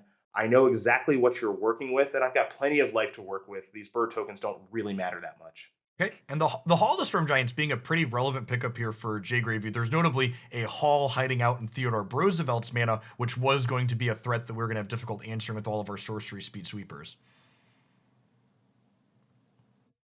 Another gold span. Okay. That's not a bad draw.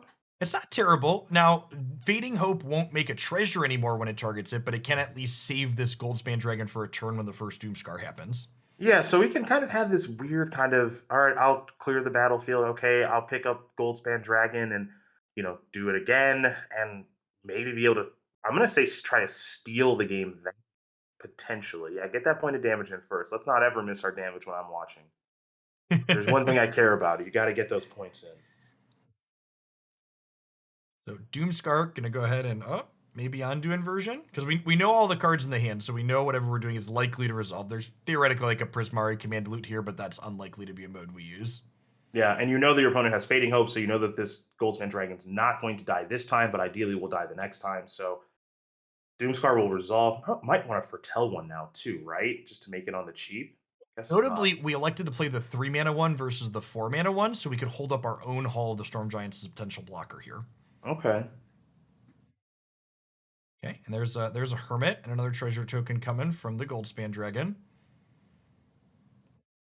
And then I have to imagine we just run back the sweeper play again next turn. Right? I think it's the same thing once again. Although it will be noteworthy that this time when we sweep, the Malevolent Hermit's going to make it cost 3 more, which means we can no longer hold up our Storm Hall to block their Storm Hall. So if we take that into the equation, that's 7 coming across, down to 4. Prismari Command puts you down to 2. So theoretically, Jay Gravy is at 2 right now. Okay, we actually missed on Roosevelt's side, making us pay more. But this, again, the static text on here, just, even though we don't care about getting rid of the land, like, shuts off the creature land for the turn. Yep. We are 1 mana short of being able to fire up our Storm Hall here, unfortunately. Only got 5. So kickback. Let's do a little disturbing via Benevolent Guest. Yep. The Faithful Absence, worthwhile pickup for Jay Gravy, though. It means even though we're losing our own hall here, we're going to have a clean answer to the opponent's hall. So both players kind of in top deck mode at this point. Yeah. Did you sacrifice this? I think you do. Yep. And Disruption's a pretty poor draw right now, so that's immediately going to be played. There's the inversion. Maybe. The pause, because we realized that we need to. They're ward 3 on the hall, I think? Yeah, ward 3. I always mix up that and the big dragon has a different amount of ward. Okay, so Spikefield. So there might be some direct damage working itself in the equation. So let's see. Do we have enough? We do to be able to Fateful this plus pay the ward, give your opponent a clue. Not the end of the world. Go ahead and pay there. This is solved, which was really big. Did not want to take 7 points of damage here and fall down to 4. So now I feel as though Jay Gravy very close to the driver's seat right now. Prismari Command's got a lot of work to do. That land's not great, but at least there's a scry coming. Yep. Yeah, I definitely think Jay Gravy is the bigger deck in this matchup, looking to gain favor as the game goes along. Good bit of card selection built up for Theater, though. Remember that Fateful Absence wasn't free. They have a clue over there with which to draw a card. And this Prismari Command can turn a couple of blanks potentially into action here. Yeah, so this one's far from over, and that's another Goldspan Dragon. Okay. Yep, and a Fading Hope here to dodge the way to protect it. Yeah. Yep. What's the best draw here for Jay Gravy? I promise it's not Island. It's definitely not. I know that for sure. It's probably Discover the Formula, right? Because at this point, like, even Hullbreaker doesn't block or do anything without any other spells. And we're actually just dead. It's just over, right? Yeah, so it's 2 damage upstairs with Prismari, 1 damage upstairs with Spikefield Hazard. I mean, this is actually a really impressive comeback because we got to remember, right? This is a game in which 2 copies of Discover the Formula were resolved. Yeah. A lot of cards were drawn. A lot of cards were made cheaper. Behold, the Multiverse resolved. We had tested Talent's counter Expressive Iteration perfectly, as opposed to countering Ulrun's Epiphany. So yeah, a lot went right here, in my estimation, for Jay Gravy. And still coming out of this not a victor, I think that's more telling of the power that's still in Izzet, less so than what's going on with Azorius Control. Izzet was showing a lot of redundancy and the ability to just kind of stand up to all that stuff over the course of those 2 games. And that's one of those things too. I think we see this in previous existing formats as well, where people are so excited to work with this explicitly new things that got new tools that, like, well, Aldruin's got made worse. They probably nerfed it and it's not playable. And then someone shows up, they're like, hey, the thing that was good in the last season, it's still pretty okay. Yeah, no, totally fine. Even though Goldspan Dragon is a little bit of a lesser card, I mean, we're still seeing, and I think we've known this for a very long time, just like 5 mana 4/4 flying haste dragon with whatever the text is going to be is generally still just a powerful magic card. And Goldspan Dragon, again, even though it is a little bit nerfed for lack of a better term, it is still totally fine. Totally fine. So I'm taking a look at this Izzet list. I know you're probably queuing up another match here in just a moment, but taking a look at this Izzet list, I mean, we're not seeing a ton of new things going on there in the deck list, but Townraiser Tyrant, you kind of mentioned during that match, that's like one of your top 5 cards from Alchemy Innistrad. It impressed me. I would say maybe overperformed a little bit. I didn't think it was going to be that good, but actually much more impressive than I thought. Yeah, I think, like, looking at all of Magic, Townraiser Tyrant might be one of the best Punisher style cards they've ever printed in terms of giving your opponent a choice to make every time. Yeah, I can buy into that. All right, well, let's just pop right down on in here to our next feature for round 5 here. We've got Grapple versus Avocado Gregory here. It looks like another different variation of blue-white versus some Esper Clerics. Okay. Pyre of Heroes. And this is How another about one of that? those where we've seen this cleric deck play a couple times throughout the course of the tournament, but it's always been against other creature decks, and we haven't gotten to see it really show up against this deck that's going to be cleaning the board out. Okay. So if you're Esper Clerics, what's the appeal?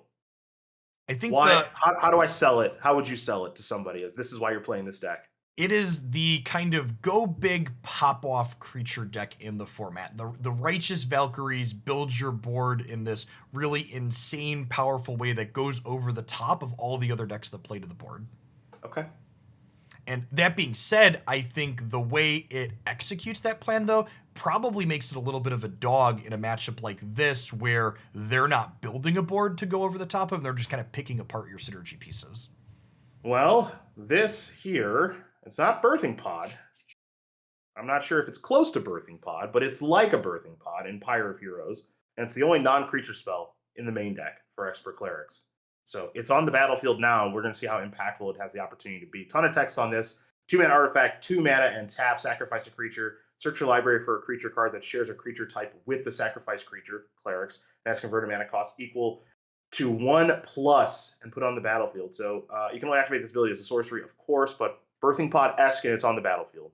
Yeah, and one of the things to note in the way this deck tends to use the Pyre of Heroes is there's a little bit less toolboxing than you would expect from something like Birthing Pod used to be. And really, this is a tool for just like getting as many Righteous Valkyries into play as quickly as possible in a lot of instances.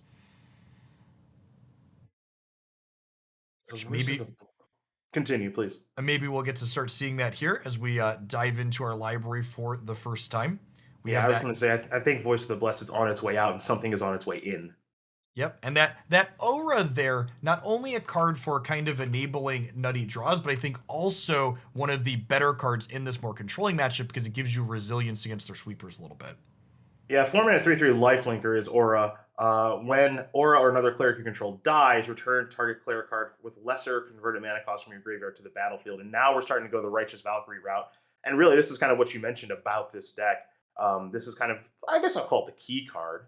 Speaking of key cards, pun not intended, I promise, because I'm not that person. Key to the Archive is here, and it's found a copy of Putrefy. Yep, and Putrefy notably does not. A lot of these cards that create cards say you can cast them for mana of any color. Key explicitly does not do that because it taps for combinations of 2 colors of mana. So if you answer the key, it actually can leave these cards created stranded. So Putrefy appears to be a pretty nice find, right? Because that's an answer for the Pyre that's really getting a lot of work done this game. Righteous Valkyries are enormous. I mean, the closing speed on this deck can be tremendous, and we're kind of seeing that right now. These 6/8s flyers, I mean, they're both lethal next turn. Our the Cleric's deck does not contain any 5-drops to go into, I don't believe, right? I don't believe so. Let's see what this is going to be. So we sacrifice this, and this could be a captain to get more value. Yep, just go super wide here. Yep. So Inquisitor Captain, collected company on legs somewhat. So yeah, this is Value City USA. Jeez, okay. Yep, and this finds another thing here, Angel of Unity. And remember, with the Aura, even if a sweeper happens at this point, a bunch of these friends are going to come right back into play. Yeah, this is nuts. This is outrageous. That turn. Yeah, and this is, a little bit less than ideal setup for our control player here. No sweepers, really anything that played to the board, so to speak. And the Cleric's deck really just got to demonstrate to everyone at home what it does when it's left unchecked. Yeah, which is a lot. It's overwhelming right now, and you're also seeing the power of just having Pyre here the entire time. Lunarch Veteran is going to be the first play. Yeah, Putrefy is probably time to cast that. I think you'd rather kill Pyre if you had the ability to, because that value engine is such a problem right now. But having to kill Righteous Valkyrie makes sense. Yep. So I have a few different sequences here. They can Pyre. There's always so many choices with these decks that have the Birthing Pod-esque effect, because you can turn anything into any other combination of things. Well, there's another Righteous Valkyrie. Trigger the Lunar, trigger the Voice of the Blessed. Creatures are enormous. Right. Voice does everything, including gain flying. Blastpool Mimic. Stuff. Okay, I'm in on this Cleric's deck. I'm in. Yeah. And it wasn't like a tough sell because I was looking for a creature deck anyway, but like this is outrageous. And oh look, another game where Hullbreaker Horror is not cast. Yep. Basically that mulligan. I'm just taking a mental note on Hullbreaker Horror and it never showing up. And so far, we're 2 for 2. Not We're 2 for 2. Not a good day for 7-mana 7/8 so far. No. And, obviously when that card kind of got previewed and then started making the rounds very early on in its lifespan in Standard, everyone, oh boy, this card's outrageous, all this stuff. And the Magic community does have a tendency to overreact at times. But this has not been impressive. And I will say, if it does actually get on the battlefield, you get to untap with it, sure, it's awesome, but there's a reason that it's awesome, is because I don't know how likely that it's going to be to happen. Yep. And we see here one of the cards getting to come in for our Clerics player. There actually looks like only one copy in the sideboard of Valorous Stance. I think is actually one of the best cards you can have against these control decks in the format when you're a creature deck, because it can save your key threat from a sweeper in a spot, but it also is able to answer those Leers and Hullbreakers if they are able to show up. Yeah, I would consider Valor Stance. I think your analysis of that card is 100% correct. It's a little bit under the radar insofar as kind of forget that it exists, but it's a good tool for these white-based strategies of just it has a lot of flexibility, 2 modes that matter quite a bit, and will show up maybe initially just as kind of a sideboard card that might slowly, depending on what the metagames look like, work itself into the main deck. One really interesting sideboard decision from our Clerics player is they notably left their Sorin the Mirthless in their sideboard, kind of acknowledging that they don't want to grind in this matchup. They want to do like they did in that first game and just pop off and be the beatdown. Yeah, be the aggressor, kind of walk the rope of being the aggressor. Ideally, you find a Pyre as well to kind of get that engine online, and it looks like it's something that this Azoria strategy has some difficulty in dealing with. So has found another Pyre, has Avocategory. I feel like I just butchered that name. Which one is it? Oh, Avocategory. Oh, Avocategory. I was like, I feel like I said that. I was like, which card are you talking? Oh, it's the user. Got it. Yeah, bring that up. I was like, I missed that one in the last release. So the Geist Chandler notably making the Doomscar cheaper here. And honestly, that's one of the things that's just the toughest part about playing against these cost reducers is the range of things that you have to be playing around is so wide when suddenly things could cost drastically different manas than they were created with. Well, here's another good white creature in Elite Spellbinder, and information is key because now you know exactly what your opponent is working with. I've been harping on that with Test of Talents, and I'll do so again here because it allows you to know what you need to play around and what you care about. So Divide by 0 is going to cost 5. No one would play that card if it costs 5 mana, so that is a big change. Looks like Teferi is going to come down now. Could have slowed that down, but clearly doesn't care that much about it. Yeah, the artifact mana alongside Teferi, who slows the sunset here, is really interesting because it kind of allows it to do its best Teferi Hero of Dominaria impersonation by untapping 2 lands at the end of your turn. Or more immediately if you wanted to do something like Doomscar right away. Yeah. Now, not the most impressive Teferi we've ever seen over the Teferi lifespans. We've had plenty of them over the past decade, but still a totally reasonable card that is, in my opinion, worth answering. Yep. Yeah, I mean, the downticks on it providing card selection are also very valuable if they're not pressuring it off the table. You know, you find something like a Discover the Formula and it can snowball very quickly. So this game on our Cleric side looks a little bit different from the last game. The last game, a lot more pressure, while also having the Pyre engine kind of going, getting all that value from Aura. This one, a little slower out of the gate. Doesn't mean the heat can't be turned up pretty quickly here, but you have to do a lot better than Lunar Veteran. Voice of the Blessed kind of needs to work itself into the equation. Maybe Elite Spellbinder gets replayed again. I'm not sure. But Teferi looking like it's going to start to accrue at least a little bit of value this game. And we see that there's kind of an awkward tension these blue decks create where the blue-white decks create where you need to put so much pressure out that they feel compelled to play their sweeper, but also not get caught by a tempo squeeze by Divide by 0 bouncing your only relevant thing. Yep, totally agree. You're incentivized to overextend. Yep.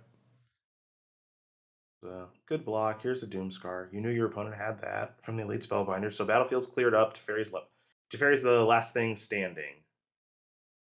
Trying to decide, untapping our lands here means that we get to go ahead and just Fading Hope, potentially their only play next turn, which has a lot of appeal. Yeah. Okay, the 5th land means we could double spell here if we wanted. Those veterans notably being able to disturb back as well. Here's Angel of Unity. Okay. See that aura gain that purple text perpetually increased in stat size here. So Angel Unity, 1/3 flying lifelink, ETB, or you cast a party spell, choose a party creature card in your hand, and it gets +1/+1. Of course, party creatures are cleric, rogue, warrior, and wizard. Okay, and Key to the Archive there's seems a key good. to the archive. Notable that key to the archive requires you to discard a card after you draft, so it is not actually going to get to draw something here unless Teferi downticks first. Okay. Doesn't look like it's down ticking.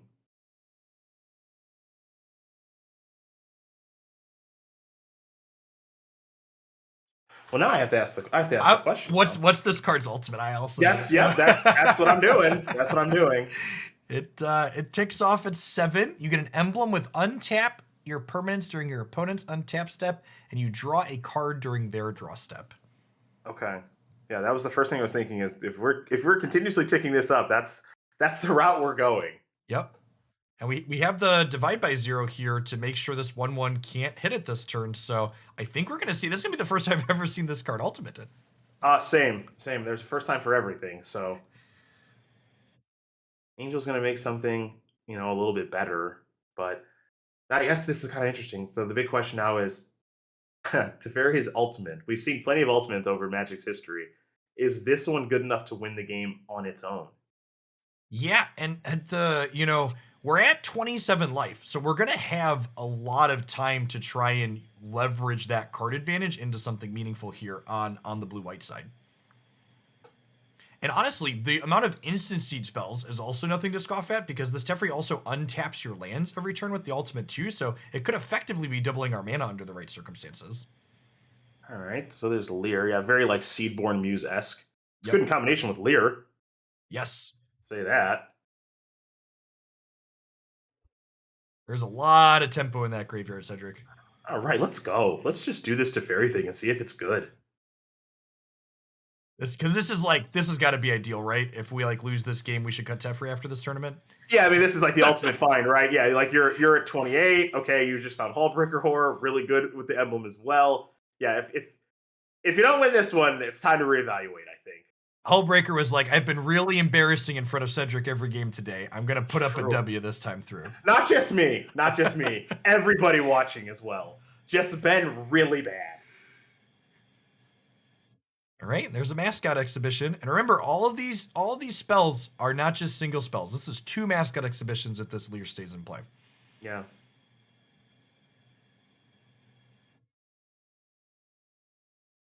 Here's Fading Hope. Get Redain out of here. That can't be replayed.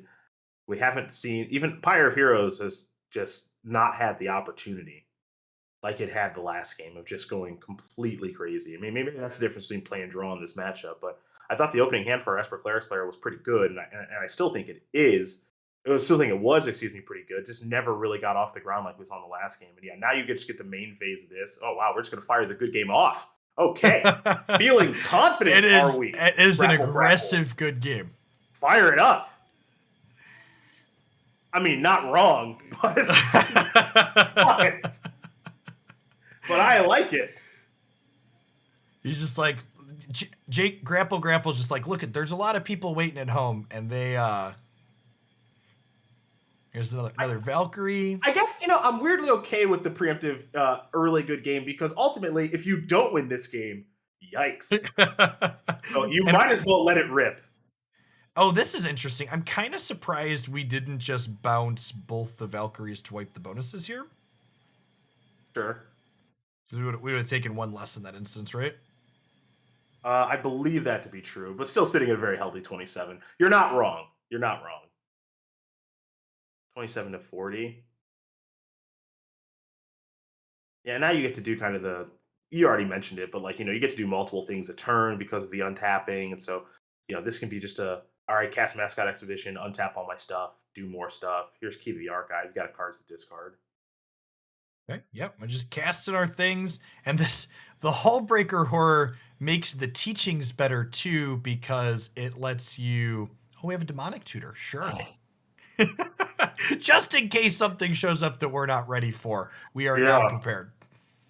And with Lear, it's double demonic tutor. Yeah, it sure is. And with Celestis, it's really easy to cast. Yep, get to cast it right now. All right. Oh, okay. Okay. I guess we're all set. Mystical It was Archive cards are busted. it was the demonic that did it. Yes. Yep. I'm trying to think, like, what are we getting there that makes it more concession worthy than the Breaker and the Leer that are already in play? Yeah, and the emblem. That's also working. It's like, Yeah. it's the demonic. I can't beat that one. All right.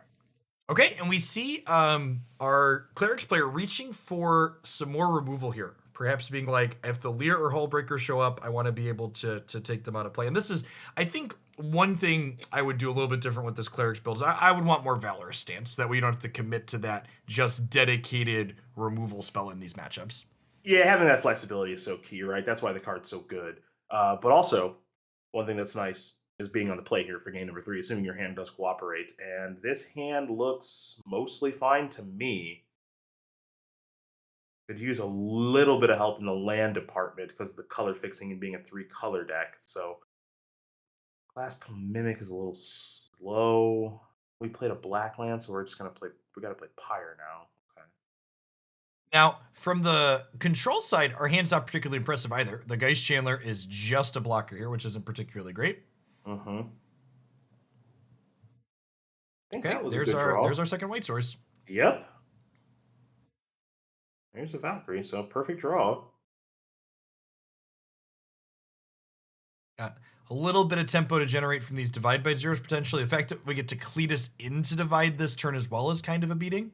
Yeah, that's really, really nice. That's really nice. Just 1 mana divide by 0. Get a little value off of the learn. Looks like it might be Introduction to Annihilation, which you can cast because you have 4 mana on the battlefield now, 5th land coming. So there you go.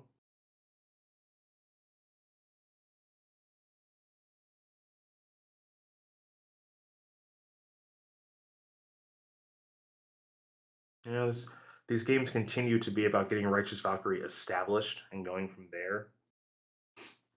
Yeah, and the divide by 0, while not being a permanent answer, it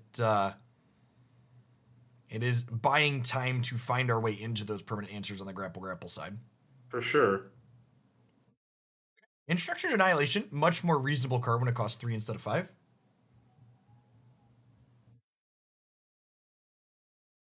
All right, this draw stuff. Okay, that's a good draw. That's a big one. That's a good draw. And with the really with the nice. Glass Polemic in hand, it's kind of like 2 captains in that draw. Yeah, that's a really huge draw. This is the tempo we needed from the divide by 0, putting us constantly behind. Yep. And now Azorius control really needs a big draw step. This is the potential for a big draw step in Key to the Archive. It's not a guarantee.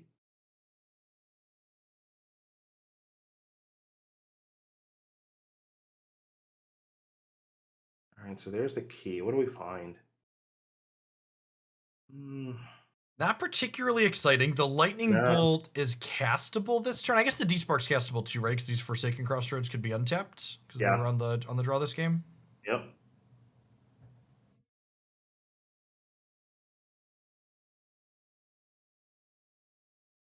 Yeah, let's untap that. No, we're scrying. Oh, scrying. Okay.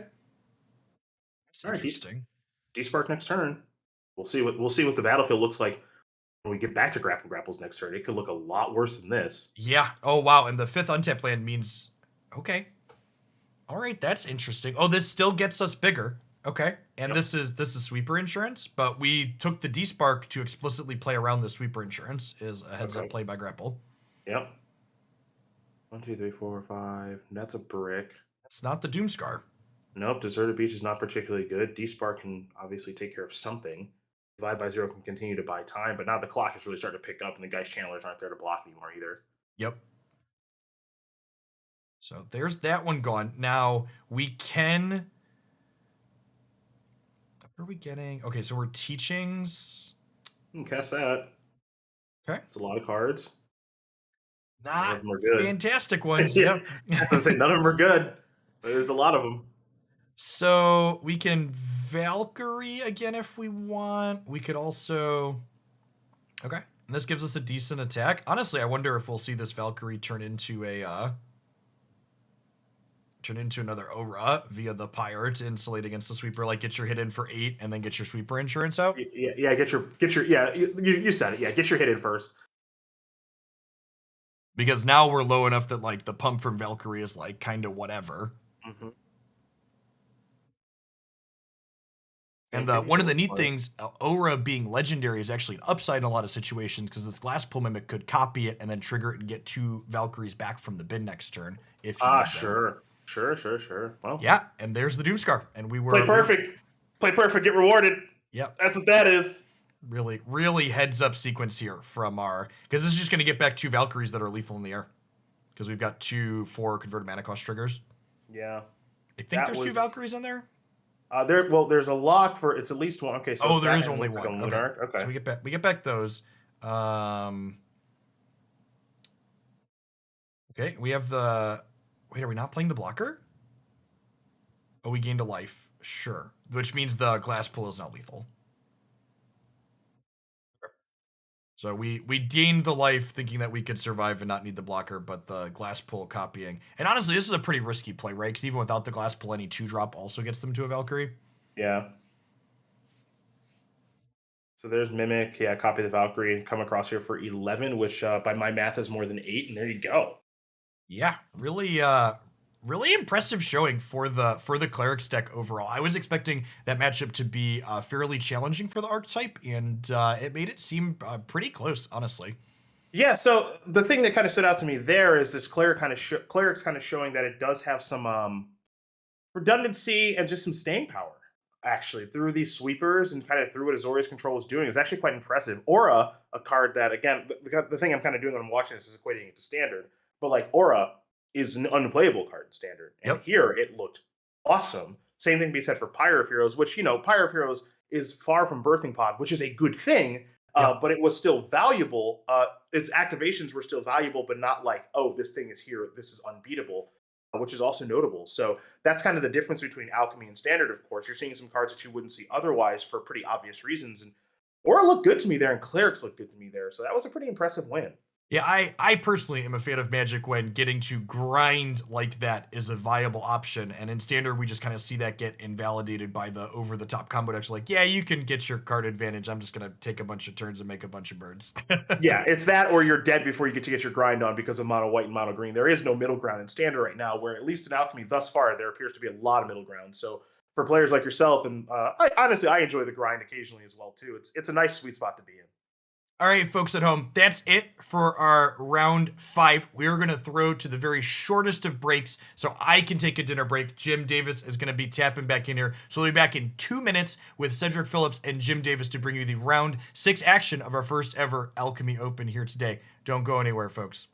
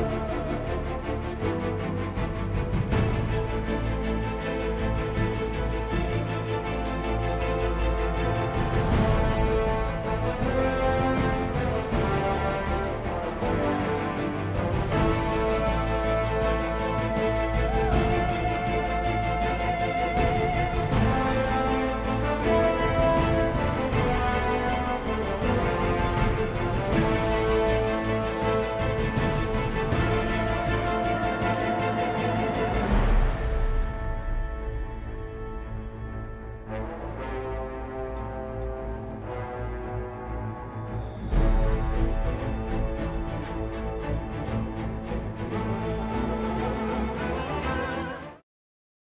everybody. Welcome back. No Jeff's here. It's Cedric Phillips and Jim Davis. The Hooglandia Open Series tournament is back. But this time, Jim, it's not standard. It's not historic. It is alchemy. Alchemy. Ooh, mixing things up. Yeah, this has been an exciting tournament so far. Because there's two things happening. Obviously, we have the rebalance cards, no Epiphany being at full power, Chariot, but these new cards, these new mechanics, Seek and a lot of different things happening at once. Kind of like the old adage where when you have a science experiment, don't change too many things. They've changed a lot of things, and we're really alchemying. Bubbles are happening, and we're seeing archetypes that weren't really good enough, like Venture and Friends coming in, as well as archetypes that are already there. It just gets really, really awesome. Yeah, I know. The one thing I really do like about this, yeah, is we're just really kind of throwing things on its head right now, which I think is pretty cool, right? So there's a lot of times where people are like, "Oh yeah, like what if Splitter Twin was unbanned? And let's like try this, and let's like do like modern no ban list tournaments and stuff." It's like, no, no, no. Wizards of the Coast said, "What if we just start putting crazy stuff on cards and digital only? Let's see what we can do with that." And we are finding out that for the most part, it's pretty cool. Yeah, I'm about it. And like a lot of these mechanics are just things we would love to do in Magic, but can't. Like the seek mechanic. I want to seek an elf. I just want to draw Yeah. an elf. Can't do Yep. that in Magic, but on online you can, and like it feels very natural. It's been really, really cool. All right, Clerics v Dragons is what I believe we've got in front of us. So this should be interesting. Creature matchup, pretty much on both sides. Might be very two ships passing in the night esque. And if that's the case, my lean is Clerics here because I think this their creature engine and what they're doing is a little bit more powerful than just dragons kind of trying to brute force. What are your thoughts there? We've seen a lot of his Dragon's deck so far, and honestly, the key removal spells are really important because you're right. They're both kind of just doing their thing, setting up. But the Dragons player has a wrench to throw in that one key turn, play a big dragon, and start to snowball. So I'm leaning Dragons here, but we will see. It has the ability to kind of break things up. Okay. Well, Dragons versus Clerics. Jim's on the Dragon side. I'm on the Cleric side. We'll see how things do unfold. Is the Forsaken Crossroads is where we're going to start this game, it looks like. Yeah, and that's a cool one. And that's the kind of thing where using the design space to mitigate being on the player draw. Modern Horizons did the opposite with Ragavan, but trying to do things a little differently with Alchemy, which I think is really, really cool. So we're going to see some dragons. There's a Den of the Bugbear. There's Orb of Dragonkind. So already kind of getting the engine online. Speaking of the engine, there's Righteous Valkyrie. So both players with good draws to start things off. Yeah, and the big thing here, I think, is that the Dragons cards are just good. Righteous Valkyrie needs some friends. Moonveil Regent doesn't really. We're going to see Goldspan next turn. It's a lot of damage coming across. And the Hierophant requires some time to get going. Captain's pretty good too, but a lot of raw power on the Dragon side.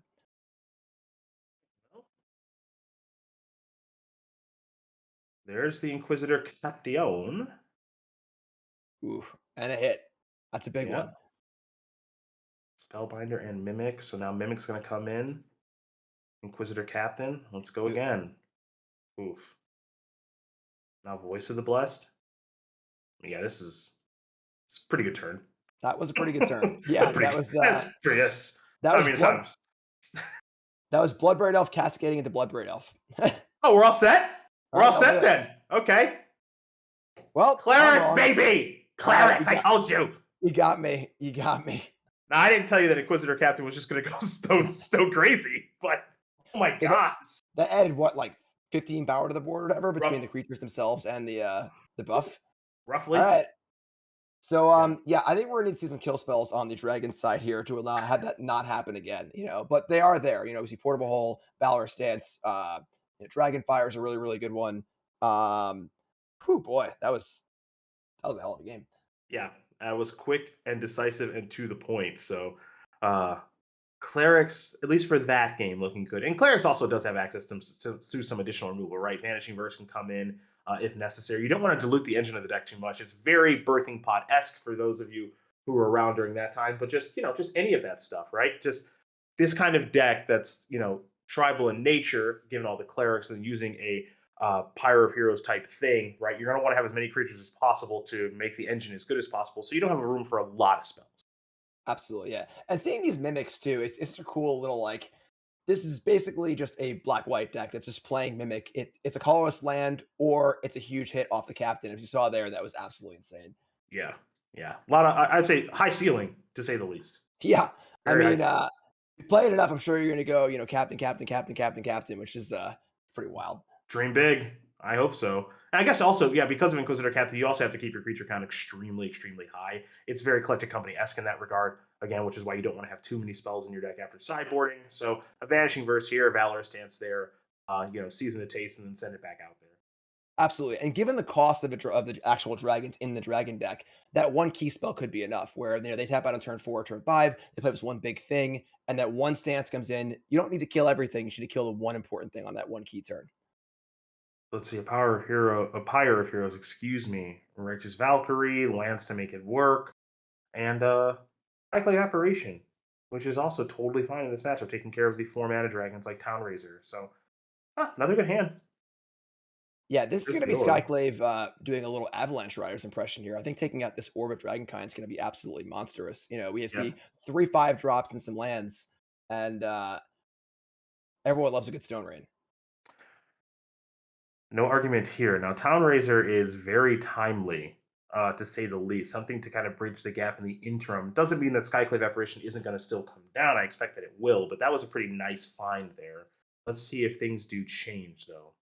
Yeah, absolutely. That was monstrous. The 5-drop problem has been solved now by finding a bridge, and now there's a really tough choice here. Do you Skyclave one or the other? Do you stance? We'll see the Skyclave on the All dragon. right. So now uh off to the races here at 5 drops. And never a bad place to start in Goldspan Dragon. That's going to be clear for takeoff. Haste, of course, going to create a treasure, get in 4 points of damage. Not only you have to deal with that, but you got an onslaught of dragons following up now as well.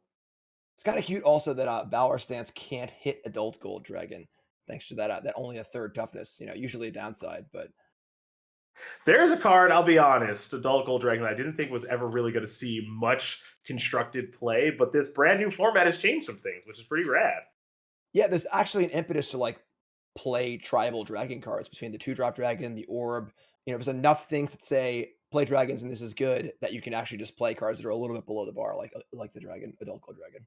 Yeah, so Adult Gold Dragon, 3 R dub, 5 mana, 4/3. Flying Lifelink Haste. Easy enough, straightforward enough, and powerful enough. Yeah, and we're also seeing the effect of the tyrant on the land. We have a sulfuric vortex in play, and this game is mostly wrapped up. There is some potting action to be done here, I suppose. Yeah, so this is where things I think get a little interesting because now it's okay. How powerful is Pyre of Heroes? Is this card, um, is this kind of card that can save you? In spots like this, way back when Birthing Pod would go, oh yeah, this is no problem. I can get us out of any sticky situation. Here, we're gonna find out. Yeah, the issue, of course, being that I'm not sure if there's any really good fours here. Captain's a reroll, obviously. On the threes we can get some removal spells and things like that, but rolling up to 4 and then nothing in the graveyard for the actual Hierophant abilities. So this is going to be a spin on Captain most likely, and we'll see what turns up. Okay. With the extra haster in hand, though, it might still be too much.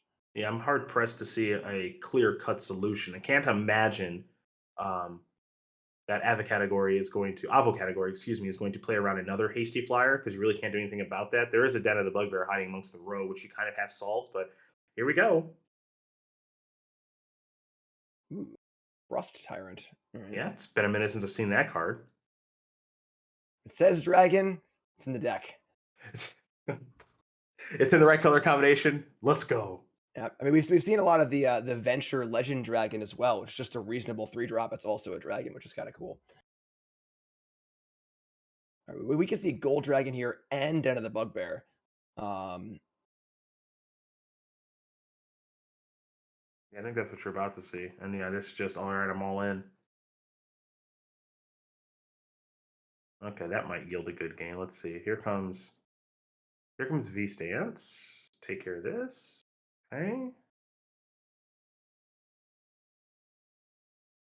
All right, so at 5 forces a chump, 8 life gained. I mean, if there's some sort of like crazy chain here, I mean the big thing would be if Avo could draw a 4-drop to sacrifice and also get back the 2/4, but having to sack the land of its trigger, not having an extra land as well, I think this has probably got to be it here. I think you're probably right about that. I'm just coming from too many different directions. Yeah, I mean the 2-drop is actually not a bad draw because it allows you to pod to 3 and use the cards in your hand and the cards on board, but that's just too much. Yeah, too many dragons, too fast. Well, this is what we kind of said, right? It's just both decks are going to kind of do their thing, and whoever does their thing better. What we saw in the first game, clearly clerics did their thing significantly better than dragons. And in that game, that Town Raiser was an enormous draw, and it was a card that needed to be answered. But Town Raiser's Sulfuric Vortex effect, as you mentioned, just continuously clocking the opponent, but also needing to be answered because it's a 4/4 flyer itself. So huge draw set there. Yeah, that was everything. Because if that Skyclave hits the orb, now we're behind 2 lands on it. We have always 5 drops in the hand, and the cleric player has all the time in the world to get set up. So absolutely monstrous draw step. But if you're rooting for clerics, which I am, you're on the play for game 3. Clerics over dragons. Which is all you could ever hope for. Yeah. I mean, being a clerics fan is like a little boring because dragons are cooler than clerics. Yeah. So I'm not really going to fight you on that one. Clerics are just, some people just doing some stuff. Yeah. But and not even cool stuff, Yeah, not really. Just gaining life things, and I'm gonna drink this potion or whatever. And dragons are just breathing fire and stealing money, and yeah, like in those like Team Fortress-esque games and stuff like that. I always like to be like the healer, just kind of in the back, just kind of helping out. I'm not really here to battle so much. Clearly, you prefer the tank route, and you like to just get into battle like Leroy Jenkins-esque. So, you gotta go, breathe some fire, and get it done. Yeah, I don't have good enough micro to do that. I like kind of hang back and try to help people. Sure. Which is honestly a better life motto, to be fair. Lunark is going to come down to start things off. Lunar Veteran is going to come in for 1. Looks like Glassful Mimic is going to be a land that ETP's tapped and pass the turn back. Good start here for the Clerics player. Let's see what we have here. Probably a Fearsome Whelp. Could be Orb as well. Either way, dragons are going to get a little bit cheaper moving forward. This is a good hand for our dragons player here. We've got, the 2 ramp effects, the 1 dragon, a couple removal spells to buy some time. Most important thing here is that I think that breaking up the cleric player is more important than breaking up the dragon player. The cleric has cards like Luminarch Veteran, don't really do much by themselves. So the removal spells are going to be more key on a dragon size, and there are a lot of them available. When you see the hand here, now here's a Moonveil Regent. That's going to enter the battlefield.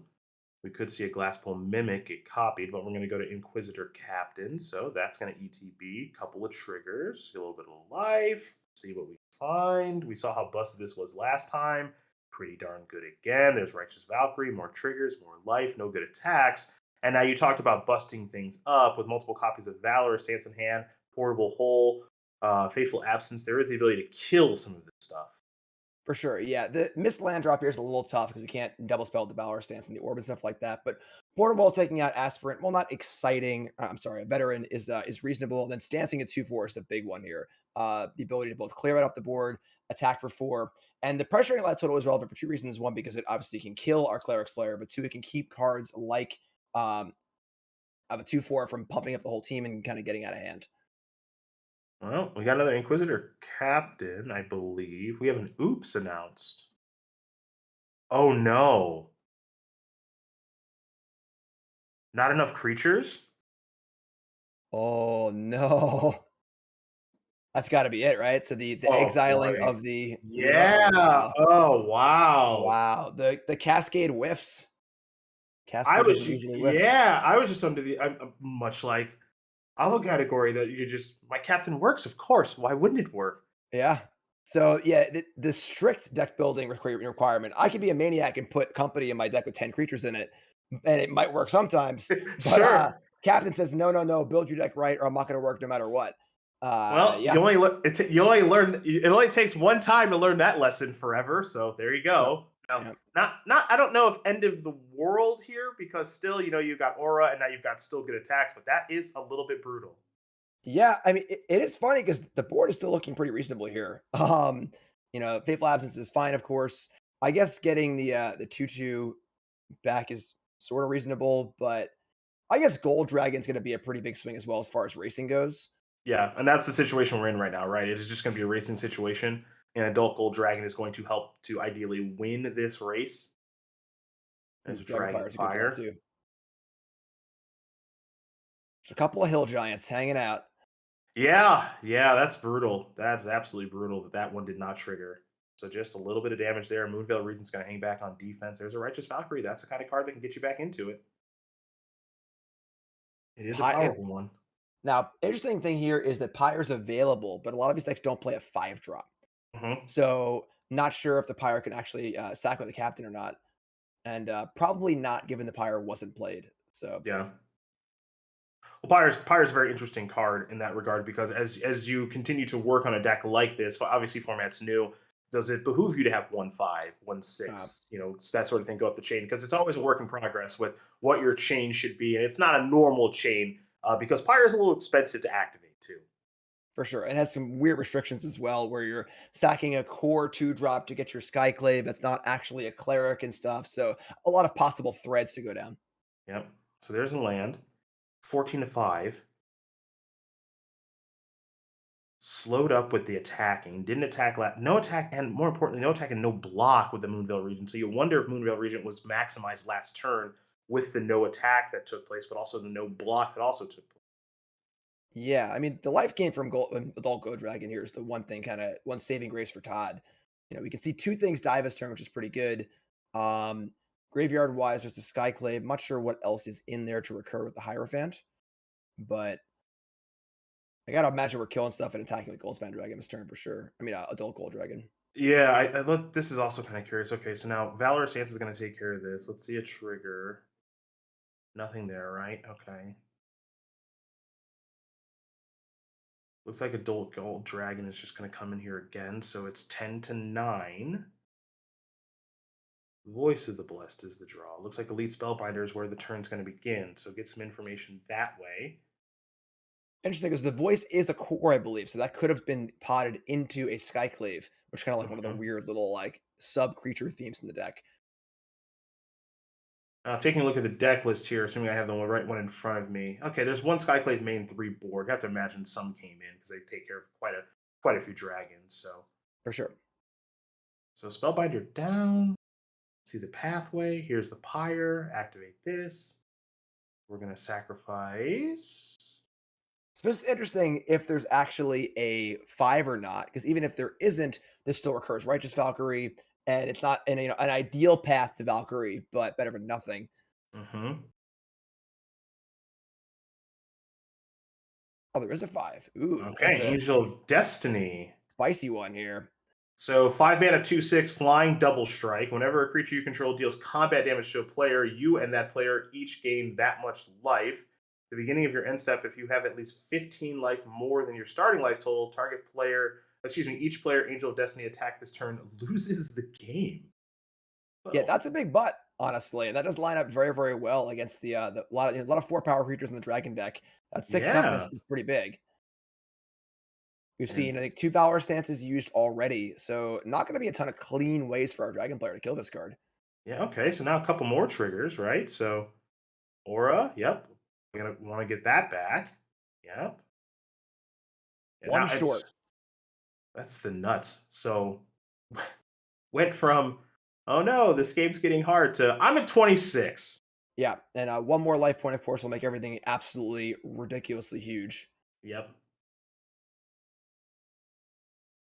Well, that was quite the turnaround. Righteous Valkyrie is not to be trifled with.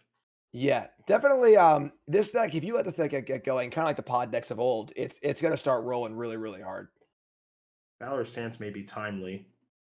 You have to the one thing from the Dragon side of this matchup, I agree with you. The Dragons definitely wants more interaction, unquestionably, right? That's really really important. The one thing that's really tough though is balancing having enough interaction along with enough pressure, For right? sure. Yeah, I would agree, the longer the game goes, the more it favors the Pyre of Heroes player for sure. Good double block there. Take care of the adult. Gold Dragon. You want to sacrifice this Cave of the Frost Dragon to Town Razor Tyrant, or do you want to take some damage? Okay, that land's gone. Big draw. Just a pathway. It still has an active Pyre, so play Bright Climb Pathway. Here's Voice of the Blessed. Yeah, this is a big turn, obviously, now gonna go above 27. Uh-huh. Like I said, can Pyre the Voice or something else away.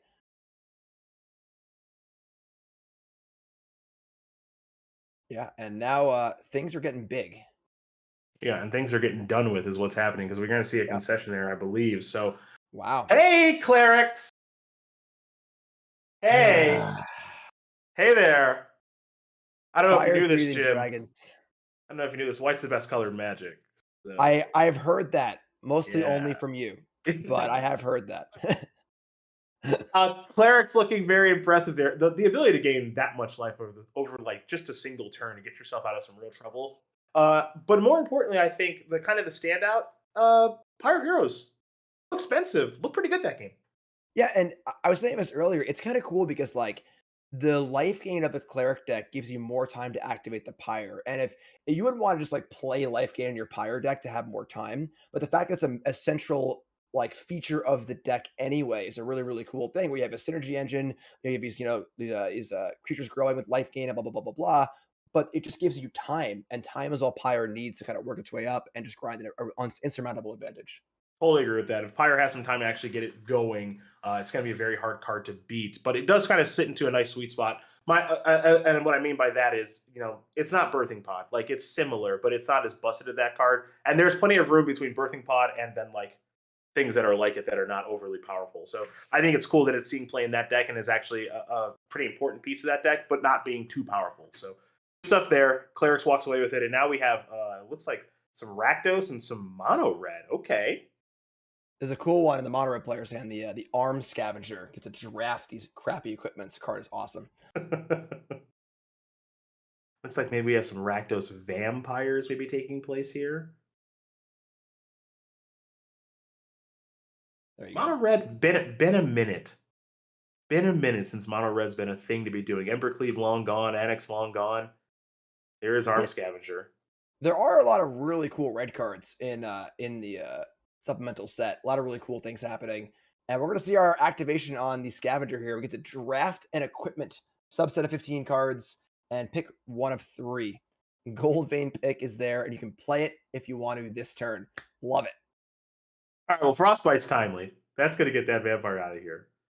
Looks like we're going to move on from the pick. Wasted potential. Wasted. The, the pick is a little low power. See if we can do better with the equipment next turn. I hope so. All right. Yeah. You gotta take your value where you can get it. All right. Here we go. Let's spin the wheel, make a deal. And This rules. ooh, see that this one's cool because it's self-equipped, so it's only one mana. That's it. It's the entire investment right up front. Okay. And looking to be a hole in the curve here as well. If we want to see a 3-drop this turn, so I'm feeling the kite sail right now.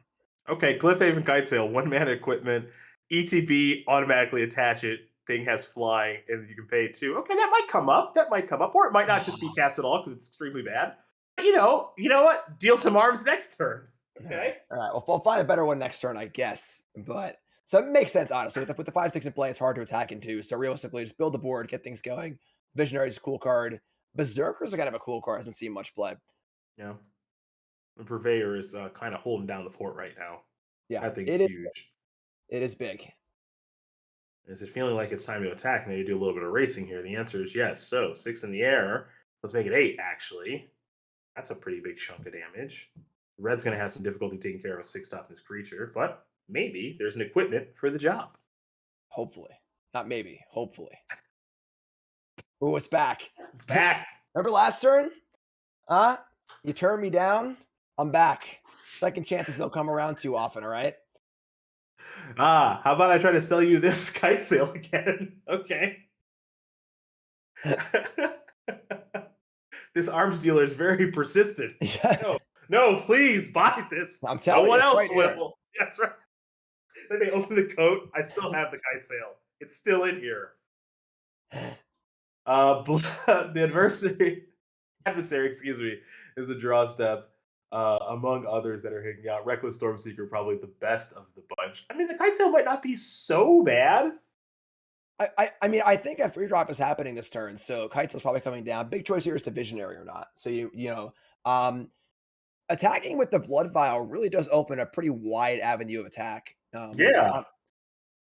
Yeah, you have a lot of options. Okay, so Blood Vial Purveyor is going to generate a blood over there. There's the and we can see our Arachnus player is holding onto his Play with Fire too. Really, really holding on to it. Maybe trying to goad the mono red player into making an attack that looks a little too good and then breaking it up. Sure. Okay, well, here's Play with Fire. Deal 2, scry 1. Well, scry 1 if it's upstairs, pardon me. So here's 3. You gotta cast the Kite Sail. Do you? Yeah, it's free. It's a card. It got conjured Or you out could of nothingness. activate blood. Yep, going. Oh Okay. man, Okay. All right. Maybe next turn. I really hope the Kite Sail comes back for deal 3. oh me too. Yeah. And the phone rings. Yeah. Let's make a deal. Telemarketer, same telemarketer. Hello. Hi We still again. have we still we still have the yellow pages available if you'd like them. Down to 4. Okay, so this gigantic this thing is huge in the it's Yeah, enormous. yeah. I suppose there was some value there sacrificing a blood. Obviously, it shrinks the blood vial a little bit, but this is kind of a classic mono red problem, right? Just a big dumb idiot. It's got flying, it's evasion, and it's cheap, and the drawback doesn't really matter. And really just kind of hammering it home here. Yeah, and we can't ignore also on Blood Vial Purveyor that there's also trample involved. So, Yep. even the idea of just chump blocking. Now, hang on. Spin the wheel. Oh boy, what did we Ooh. find here? Ooh, some nice boots. Would you like some nice boots? Some How, fine, how do you have fine wares? how do you have all these things in your coat? It's It's a a really big big coat. coat. It's a Yeah. big coat. Couple kite sails. Got some boots in there. These boots don't appear to be particularly good at the moment. They're made for walking, all right? All right, let's go. Electrostatic Uh, blast. that is a really, really cool new card. Not very effective at the moment, but it is a pretty awesome one. I don't know how we opened the code up for that one. Yeah, yeah. How you No how you electricity in dealing that game. that? Yeah, but I yeah, made some unfortunately, blood. probably looking for an answer here, but just doesn't really exist to a six toughness flyer. Yeah, it would take 2 spells probably to be able Yeah. to get that thing off the battlefield, and it just doesn't look like that's going to happen right now. This is the appeal of playing Blood Vial Purveyor against exactly a red deck, as it just has a really difficult time. And it's always been a leak for red decks, right? To be able Yeah. to get something that this much toughness off the battlefield. Faceless Yeah. Haven. Powerful card, not powerful enough in this situation. Yep, Not that's even gonna gonna do it. cast the boots before conceding. Got gifted so many wonderful trinkets and wouldn't even play one of them. Just brutal. Just brutal. Just the Brutal. disrespect for the Yeah. arms dealer. It's tough. It's tough. I'm gonna familiarize myself with this arms dealer a little bit more here. Arms scavenger, excuse me. So 2 mana, 2/2. Beginning of your upkeep, draft a card from Arms Scavenger spellbook and exile it. And yep, the spellbook is well, there's a Colossus Hammer in there. I like that card. That is in there. Yes. Yeah. That is one you can put on the battlefield and look at because it looks nice. Got big plans for this in the future. One day. I'm not sure how that one fits in the code either, but Yeah, it's weighing the coat down. Yeah, I'm trying to figure out what is the best equipment in the spellbook. That's a hard question to answer. I think Boots of Speed is reasonable. Anyone that costs 1. And honestly, Kite Sail's pretty good too, because it actually just costs 1. You can play it for Sure. 1 and equip it. The ones that Okay. cost 1 are the big game, I think. Okay. Well, maybe Arm Scavenger will work itself back into the equation here this game, but game number 2 about to be underway here. Mono red versus Rakdos Vampires, it appears. Okay, mono red.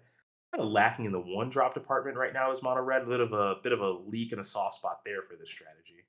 Yeah, for sure. For sure. Been a lack of 1-drops it's been a hallmark now for a little bit, or quality 1-drops, we'll say. Except for Black. Black's got a pretty good suite. Yeah. So we begin game number 2. Looks like Rahilda. Wanted Cutthroat is the first play of the game. 2 mana, 2/2 first striker. Whenever it deals combat damage to a player, exile a non-land card from their library at random. And during any turn you attack with a wolf or werewolf, you may cast that card, and you may spend mana as though it were mana of any color to cast that spell. It's nighttime, and these are some nighttime beatdowns. Yeah, so 2 big Jeez. things with this card. 1, it obviously has the snowball effect of Robber the Rich on the play. And 2, it does start the day-night cycle very, very early, perhaps earlier than your opponent can actually play a spell. And Yeah. those some nasty wolves there. Also has double strike too on the backside, I believe. So 2 triggers, You are correct. which is adorable, obviously. Yeah, that's a heck of a start. Already 11 when you're starting your 3rd turn. Yeah, yeah. And of course, the Stalker does not make things easier, giving future things haste as well. Yep. A couple copies of Thundering Rebuke are going to be here to answer any problematic creatures. Might be We see- easier just to start this turn just by attacking. We see Maybe. a Brittle Blast in hand, which I believe is a 5 damage spell. All right, goodbye. It's timely. 8 And we're going to out. see 2 more cards here. And it's pretty amusing that the Ratilda hit another Ratilda from the opponent's deck. Can't play that one, but an adversary plays for sure. So there's your value. And of course, those removal spells are also hanging out for the future as well. Infernal Grasp, not exactly ideal. It is No. a removal spell, but comes with a pretty high cost in this exact moment. As does yeah, that one. Yeah, I as want do to the play land that drops. untapped. Yeah. Both Smashing and Awakening available to bolt our poor Rakdos player here. Yeah, that's tough. It just kind of goes to show you though that those cards and these cards, obviously they're powerful, right? Aghanim Awakening has a lot of high upsides. Neanderthal Smashing as well as a land or a spell, but the costs are steep, especially in situations like this. It's been interesting because like mono red hasn't really been a thing in standard for a while. And then even when it was in the last format, it was a 36 creature Embercleave deck. It wasn't really a Yeah. burn deck. So there Yep. hasn't really been a lot of burn type of, cards, more traditional red decks in the format for a while to punish them. And right now this red deck is doing exactly that. So we're even up. Rakdos will be on the play here for game number 3. Take a look at the sideboard. Looks like Soren's Shadow's Verdict. Those cards are still going to be hanging out over there. Go blank, definitely not for this matchup. I think you can say the same thing about Duress as well. So just more of a less emphasis on vampires and more of an emphasis just good red and black cards. Yeah, Crush the Weekend would be a big one here in the sweeper. Interesting it's not playing the vampire sweeper. You know, I guess it doesn't kill some of the cards in the red deck as well, but Yeah, all right, well, there's your blood lacking. vial again. Oh, there it goes. Yeah, lacking Lance, but there's Crush the Week. That's a Pretty card good that you hand called out here. right away. Yeah, I think this is a pretty good hand for Rakdos. Yeah, I think play with fire also. Just having any sort of cheap interactive spell to buy those first few turns.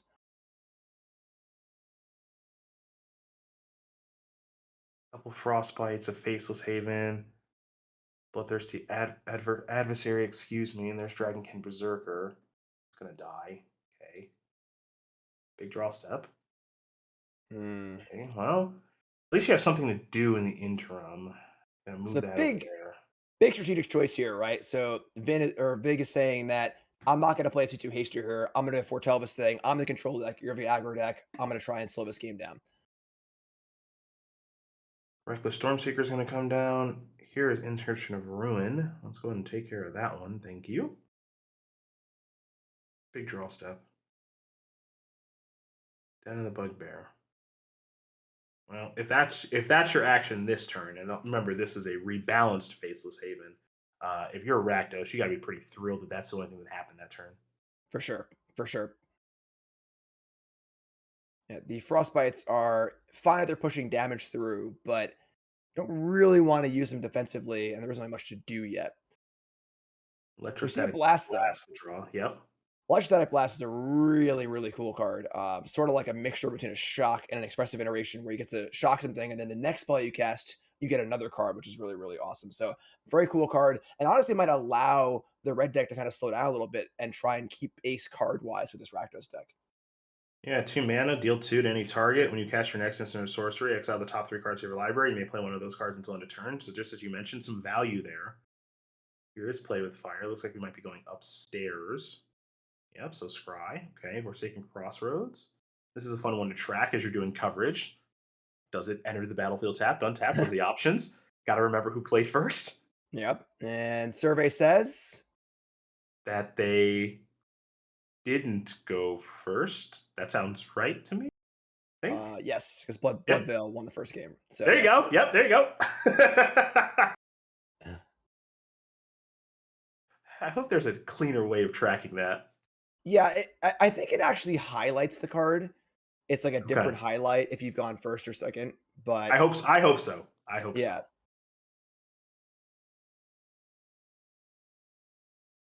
So bottoming land 5 here, but it's awkward. There are 2 adversaries in play, so flashing back a spell is very, very desirable, but of course it's tap land, so you can't really use it yet.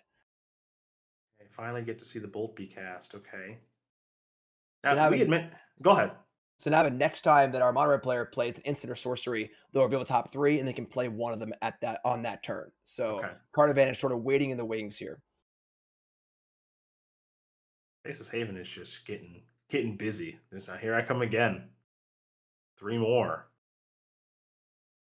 No real follow-up. Okay. Florian? Getting cold in here. Yeah. Can't feel my fingers. Yeah, this might be time to go biting. Oh, we're gonna wait it out. Okay, so now Moonveil region to draw. Here is the Frostbite. Oh, of Electrostatic Bolt course. makes sense. Yep, makes total Correct. sense. Okay. So 3 cards are 2 snow-covered mountains and a Frostbite. So makes total sense to wait. You get to play the land for the turn. You generate a little value. Now fire up Den of the Bugbear. Head on in. Trigger. Make a 1/1. Deal 4 total. And it's these creature lands that have impressed here from Mono Red. Yeah, our red player has really leveraged the creature lands really, really well, not exposing too much. I said in the sideboarding, Crush League would be important, and it's been foretold literally the entire game and done nothing. So Yeah, it has done call it, flat 0. color me wrong, but our red player is playing very, very well. So there's Frostbite. Get that out of here. Untap and draw. Town Razor. Blood. We multi-kicker this. Well, that's what I'll say. And yeah, this should be lethal, right? Because now you just get back You get Frostbite or Electrostatic Blast, generate more value, come across for the W. So Mono Red getting the Rakdos player, Mono dead. Pretty notable. Yeah, that was a cool game, and it goes to show Red's gotten a lot of really cool cards lately that are a little more than just like, all right, Lava Spike you, here's my Goblin Guide. Like, we're seeing cards that, like the Chandra Planeswalker, this Electrostatic card, being able to leverage these kind of card advantage elements that are not as clean as just draw a card, but give you an advantage with creature lands and a lot more multi-dimensional than just sort of like your rah spike you kind of get you deck. Yeah, it's not. Yeah, it's multidimensional is a great way to say it, and also there's some longevity and durability. It looks like built into these strategies with Den of the Bugbear and Faceless Haven. If you do elect to go to the snow approach as well, so it can play a little bit of a longer game, whether it wants to or not. You can obviously make that decision on your own during deck building, but an impressive win nonetheless for Mono Red. So I'm all done. It's you and Jeff taking it home. I've been happy to fill in for both your breaks. I want to thank Jeff for having me on the Hooglandia Open Series. Coalesce Apparel Design sponsoring this. I'm sure there'll be plenty of ads and commercials for that. But I'm going to let Jeff come back in. I'm stepping out. Jim, you and Jeff crush it. Hope everybody enjoyed Alchemy. And we're going to take a short break. So the Hooglandia Open Series, sponsored by Cool Stuff Inc. and many others, will be back in just a bit. Been a pleasure.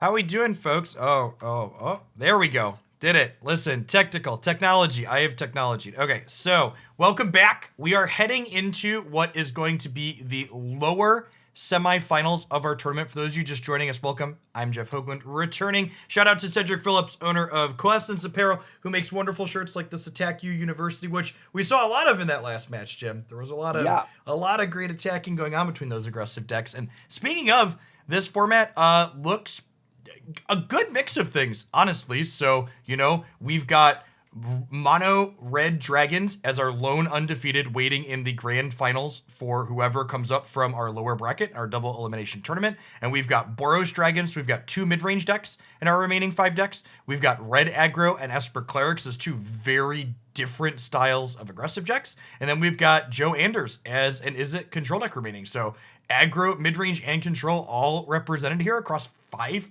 different decks. I guess dragons are 2 variations of the same thing for the mid-range, but At the very least, 4 very distinct archetypes here. Yeah, and what's cool is we're seeing red, right? We have 4 red decks here, but a wide spread, like you said, control, mid-range, aggro. Seeing that across not only the whole format is great, but seeing it across the multiple spectrums of the same color is also really, really cool. Well, and notably too, like red's been present in like standard and stuff for a while, but it's always been an is it shade of red, right? Like there Yeah. were 3 or 4 different is it variations across the spectrum, and now, there's red in a lot of different ways. Without further ado, let's just head right on into our first lower semis match here. And this is a matchup I'm interested to see. So this Cleric's deck, according to the untapped.gg data, shout out to our sponsor here, is one of the most popular decks so far on the arena ladder for Alchemy. So I'm not surprised to see it here as one of the 5 remaining decks in this tournament. And we watched the mono red deck play against a red black aggressive deck in that round 6. And I'm interested to see how this does against this life gain focus shell.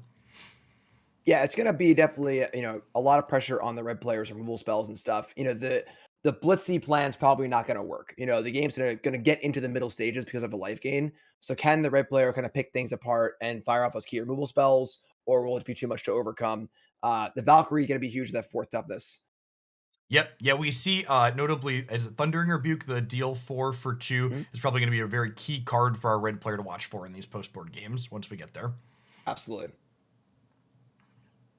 Angel at Unity coming down here, able to provide lifelink. And more importantly, we talked about that 4th point of toughness being troublesome. See that Valkyrie light up purple. How about a 5th point of toughness, Jim?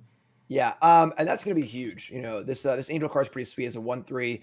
Being able to kind of keep pumping things up. Toughness is a major factor against the red decks. We saw in our last match, Blood Vial Purveyor came down 6 toughness and dominated the board. And if this Angel can keep pumping up these butts, it's gonna be a major problem for our red player. The Voltaic Visionary there, source a card advantage for our players, being able to draw an extra card at the cost of some life. Yeah, kind of a cool one. Good sized body too. Obviously, has to take 1 turn off attacking, but a 4/3 is very well sized. For people commenting at home, I've all of our matches are technically time shifted matches, off by a little bit for tournament integrity and logistical. So our person must have missed changing it. So I apologize for that. There we go. Look at that. Mention it, and they hear us in the past and swap it over. All right, and the Angels are kind of doing what Angels do here and popping off, notably only at exactly 27 life, so possible to push them down a little bit, but there's going to be more things coming into play that gain to life to put that right back up here, and I think our red deck's going to be run over quite quickly here to start.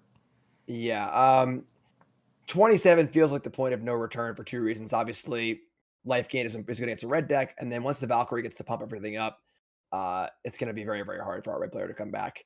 Because not only does our red player have to kill our opponent, but not die to the many creatures that are already in play.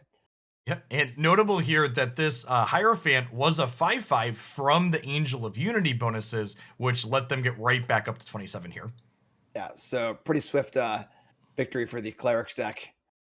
I think that's how I expect that to play out, especially game 1. I think in the post board games, the onus is on this red deck to be a lot more interactive. Yeah, strong agree. Game 1, their proper answers just aren't really there. But in games 2 and 3, we have 3 Thundering Rebuke, 2 Brittle Blasts. We have multiple cards that can kill larger toughness creatures, and that'll allow the red player to kind of like back off a little bit. Kind of get rid of the really rinky dink creatures and lean a little more on the dragons and their removal spells, and kind of almost board into this dragons deck we've seen multiple times already. That's done pretty well against clerics. Yep. Well, I believe I watched a match where clerics and dragons played, and clerics might have won, Jim. Yeah, I'm aside from that one aberration. The cleric deck is quite good. There's no doubt of that. Yep. Be interested to see exactly how interactive does the clerics player want to be post board here. We see a pyre and stuff coming up, but not quite all of the vanishing verses coming in, kind of acknowledging, hey, I'm the beatdown in this matchup. I want to be a little bit more linear and put the onus on the red deck to answer me. Yeah, and I have a strong agree. I think the red deck is definitely the control deck here, which sounds a little weird, but the reality is the red player has to break up what the cleric's player is doing, or they will not be able to win. And they have the tools to do it. They have a lot of removal spells, and again, these better spells coming in. They can lean a little more on the dragons. So the red deck is turning into more of a mid-range deck here, while the cleric deck is largely remaining the same.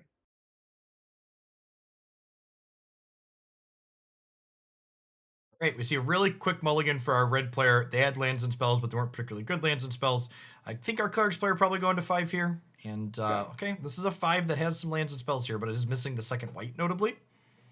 I thought about that one lander for a little bit. You could tell they were, but this is the the ultimate match in the sense that if we lose this one, we are out. Yeah, So these players are 5-1 in this tournament, so the winner will go on to 6-1 for the lower finals before moving on to the grand finals potentially, and the loser will still have a pretty good showing at 5-2, but will no longer be in our tournament as these players have each taken one of the 2 losses they have to give. all right, and here comes the cutthroat, and And the kind of card you kind of just have to block. Yep, and I like this. You're pretty happy with this exchange on both sides, I think. Like, on the Angel side, you're like, all right, I'm glad that you didn't get to draw a card. And on the red side, you're like, oh gosh, my shock got to kill something. Right. And every burn spell that trades up is good because now the next burn spell that's bigger can kill a bigger thing. Yep. See, Town Razor Tyrant coming in here, going to ask this Sanctum what it wants to do. Going to go ahead and just sacrifice again, prioritizing keeping that life total high. Makes a lot of sense. Ooh, and draws a Mimic there. Now is the option to Skyclave the Tyrant. Okay, choosing instead to get the Angel of Unity deployed here. That makes the Elite Spellbinder bigger. The Elite Spellbinder notably being able to be a 4/2 lets it trade into these other 4/4 flyers. It's a nice stat line increase. Yeah, that's huge because Spellbinder actually lines up pretty poorly against these dragon decks because everything has 4 power and 4 toughness. So being able to do that's a kind of sneaky way to get the card to get a lot more value. It's kind of cool seeing the what is this card called? The Dragonkin Berserker here in this deck. Obviously a fine 2-drop. It's a 2/2 first striker for 2.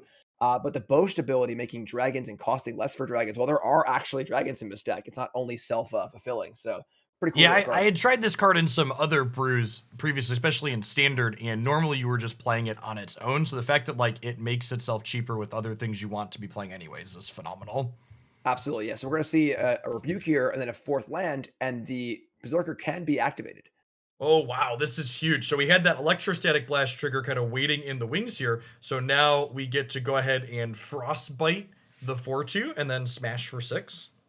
Yeah, Electrostatic Blast is really, really We good. could also Town Razor Tyrant, but I don't know that I love that. Yeah, I Might think be you're... Town Razor Tyranting.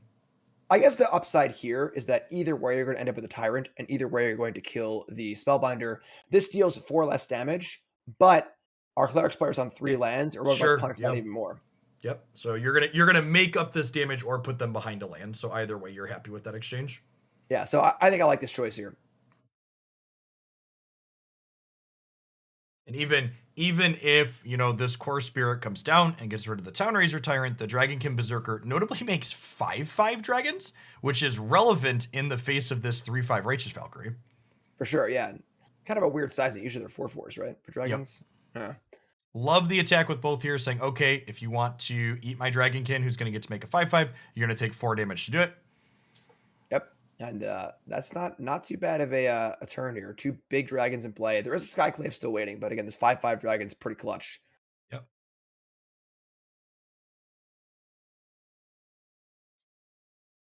I think you gotta Skyclave here, and then you're either chump blocking with Valkyrie or you're going to 1 and then losing your land. Yeah, chump blocking seems like it's not an avenue to victory, so gotta imagine it's going to 1 here. We can see the Mimic copy the Valkyrie and gain 4 life. Buys a little more time. Sacking the land's probably a good idea there. Probably gonna let that one go. Yep. Okay, here's Glasspool. So we get to go ahead and copy Valkyrie, gain 4, go back up to 5. And now we get to double block this dragon and trade a 3/5 for a 5/5.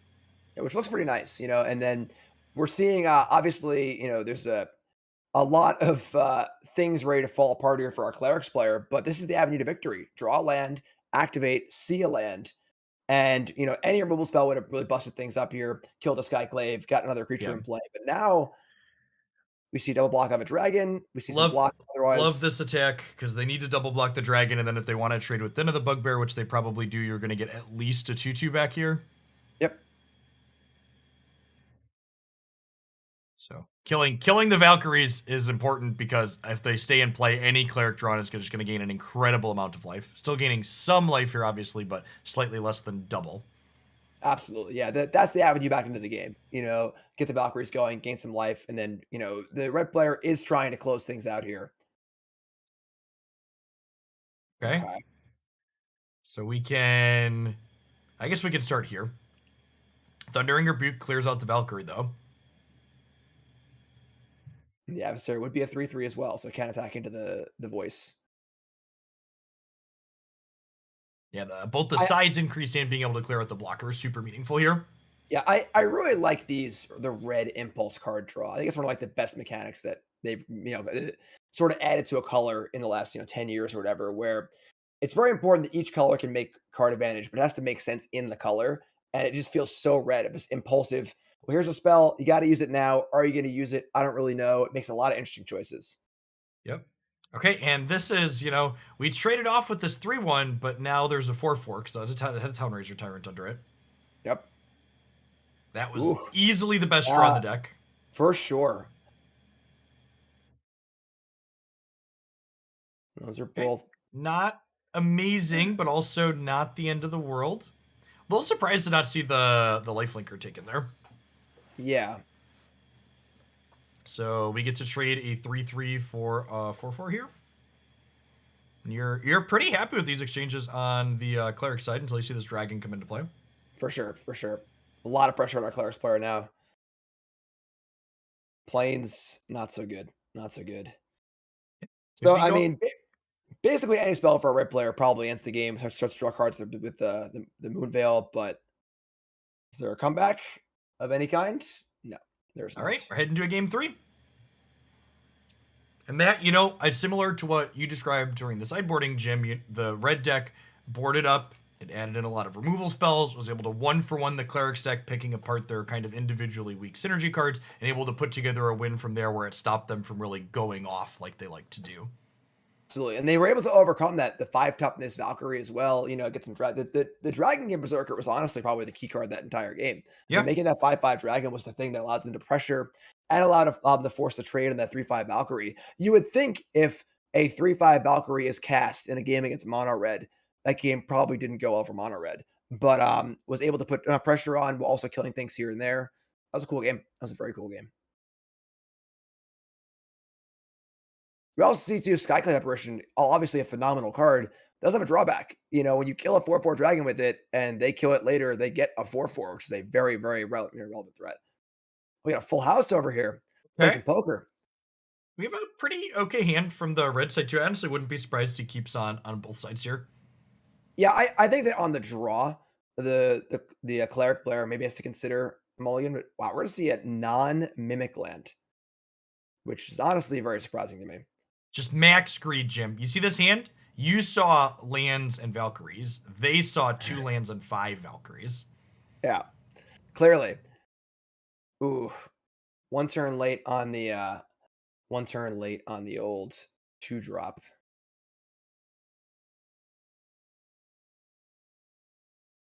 Now, this is one of the downsides of, playing these sort of impulse effects in a higher curve red deck is that sometimes you're going to hit a 4-drop when you only have 3 lands in play. So Visionary takes 2. It can obviously try again next turn, but can't attack this turn, obviously. And then the life total, it doesn't matter. Yep.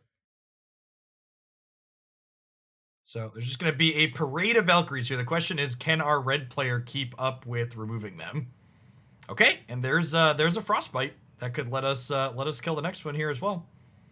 A little bit awkward because now you kind of want to play the Rahilda. Okay, they're gonna give them a turn with the Valkyrie, which definitely a bit of a risk here. Yeah, that's tough. That's tough. It is putting, ooh, actually, they're actually going to leave the blast up instead of playing the Berserker, which is pretty interesting, honestly.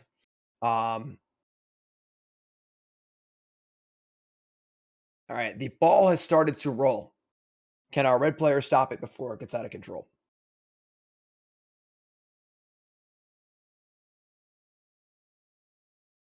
It's not looking great. Now, a big thing here is the attack on the werewolf might incite a block because obviously you don't want to let that thing hit you. And if the blocks happen, I think things are a little right here. Oh, we're gonna see Stormseeker too. Okay. That's interesting. Okay. Yeah. Really? We're I not attacking with Rahilda either. Okay, so. Huh. So this next Valkyrie comes down. I mean it's over, right? Like, Yeah, I mean, the Angel of Destiny could even come down too, right? yeah, I mean we just see, we could have seen Angel of Unity in I guess this makes more life over. I mean, It does, yeah, because the I next one comes in and gains infinite, right? I Like can't this is count plus this choice plus high. choice. It's 54, Jim. I'm out of fingers. I'm out of toes. I'm done. Put a fork in me. You Yeah. know who Yeah, else is done, Jim? The red deck. The red deck is yeah. done.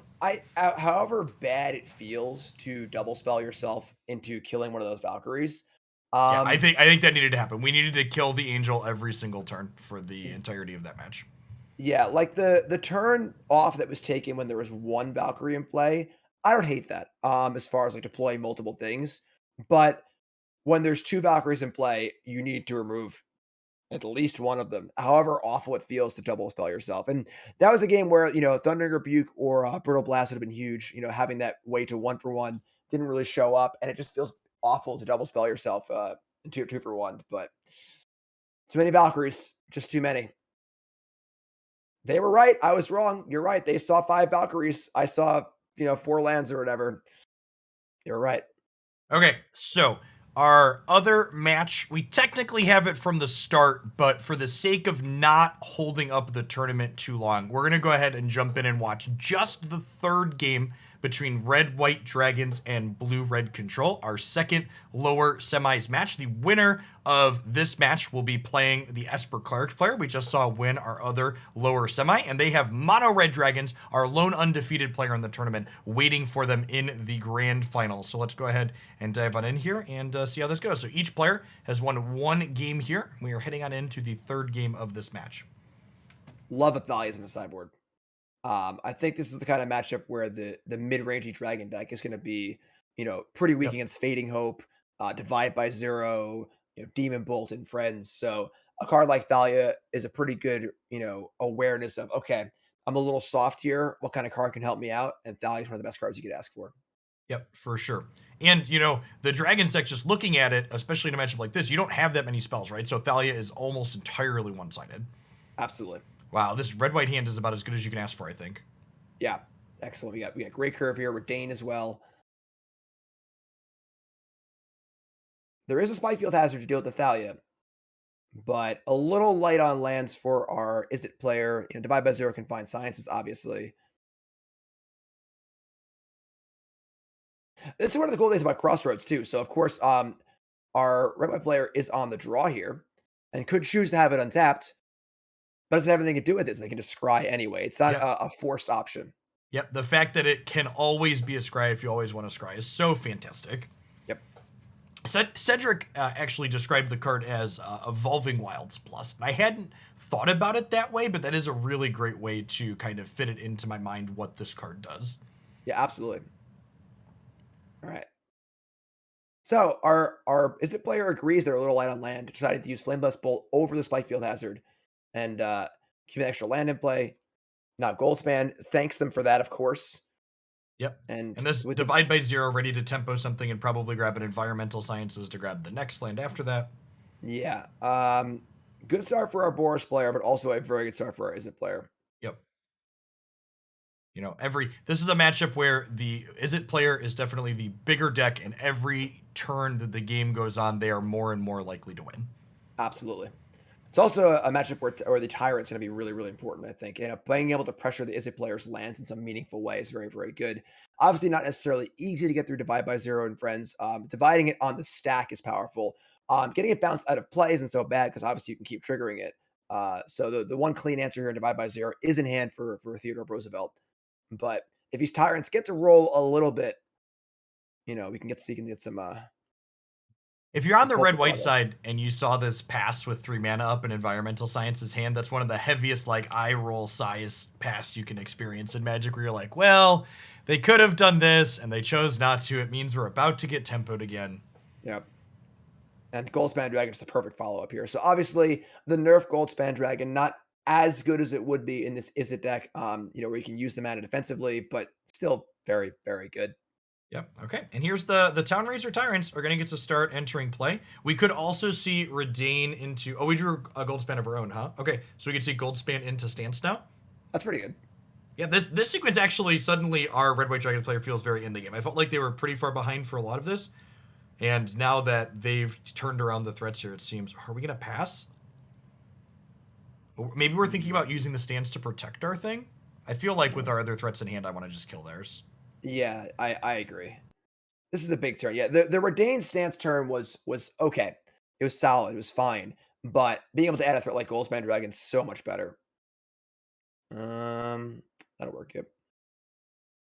All right, there's some lands and not a bunch else going on. And now comes the interesting spot of how much more does our Boros player want to put in play, and what do they want to put in play?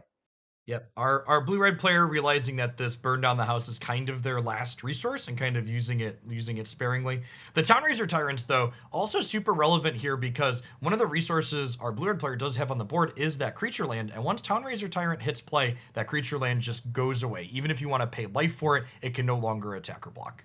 Absolutely. And also, our Izzet deck is just really mana hungry, so if they decide to sacrifice that land and let it go, that's going to hurt a lot. And then the chip shot damage will help as well as far as, closing things out a little bit later. So we see Town Razor. We see it not get divided by 0 on the stack, which is interesting. Probably looking just to go for the full burn down the house. Yep. Giving up a land in order to get this little bit of value makes a lot of sense. Oh gosh, we're gonna see another one come down. You're just like licking your lips if you're the Izzet player at this point. Your mana base is hurting a little bit, but the value on this burn down the house just went through the roof. Yeah. Interesting though, because now there are 2 Town Razor triggers in play, and there are some extra lands for our Izzet player, of course. But yeah, I think you just toss the lands with what your hand looks like. so tossed 2 lands, play on tap land, play burn down the house. Yep. And then it's Redain versus the world. There is a Den of the Bugbear, I believe, in the lands over there. Yep. There's just some D&D books on the table. I don't know what's going on. But we do have a Field of Ruin for our Izzet player at least. So the Den, even if it's going to get an attack this turn, is technically we've got that box checked. Yep. And we see that Fearsome Whelp here. We see that card be really, really, really good in a lot of these games. But there's a floor too, and this is the floor right here. You draw it after the sweeper, no dragons in hand. It's just a 1/1. Realistically.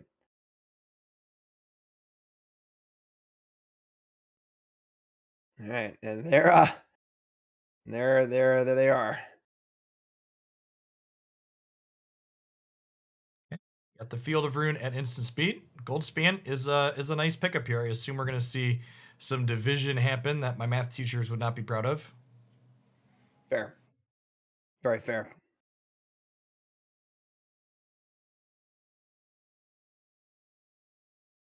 Yeah, so they can divide this. They still have the Fading Hope up. They don't have the Disruption up.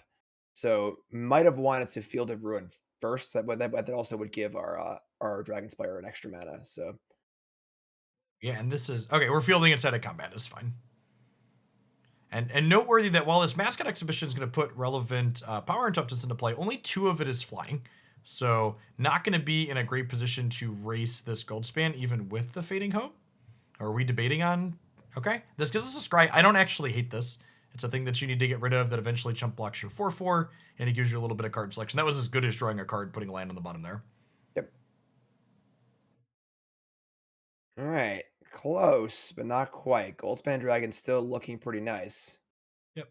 And we know about the Redain. So again, we're just like slowly checking off boxes of things you have to answer if you're on Roosevelt side of the board. And like, okay, this Dragonfire answers Redain, so we're just on the I need to answer Goldspan Dragon plan at this point.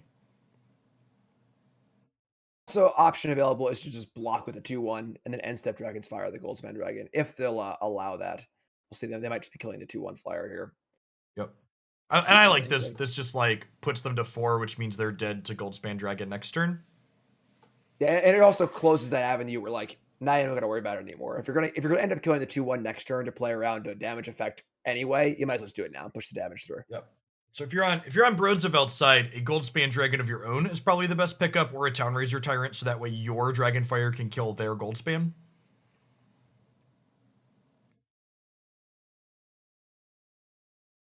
Taking lots of looks around here, trying to figure out what our outs could be.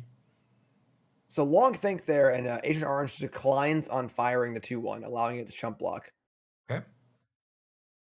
I do suppose that holding the Dragonfire insulates you better against someone having or them drawing another 4/4 next turn. Yeah, for sure. Definitely, it's a better play against the top of Theodore's deck. And Disable Stroke a little late here. A little late. Yep. Notable that only 7 points of power for our Red-White Dragons player.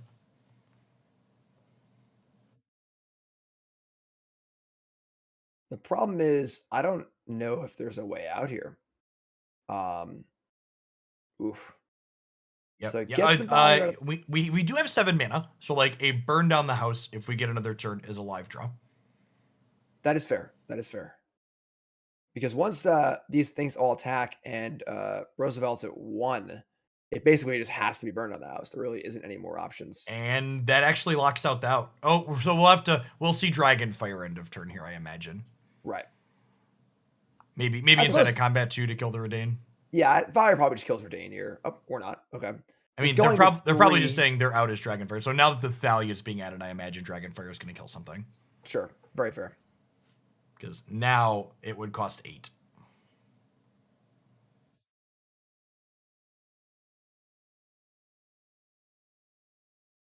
The old sheepish post-combat kill the creature that damaged me. And, well, it's a 5 mana card, but it is. Oh no, Jim! Right, if we would have killed the Thalia, we'd have won the game. Yep. Oh no, that's not true. Redain had Vigilance, right? I'm done. Yeah, although if the Redain had been killed in combat and not taken that extra points of damage, then we would have also lived that way. Yeah, okay. Correct. Because we would have been able to hold the dragon on defense. Yep. Yeah. A couple of small choices there at the end that definitely could have had that one end up differently for our blue-red player. Yeah, I agree that I think that not killing Redain is just saying I have to draw burn down the house, but Thalia throw a wrench in that regardless. But even just like not taking the extra 2 damage, Sure. Like, yeah. Well, I mean, your assessment is probably reasonable though too, right? Because like if you kill the Redain, then suddenly Goldspan Dragon buys you another turn, which is what ended up happening, and then we didn't do that, so we weren't able to buy that extra turn. All right. I think our players are already set and ready to go. Maybe. Waiting for their direct challenge.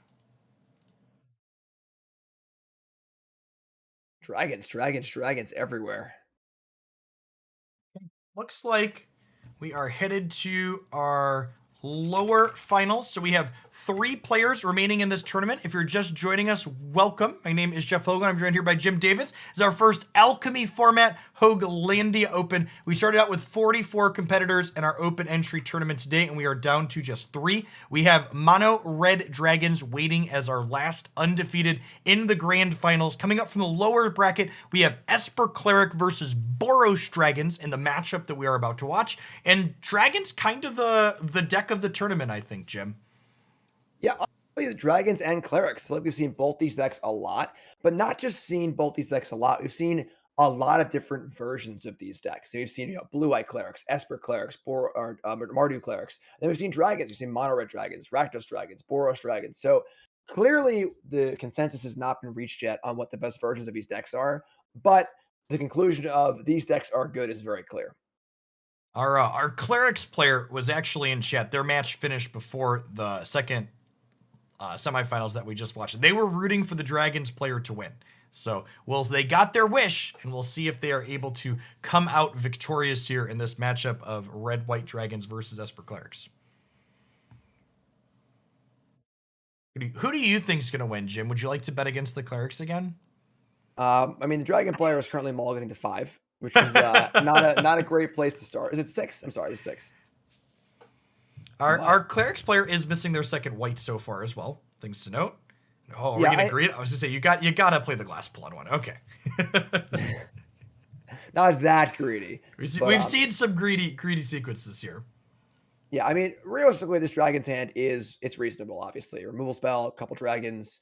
Needs a 4th land, would like to bridge the curve a little bit with a 3-drop or another 2-drop. But all in all, it's fine. And you're right, this cleric's hand is awkward.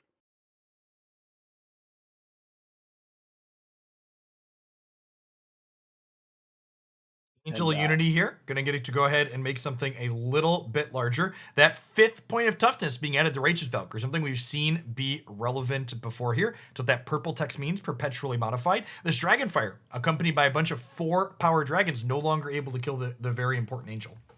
Yeah, the Angel of Unity is pretty solid. It's a pretty solid card. The body is fine by itself, but it really has a nice effect on the game that obviously we've never seen before. The effect of cards in hand being modified is cool, and it's obviously been very, very powerful.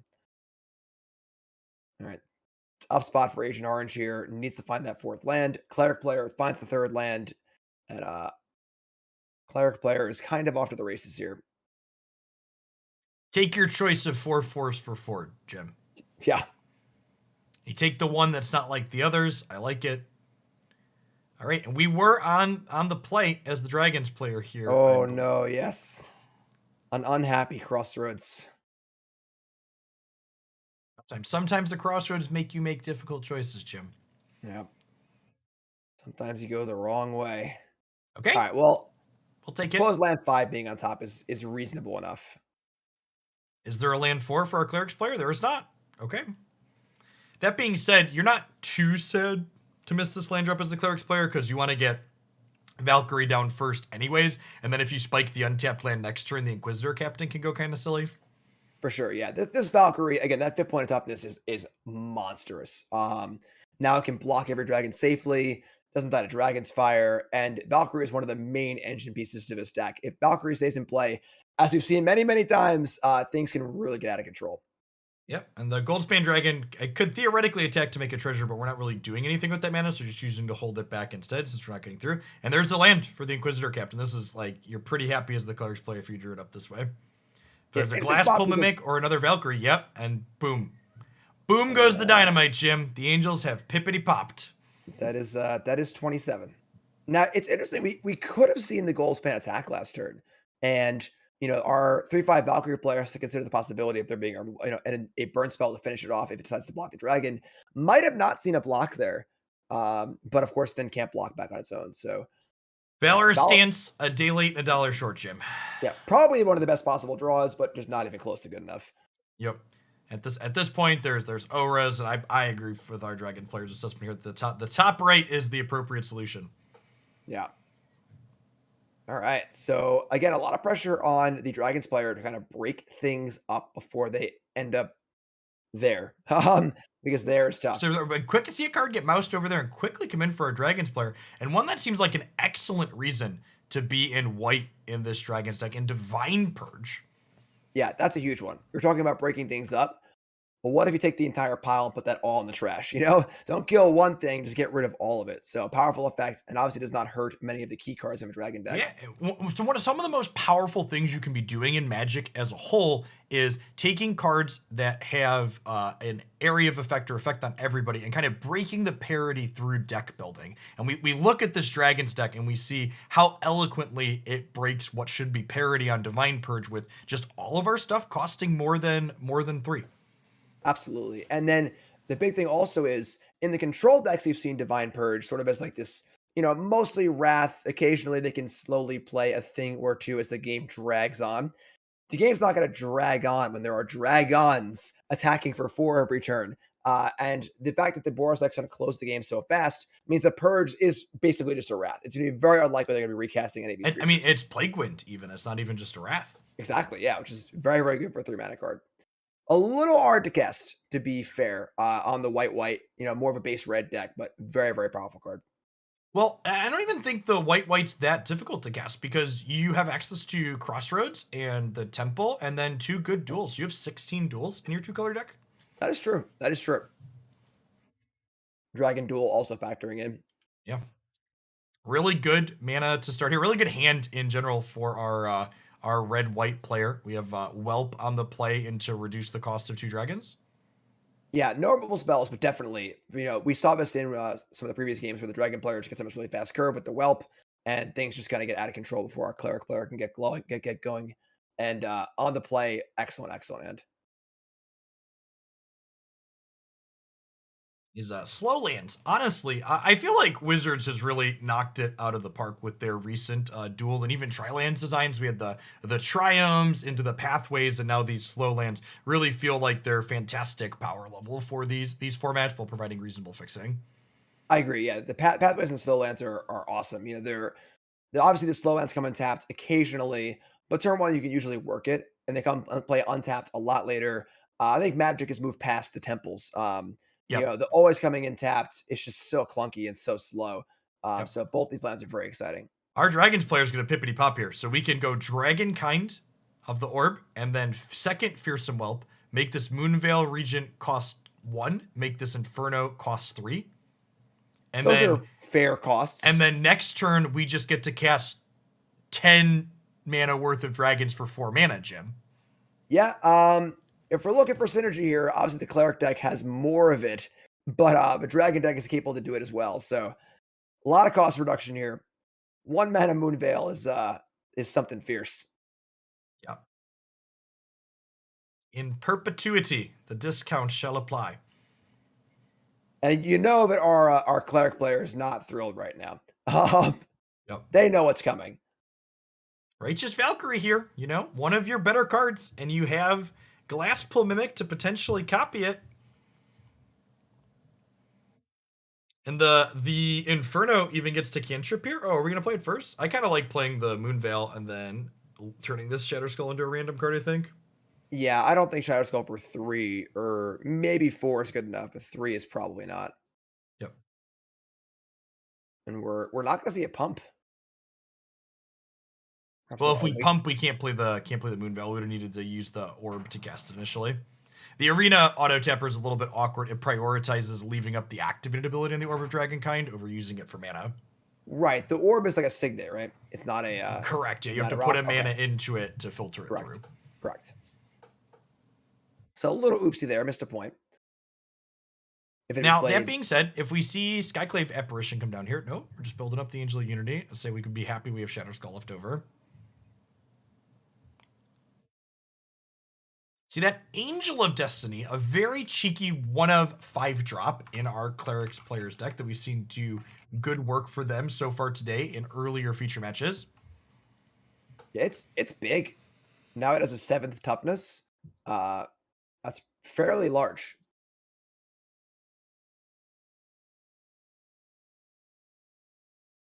Swing with everything here. So trying to maybe elicit a block of the 1/3 on the 1/1 didn't work. So again, 1 life, take 5, net a total of 4 loss, but more importantly, get a counter on this Voice of the Blessed. Flame Blessed Bolt, notably only dealing 2 points of damage. So not quite ready to be able to kill anything here. Not looking particularly impressive at the moment. Yeah, the Orb could have been sacked last turn, right? No, we were short 1 mana. Oh, right. We cast the Moonveil, correct. Okay. So we're discarding Flame Blessed Bolt at this point, right? I would hope so. Yeah. I like it. That's pretty good. That's pretty good. Oh, water delivery. There it is. Look at that. Dad forgot to lock his door after his last break. Okay, let Dad fix that really quick. Jim's going to guide the stream. Say hi to the internet, baby girl. I don't get any water deliveries. Jeez. So we see the Tyrant come down, and of course the Purge in hand is the ace in the hole for sure here. Although we see the Captain find a Mimic, which will get another Captain. Now the Purge won't kill the Captains, but it will kill everything else. A lot of life gain here of the Valkyries. a very large Voice of the Blessed. But once again, we're seeing this sort of one-sided Plague Wind. Our Dragon player can take 7, untap, fire off the Purge, and a lot of damage to be had.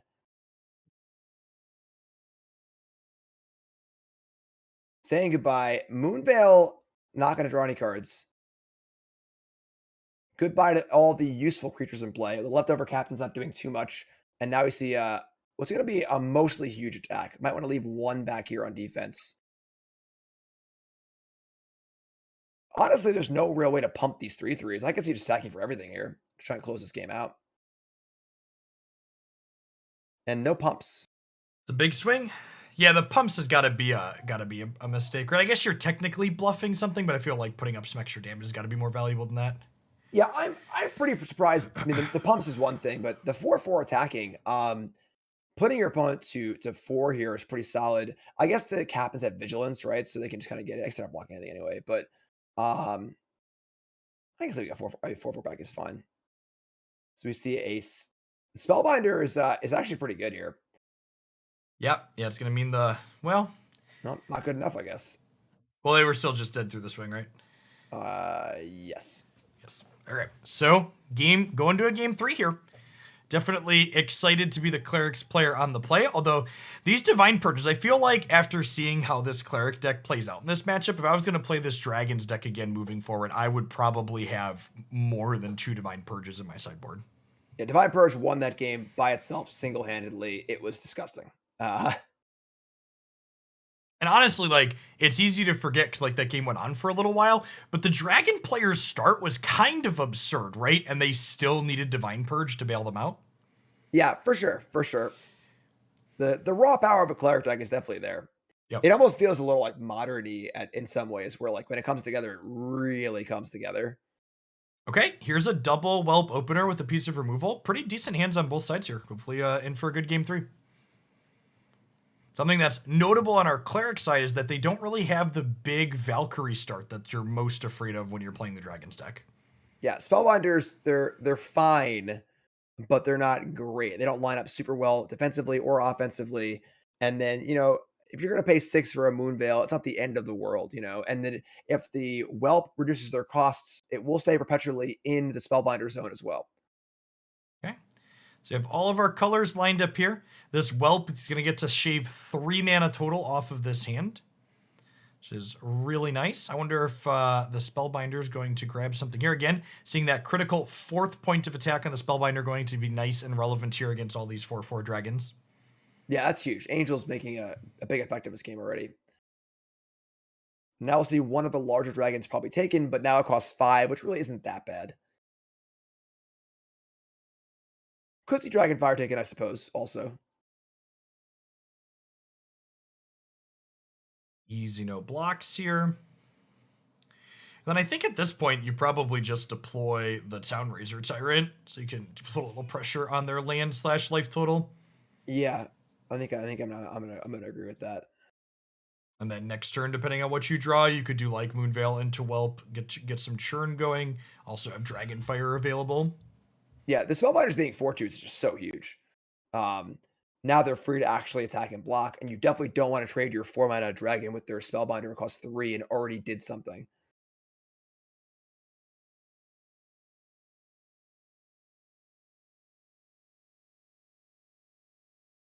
A lot of choices here. By a lot, I mean 2.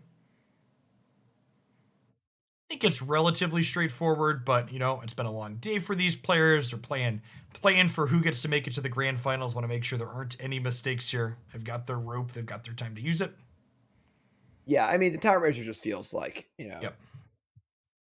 Very, very similar impact between the 2 creatures, and there's just a lot of value in letting the Moonveil Regent be one of your last cards in hand, so that way you can try and guarantee to draw a card with it when you finally deploy it. For sure. And honestly, you might even just end up blocking the Spellbinder here anyway. Correct. Like Yep. if it's gonna trade with the Spellbinder regardless, better now than later, just don't take your damage. Angel of Destiny powering up in hand there for our player. And okay, I mean, you get to go second Whelp, Moonveil Regent, keep your hand now because you have a Gold Span Dragon, make it 2 cheaper down to 3. Yeah, I mean, there's nothing currently in the graveyard for our Clerics player. Dragon's Fire, killing the Hierophant's okay, I guess. The Angel Dust is actually also just really, really big. Yes, Um, the stat line on it is massive. yeah. So I don't really mind killing the Hierophant here. Take your shot, kill it, reduce the cost of things you have in play. It's a little unfortunate not get the second whelp down to reduce the gold span by a lot, but Yeah, that's fine either way. Honestly, if the elite spellbinder happens this turn and takes the gold span out of hand, that's not even strictly a downgrade because then you can cycle the rest of your other card if it's bad with the whelp while still having access to the gold span later. that's true. That's definitely true. Well, here's Alright, the there's Angel of your Destiny here. 3/7. Whenever a And now creature you control deals combat damage to a player, you and that player each gain that much life. So your attacks no longer deal damage, they gain both players' life. kind of an interesting spot here. Is it even worth blocking anymore? Because No, I don't think it is, right? Like there's no Righteous Valkyrie in sight. I guess Yeah. they could always have a chance of drawing one, and the Pyre of Heroes does mean that they have one coming, but we don't know they have Pyre of Heroes in hand if you're on the dragon side. All right, so Okay. interesting. So we can the Dragons player can Moonveil into Goldspan plus attack plus Dragon's Fire if they block. Well, we can't really. Well, I guess the angel has double strike, correct? So we would Oh, be. it does. So you lose the dragon, but that's Yeah. also fine, right? Yeah, I mean, you might just have to take this exchange because the thing is just so big. Yeah, a small mistake here on our dragon player's part. I think I would have liked to have played the Moonveil first so we could discard this whelp to get a new random card here. Yeah, I could buy that for sure. So we get to go ahead and trade 2 for 1 here on an exchange that you're happy making. We get to get another 4/4 down, and then I think the Dragons player is a little bit ahead at this point, but not by a lot. Definitely anybody's game still. With the Pyre of Heroes in hand, I mean, like the Cleric player is not dying anytime soon. There are 2 Spellbinders here which both line up well against these 4/4 dragons, and then Pyre is just ready to rock and roll. Well, the So Moonveil is a consistent source of card advantage as well. So both players kind of have like what the engine part of their deck is looking to do available to them at this point.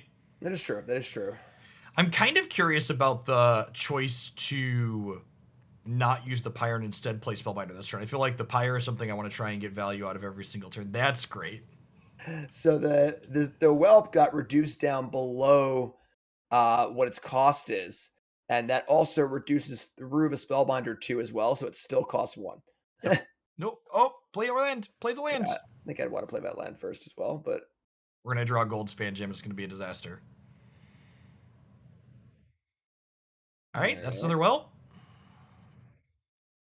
Whelp. Okay, wow. That was not bad. And again, the engine is online for our Dragons player. They get to go ahead and kill the Spellbinder and draw another card. And that would have been castable. That would have been castable if we played our land. Yes. On the dragon side. Probably attack with Yeah, now I think you're happy just trading with the Spellbinder, Yeah, we definitely don't want to trade our region, but this one is like, yeah, go ahead. Would you like this? All right. Yeah, that's great.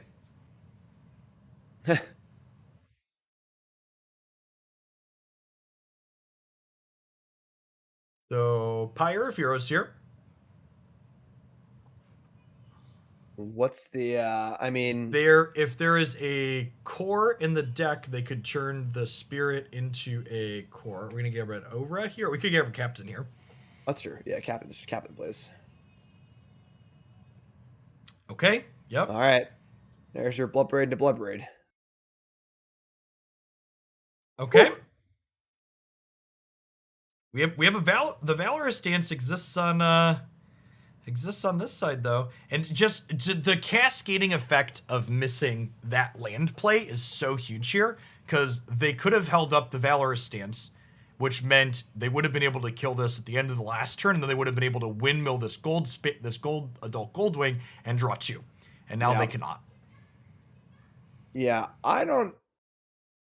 not killing the Valkyrie. Not killing the Valkyrie seems like an incredible mistake. Yeah, like with the Pyre already in play, Yeah. The That's pretty cleric terrifying. deck has some incredible draws next turn. Wait, what? All right. I was like, Yeah, leaving the Valkyrie on board means that this cleric player could, well, okay. Well, we're pushing the Valkyrie off. I guess that works too. I feel like I would have kept the Valkyrie in play and just gone to one and hoped to tap the top of my deck here. Yeah.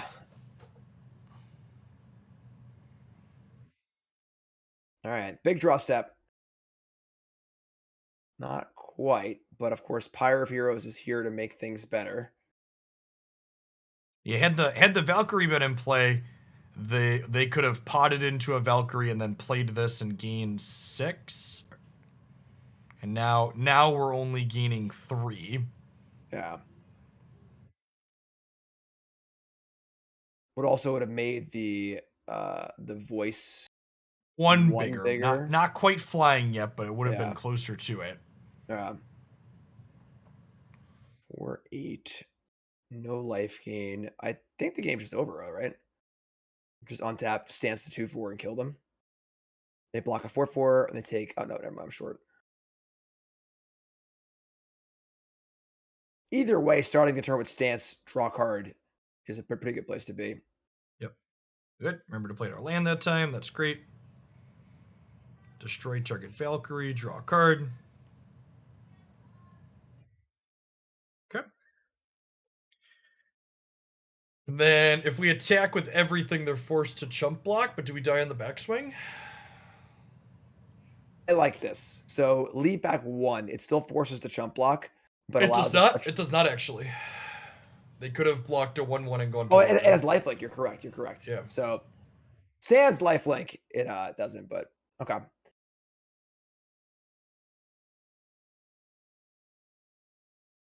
All right, 13-4. Another big draw step.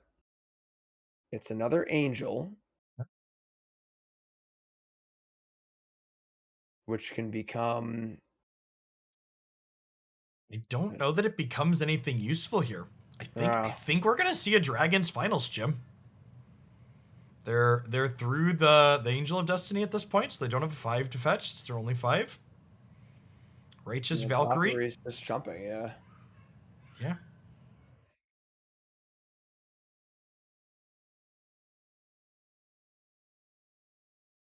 Really, really close set. Yeah. All right, there it is. Okay, we have ourselves a mid-range mirror for the finals, Jim. Dragons everywhere. I gotta be honest, I was excited about the Dragons deck going into this tournament, but I was not expecting to see two different ones here in the finals.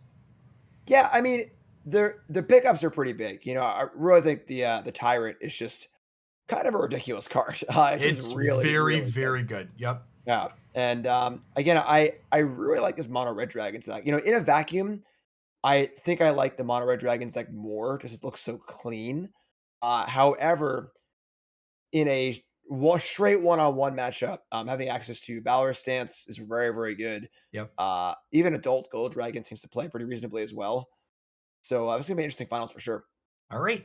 If you're just joining us, welcome. It's great to have almost 1,500 people in here. My name is Jeff Hooglandia. I'm joined here by Jim Davis. This is the Hooglandia Open Series. It's a community Magic the Gathering tournament that's open entry, just a small entry fee to get in that's put on by my community almost once a month now these days. So shout out to our sponsors of this tournament. CoolStuffInc.com has all of your needs for lots of different cool stuff related to gaming. Medify.gg would love to help you up your game. You can get one-on-one tutoring with Magic Hall of Fame players, some of the top players on the arena ladder. So if you're looking to take your game to the next level, to make it to the finals of a tournament like this, succeed on the ladder, or just be better at Magic in general, it's a great place for that. Untapped.gg is one of the premier deck trackers for Magic Arena. It can help you make better information with more decisions, whether it's related to draft or construct. And then Coalescence Apparel makes wonderful shirts like this Attack You University. Cedric Phillips was on here casting earlier. That's his company. So if you like him and you like me, be sure to check out Coalescence Apparel. Is a great way to support both of us.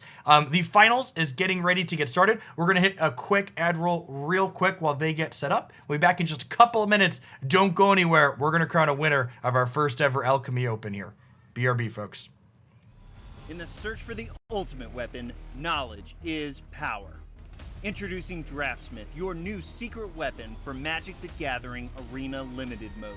Draftsmith helps you pick the perfect card every time by providing an in-depth rating for each card. These ratings adapt based on the cards you've already chosen, making sure you always stay one step ahead of the competition.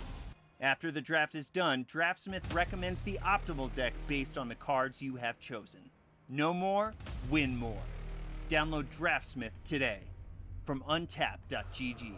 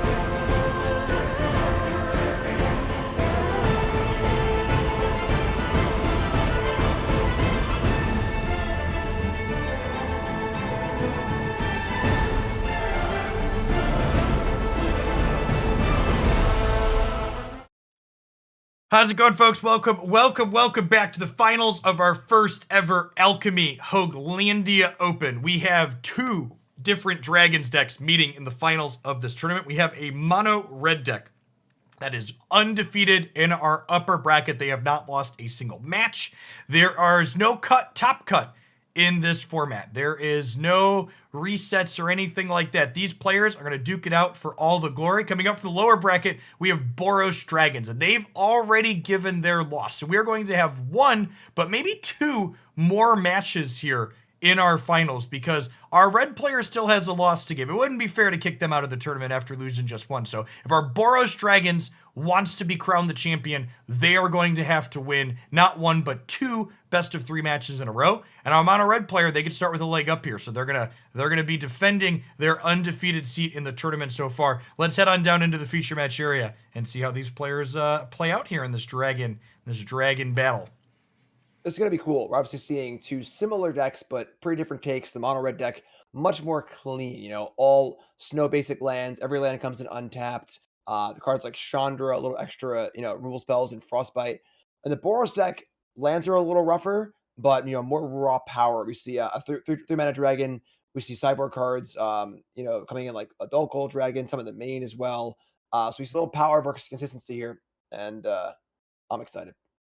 Yeah, and we've seen more than just these two variations of dragons in this tournament. And one of the things that's going to be watching for as this format matures is which details around these dragons decks are the ones that people find to be more optimal. For sure. It's clear the dragons are good, but how do you want to use them? Who do you got here, Jeff? You like the mono red side or the Boros side? So In a straight best of 3, I think I would rather be on the Boros side. However, given that our mono red player hasn't lost on their way here and has a match to give, I'm going to pick them as a favorite to win the tournament.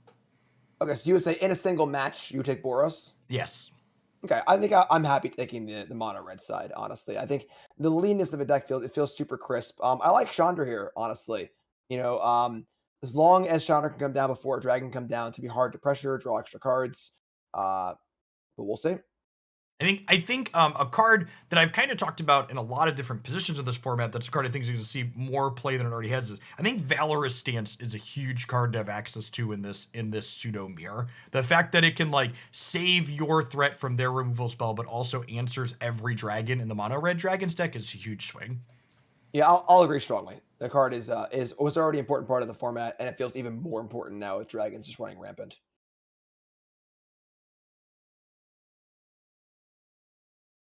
See that Orba Dragonkind popping up there, gonna serve to ramp to that. Well, I guess it's not gonna ramp to the 4-mana Adult Gold Dragon that already got reduced a little bit, but having more resources here is definitely good. Maybe giving pause here, and if they want to play the Orba Dragonkind, or if they want to kill this Whelp before it can continue to get out of hand. It's interesting because we saw our moderate player killed the whelp, but it had already partially done its job.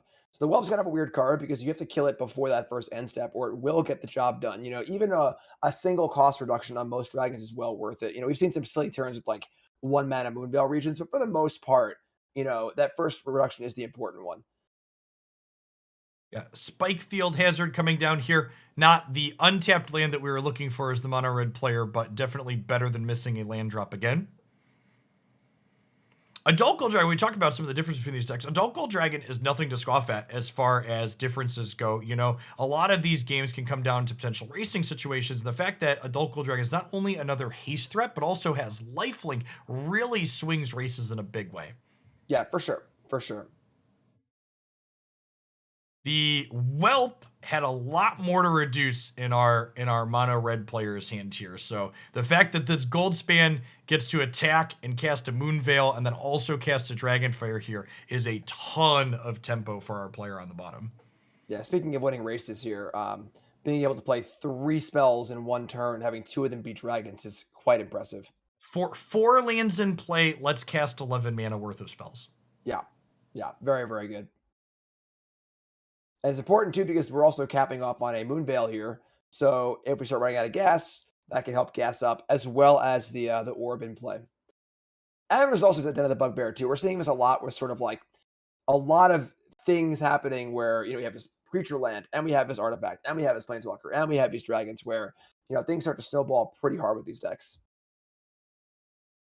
I like the proactive Dragonfire here because obviously our player on the bottom doesn't know that there is a Goldspan Dragon lurking in Ancient Orange's hand, but you want to clear the way so their Dragonfires can't kill your 4/4s in an ideal world.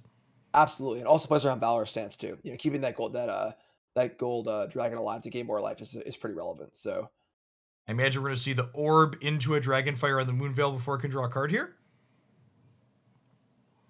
Choosing instead to let them untap, perhaps going to kill the Goldspan Dragon to try and cut off the mana production in this case. yeah, that's a lot of dragons. So we're dragon count here. You know, if you want to do the basic numbers here, I count 4 dragons on one side and 1 dragon on the other. So advantage mono red player. Yep. Both So you are correct. both players have creature land and Orb of Dragonkind as well, so at parity in terms of those other resources. But not only are there more dragons for our mono red player, but they're going to have more in play too. Yeah.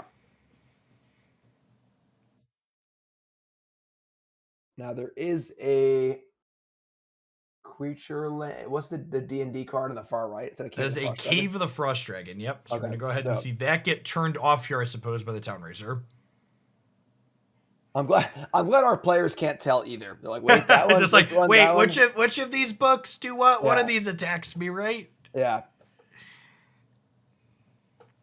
The other one is the Temple of the Dragon Queen, which just makes a mana of your choosing as a color. Yeah. Cool card, honestly. It's just another card, you know, evolving wilds adjacent that can come and untap these dragon decks pretty easily. So Nadar Selfless Paladin, a really sweet kind of lower curve dragon. That's another part of the appeal of playing this red-white variation. Not very useful against the other dragons decks, though. Does not block profitably, does not attack profitably, just gets thoroughly outsized by its fire-breathing siblings. Absolutely. And then also the game's going to be, a slugfest. So the minimal advantage is gained by going to a dungeon, scrying one, making a goblin token, not going to be that important.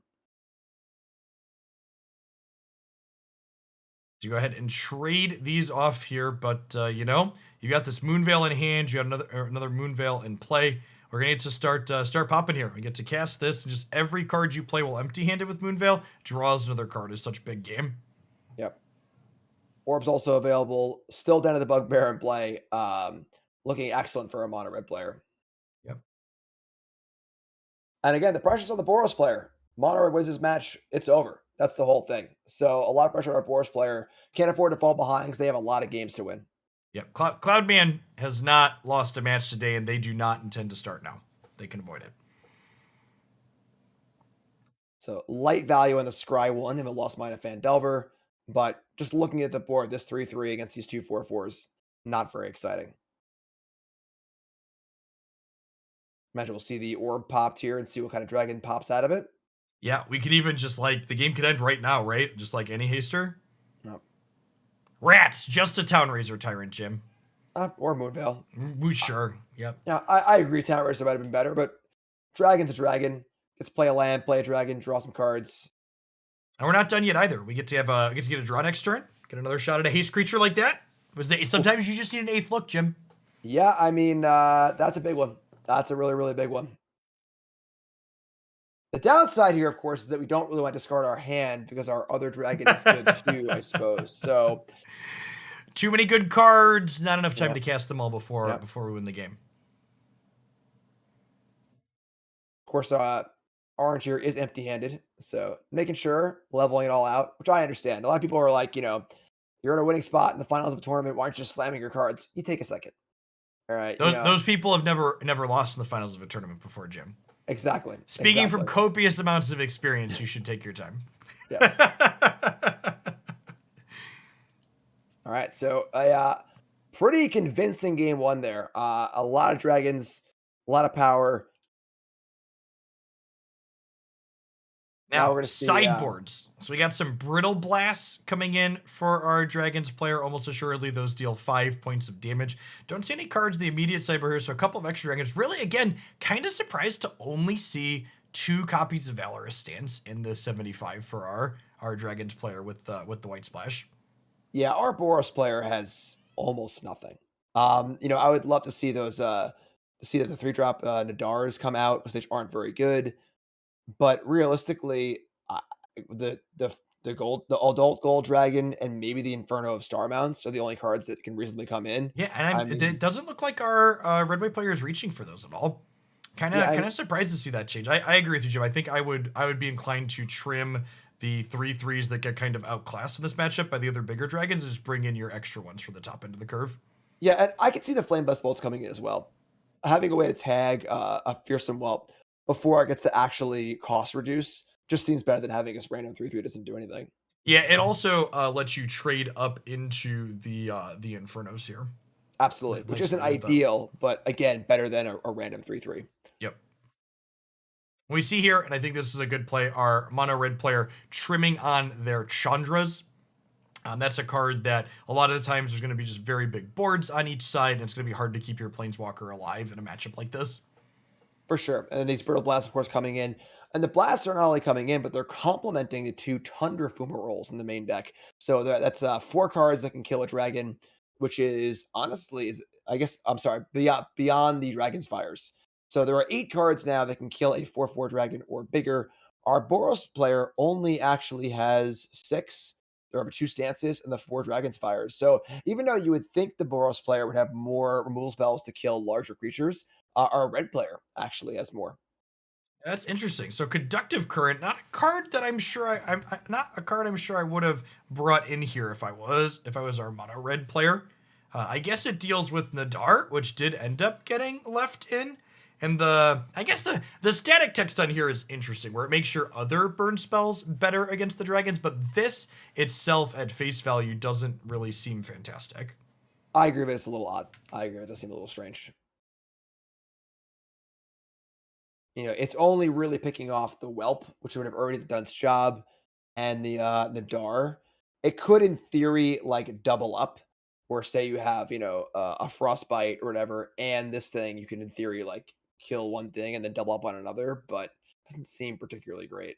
And then something that's incredibly big here is one player has a whelp to power their dragons, and another one does not. And notably, the person with the whelp is on the play for this game, which seems huge here. Yeah. Goldspan Dragon is coming to town. Soon, cheaply, multiple of them. Yeah. You get to play a land, play an Orb of Dragonkind here. Yeah, so the Goldspans will go down to 3 each. Next turn we can see a Goldspan, and then the Goldspan can cast the other Goldspan after combat.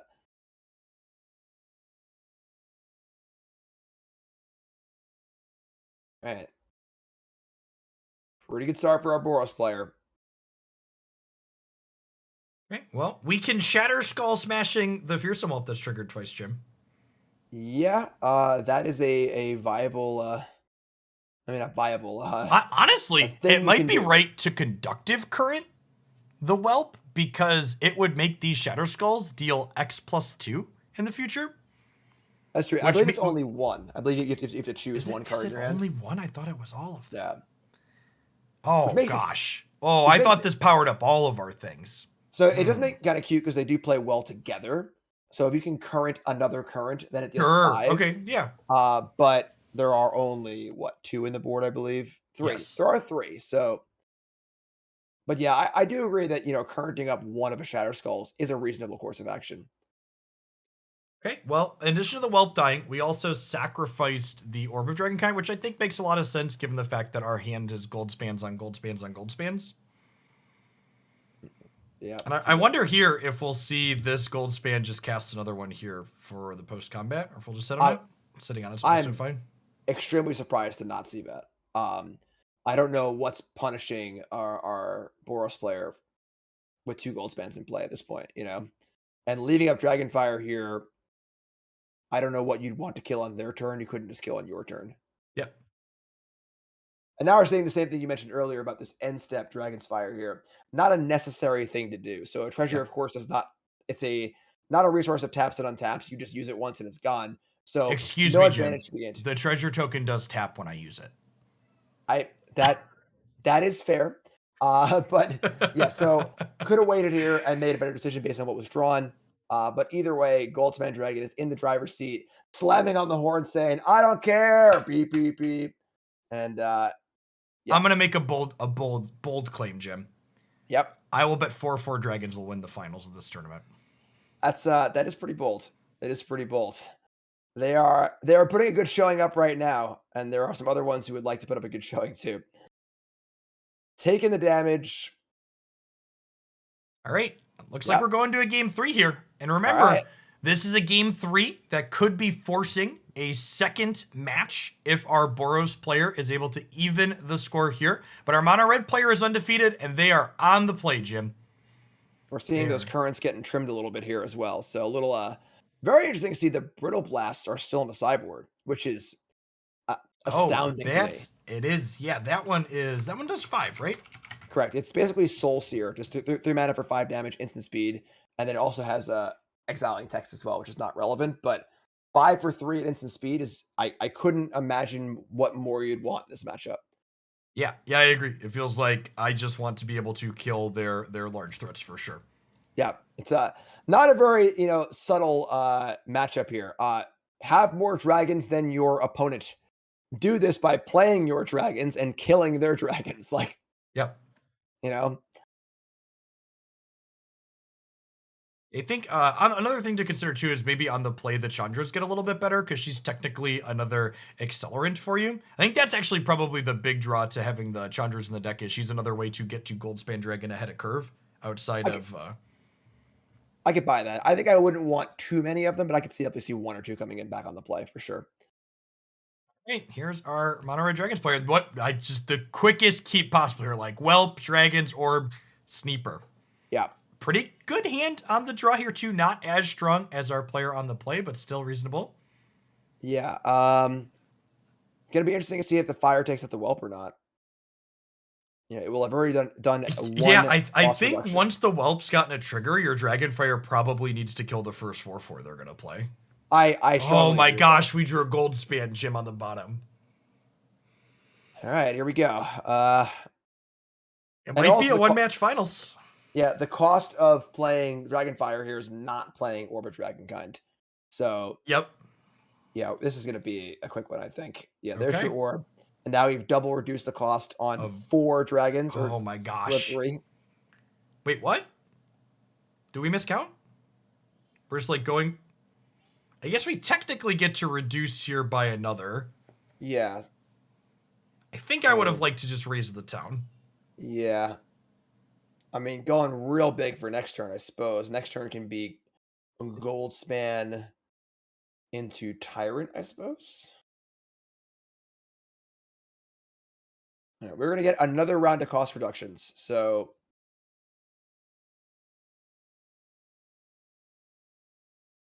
So we could go. You can't go orb into 3-mana dragon here because the orbs can't filter into each other. yeah, it's got to be gold span attack, and then utilize the treasure. Yeah, I The gold think span I think dragon. I would like to like 4-mana gold span attack, and then we have a 2-mana gold span waiting in the wings because we could Town Razor Tyrant off the treasure or play another Orbit Dragon kind. And here we don't really have a combination of. I guess we can orb into Town Yeah, to get Razor is fine. that's true. That's true. Yeah. That builds us up nicely and then gives us 2 discounted 3-mana things. Oh, this is huge. If they trade here, they kill the Fearsome Whelp, and the treasure doesn't make 2 mana then. Ooh, I think I'd have taken that trade. On Yeah. our Oh, yeah, Horus because player side. that's right. That would have reduced the cost of the thing. You're right. So if the Goldspan died in combat, this orb play was not possible, but the tyrant could still be played. But now it's just, I mean, Yep. just crazy And town. we would have denied the further reduction on these 2 that are still in hand because the Whelp would have been pushed off the table as well. Correct. Yeah. Yeah. I think that it's also an element of valuing. Moonveil right now is much worse than Goldspan Dragon. You know, Yes. hands full, and Goldspan is making treasures right now, so that was a pretty advantageous block. All right, we have a gold span of our own, and there is a Dragonfire in hand for the top player. So the gold span gets to attack in, and then the Dragonfire also gets to kill something. The problem is there's just like a 6/6 and a 4/4 coming next turn, most likely. So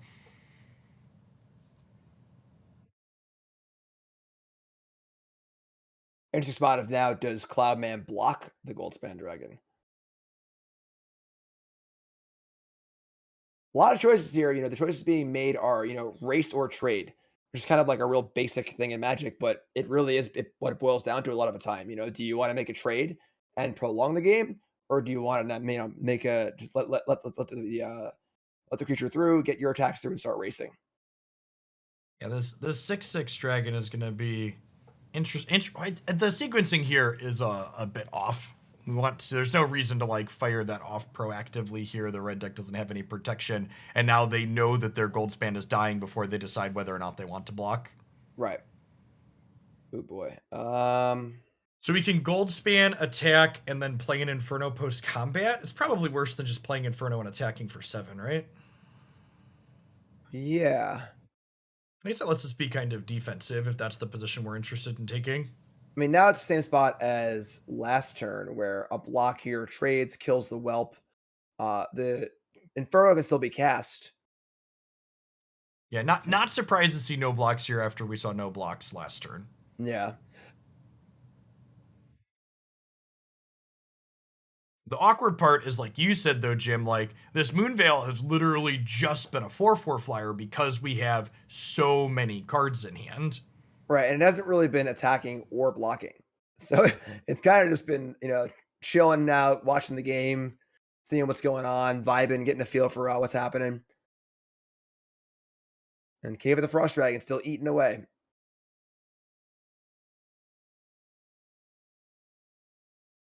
Okay, there's the Flame Blessed Bolt, which we talked about how one of the ways this could be useful is trading into the 6/6 with a 4/4 could be a relevant thing that happens here. It's funny though because Cloudman wants that to happen. Yes, With the because second there's copy of another Starmounts, yeah. Inferno waiting in the wings. Yes. And again, just like this Moonveil, just hanging out. Watching the game, just having a great time. It is having a Got great some- time. It is neither attacked nor blocked. Let's just get some popcorn in the finals. Listen, the Moonveil's watching the finals of the Hooglandia Open. What a better place to be, That's with us true. right now. It is Seriously. fantastic. Dragonfire. Make sure you sub there on Moonveil Regent. Do you have Yeah. Twitch Prime Moonveil Regent? Let me tell you about a free subscription available to you. All right, yes, Dragonfire's got to seal things up, right? Yeah, I think this probably closes things out because we do this at this point, and then the Inferno is lethal on its own, which forces a chump block, and then we push through 5 points of damage for the bottom player. Right, and then you can sack an orb, reclump the hand, and there's just no way for Agent Orange to both come back in the game or somehow win the game. Yes, this is looking pretty good for Cloudman here. Pretty impressive run. Undefeated through the entire tournament. Don't need no stinking other colors in this dragon deck. Yeah. Yeah, I think one of the things too is going into this tournament, I probably wouldn't have put dragons as a deck to beat. It would have been something I would have thought about loosely, but not okay, this is definitely one of the big decks in the format. I think that was kind of waiting to be seen. I think we're definitely going to see that change coming out of this. And I There think, it is. Coast to coast.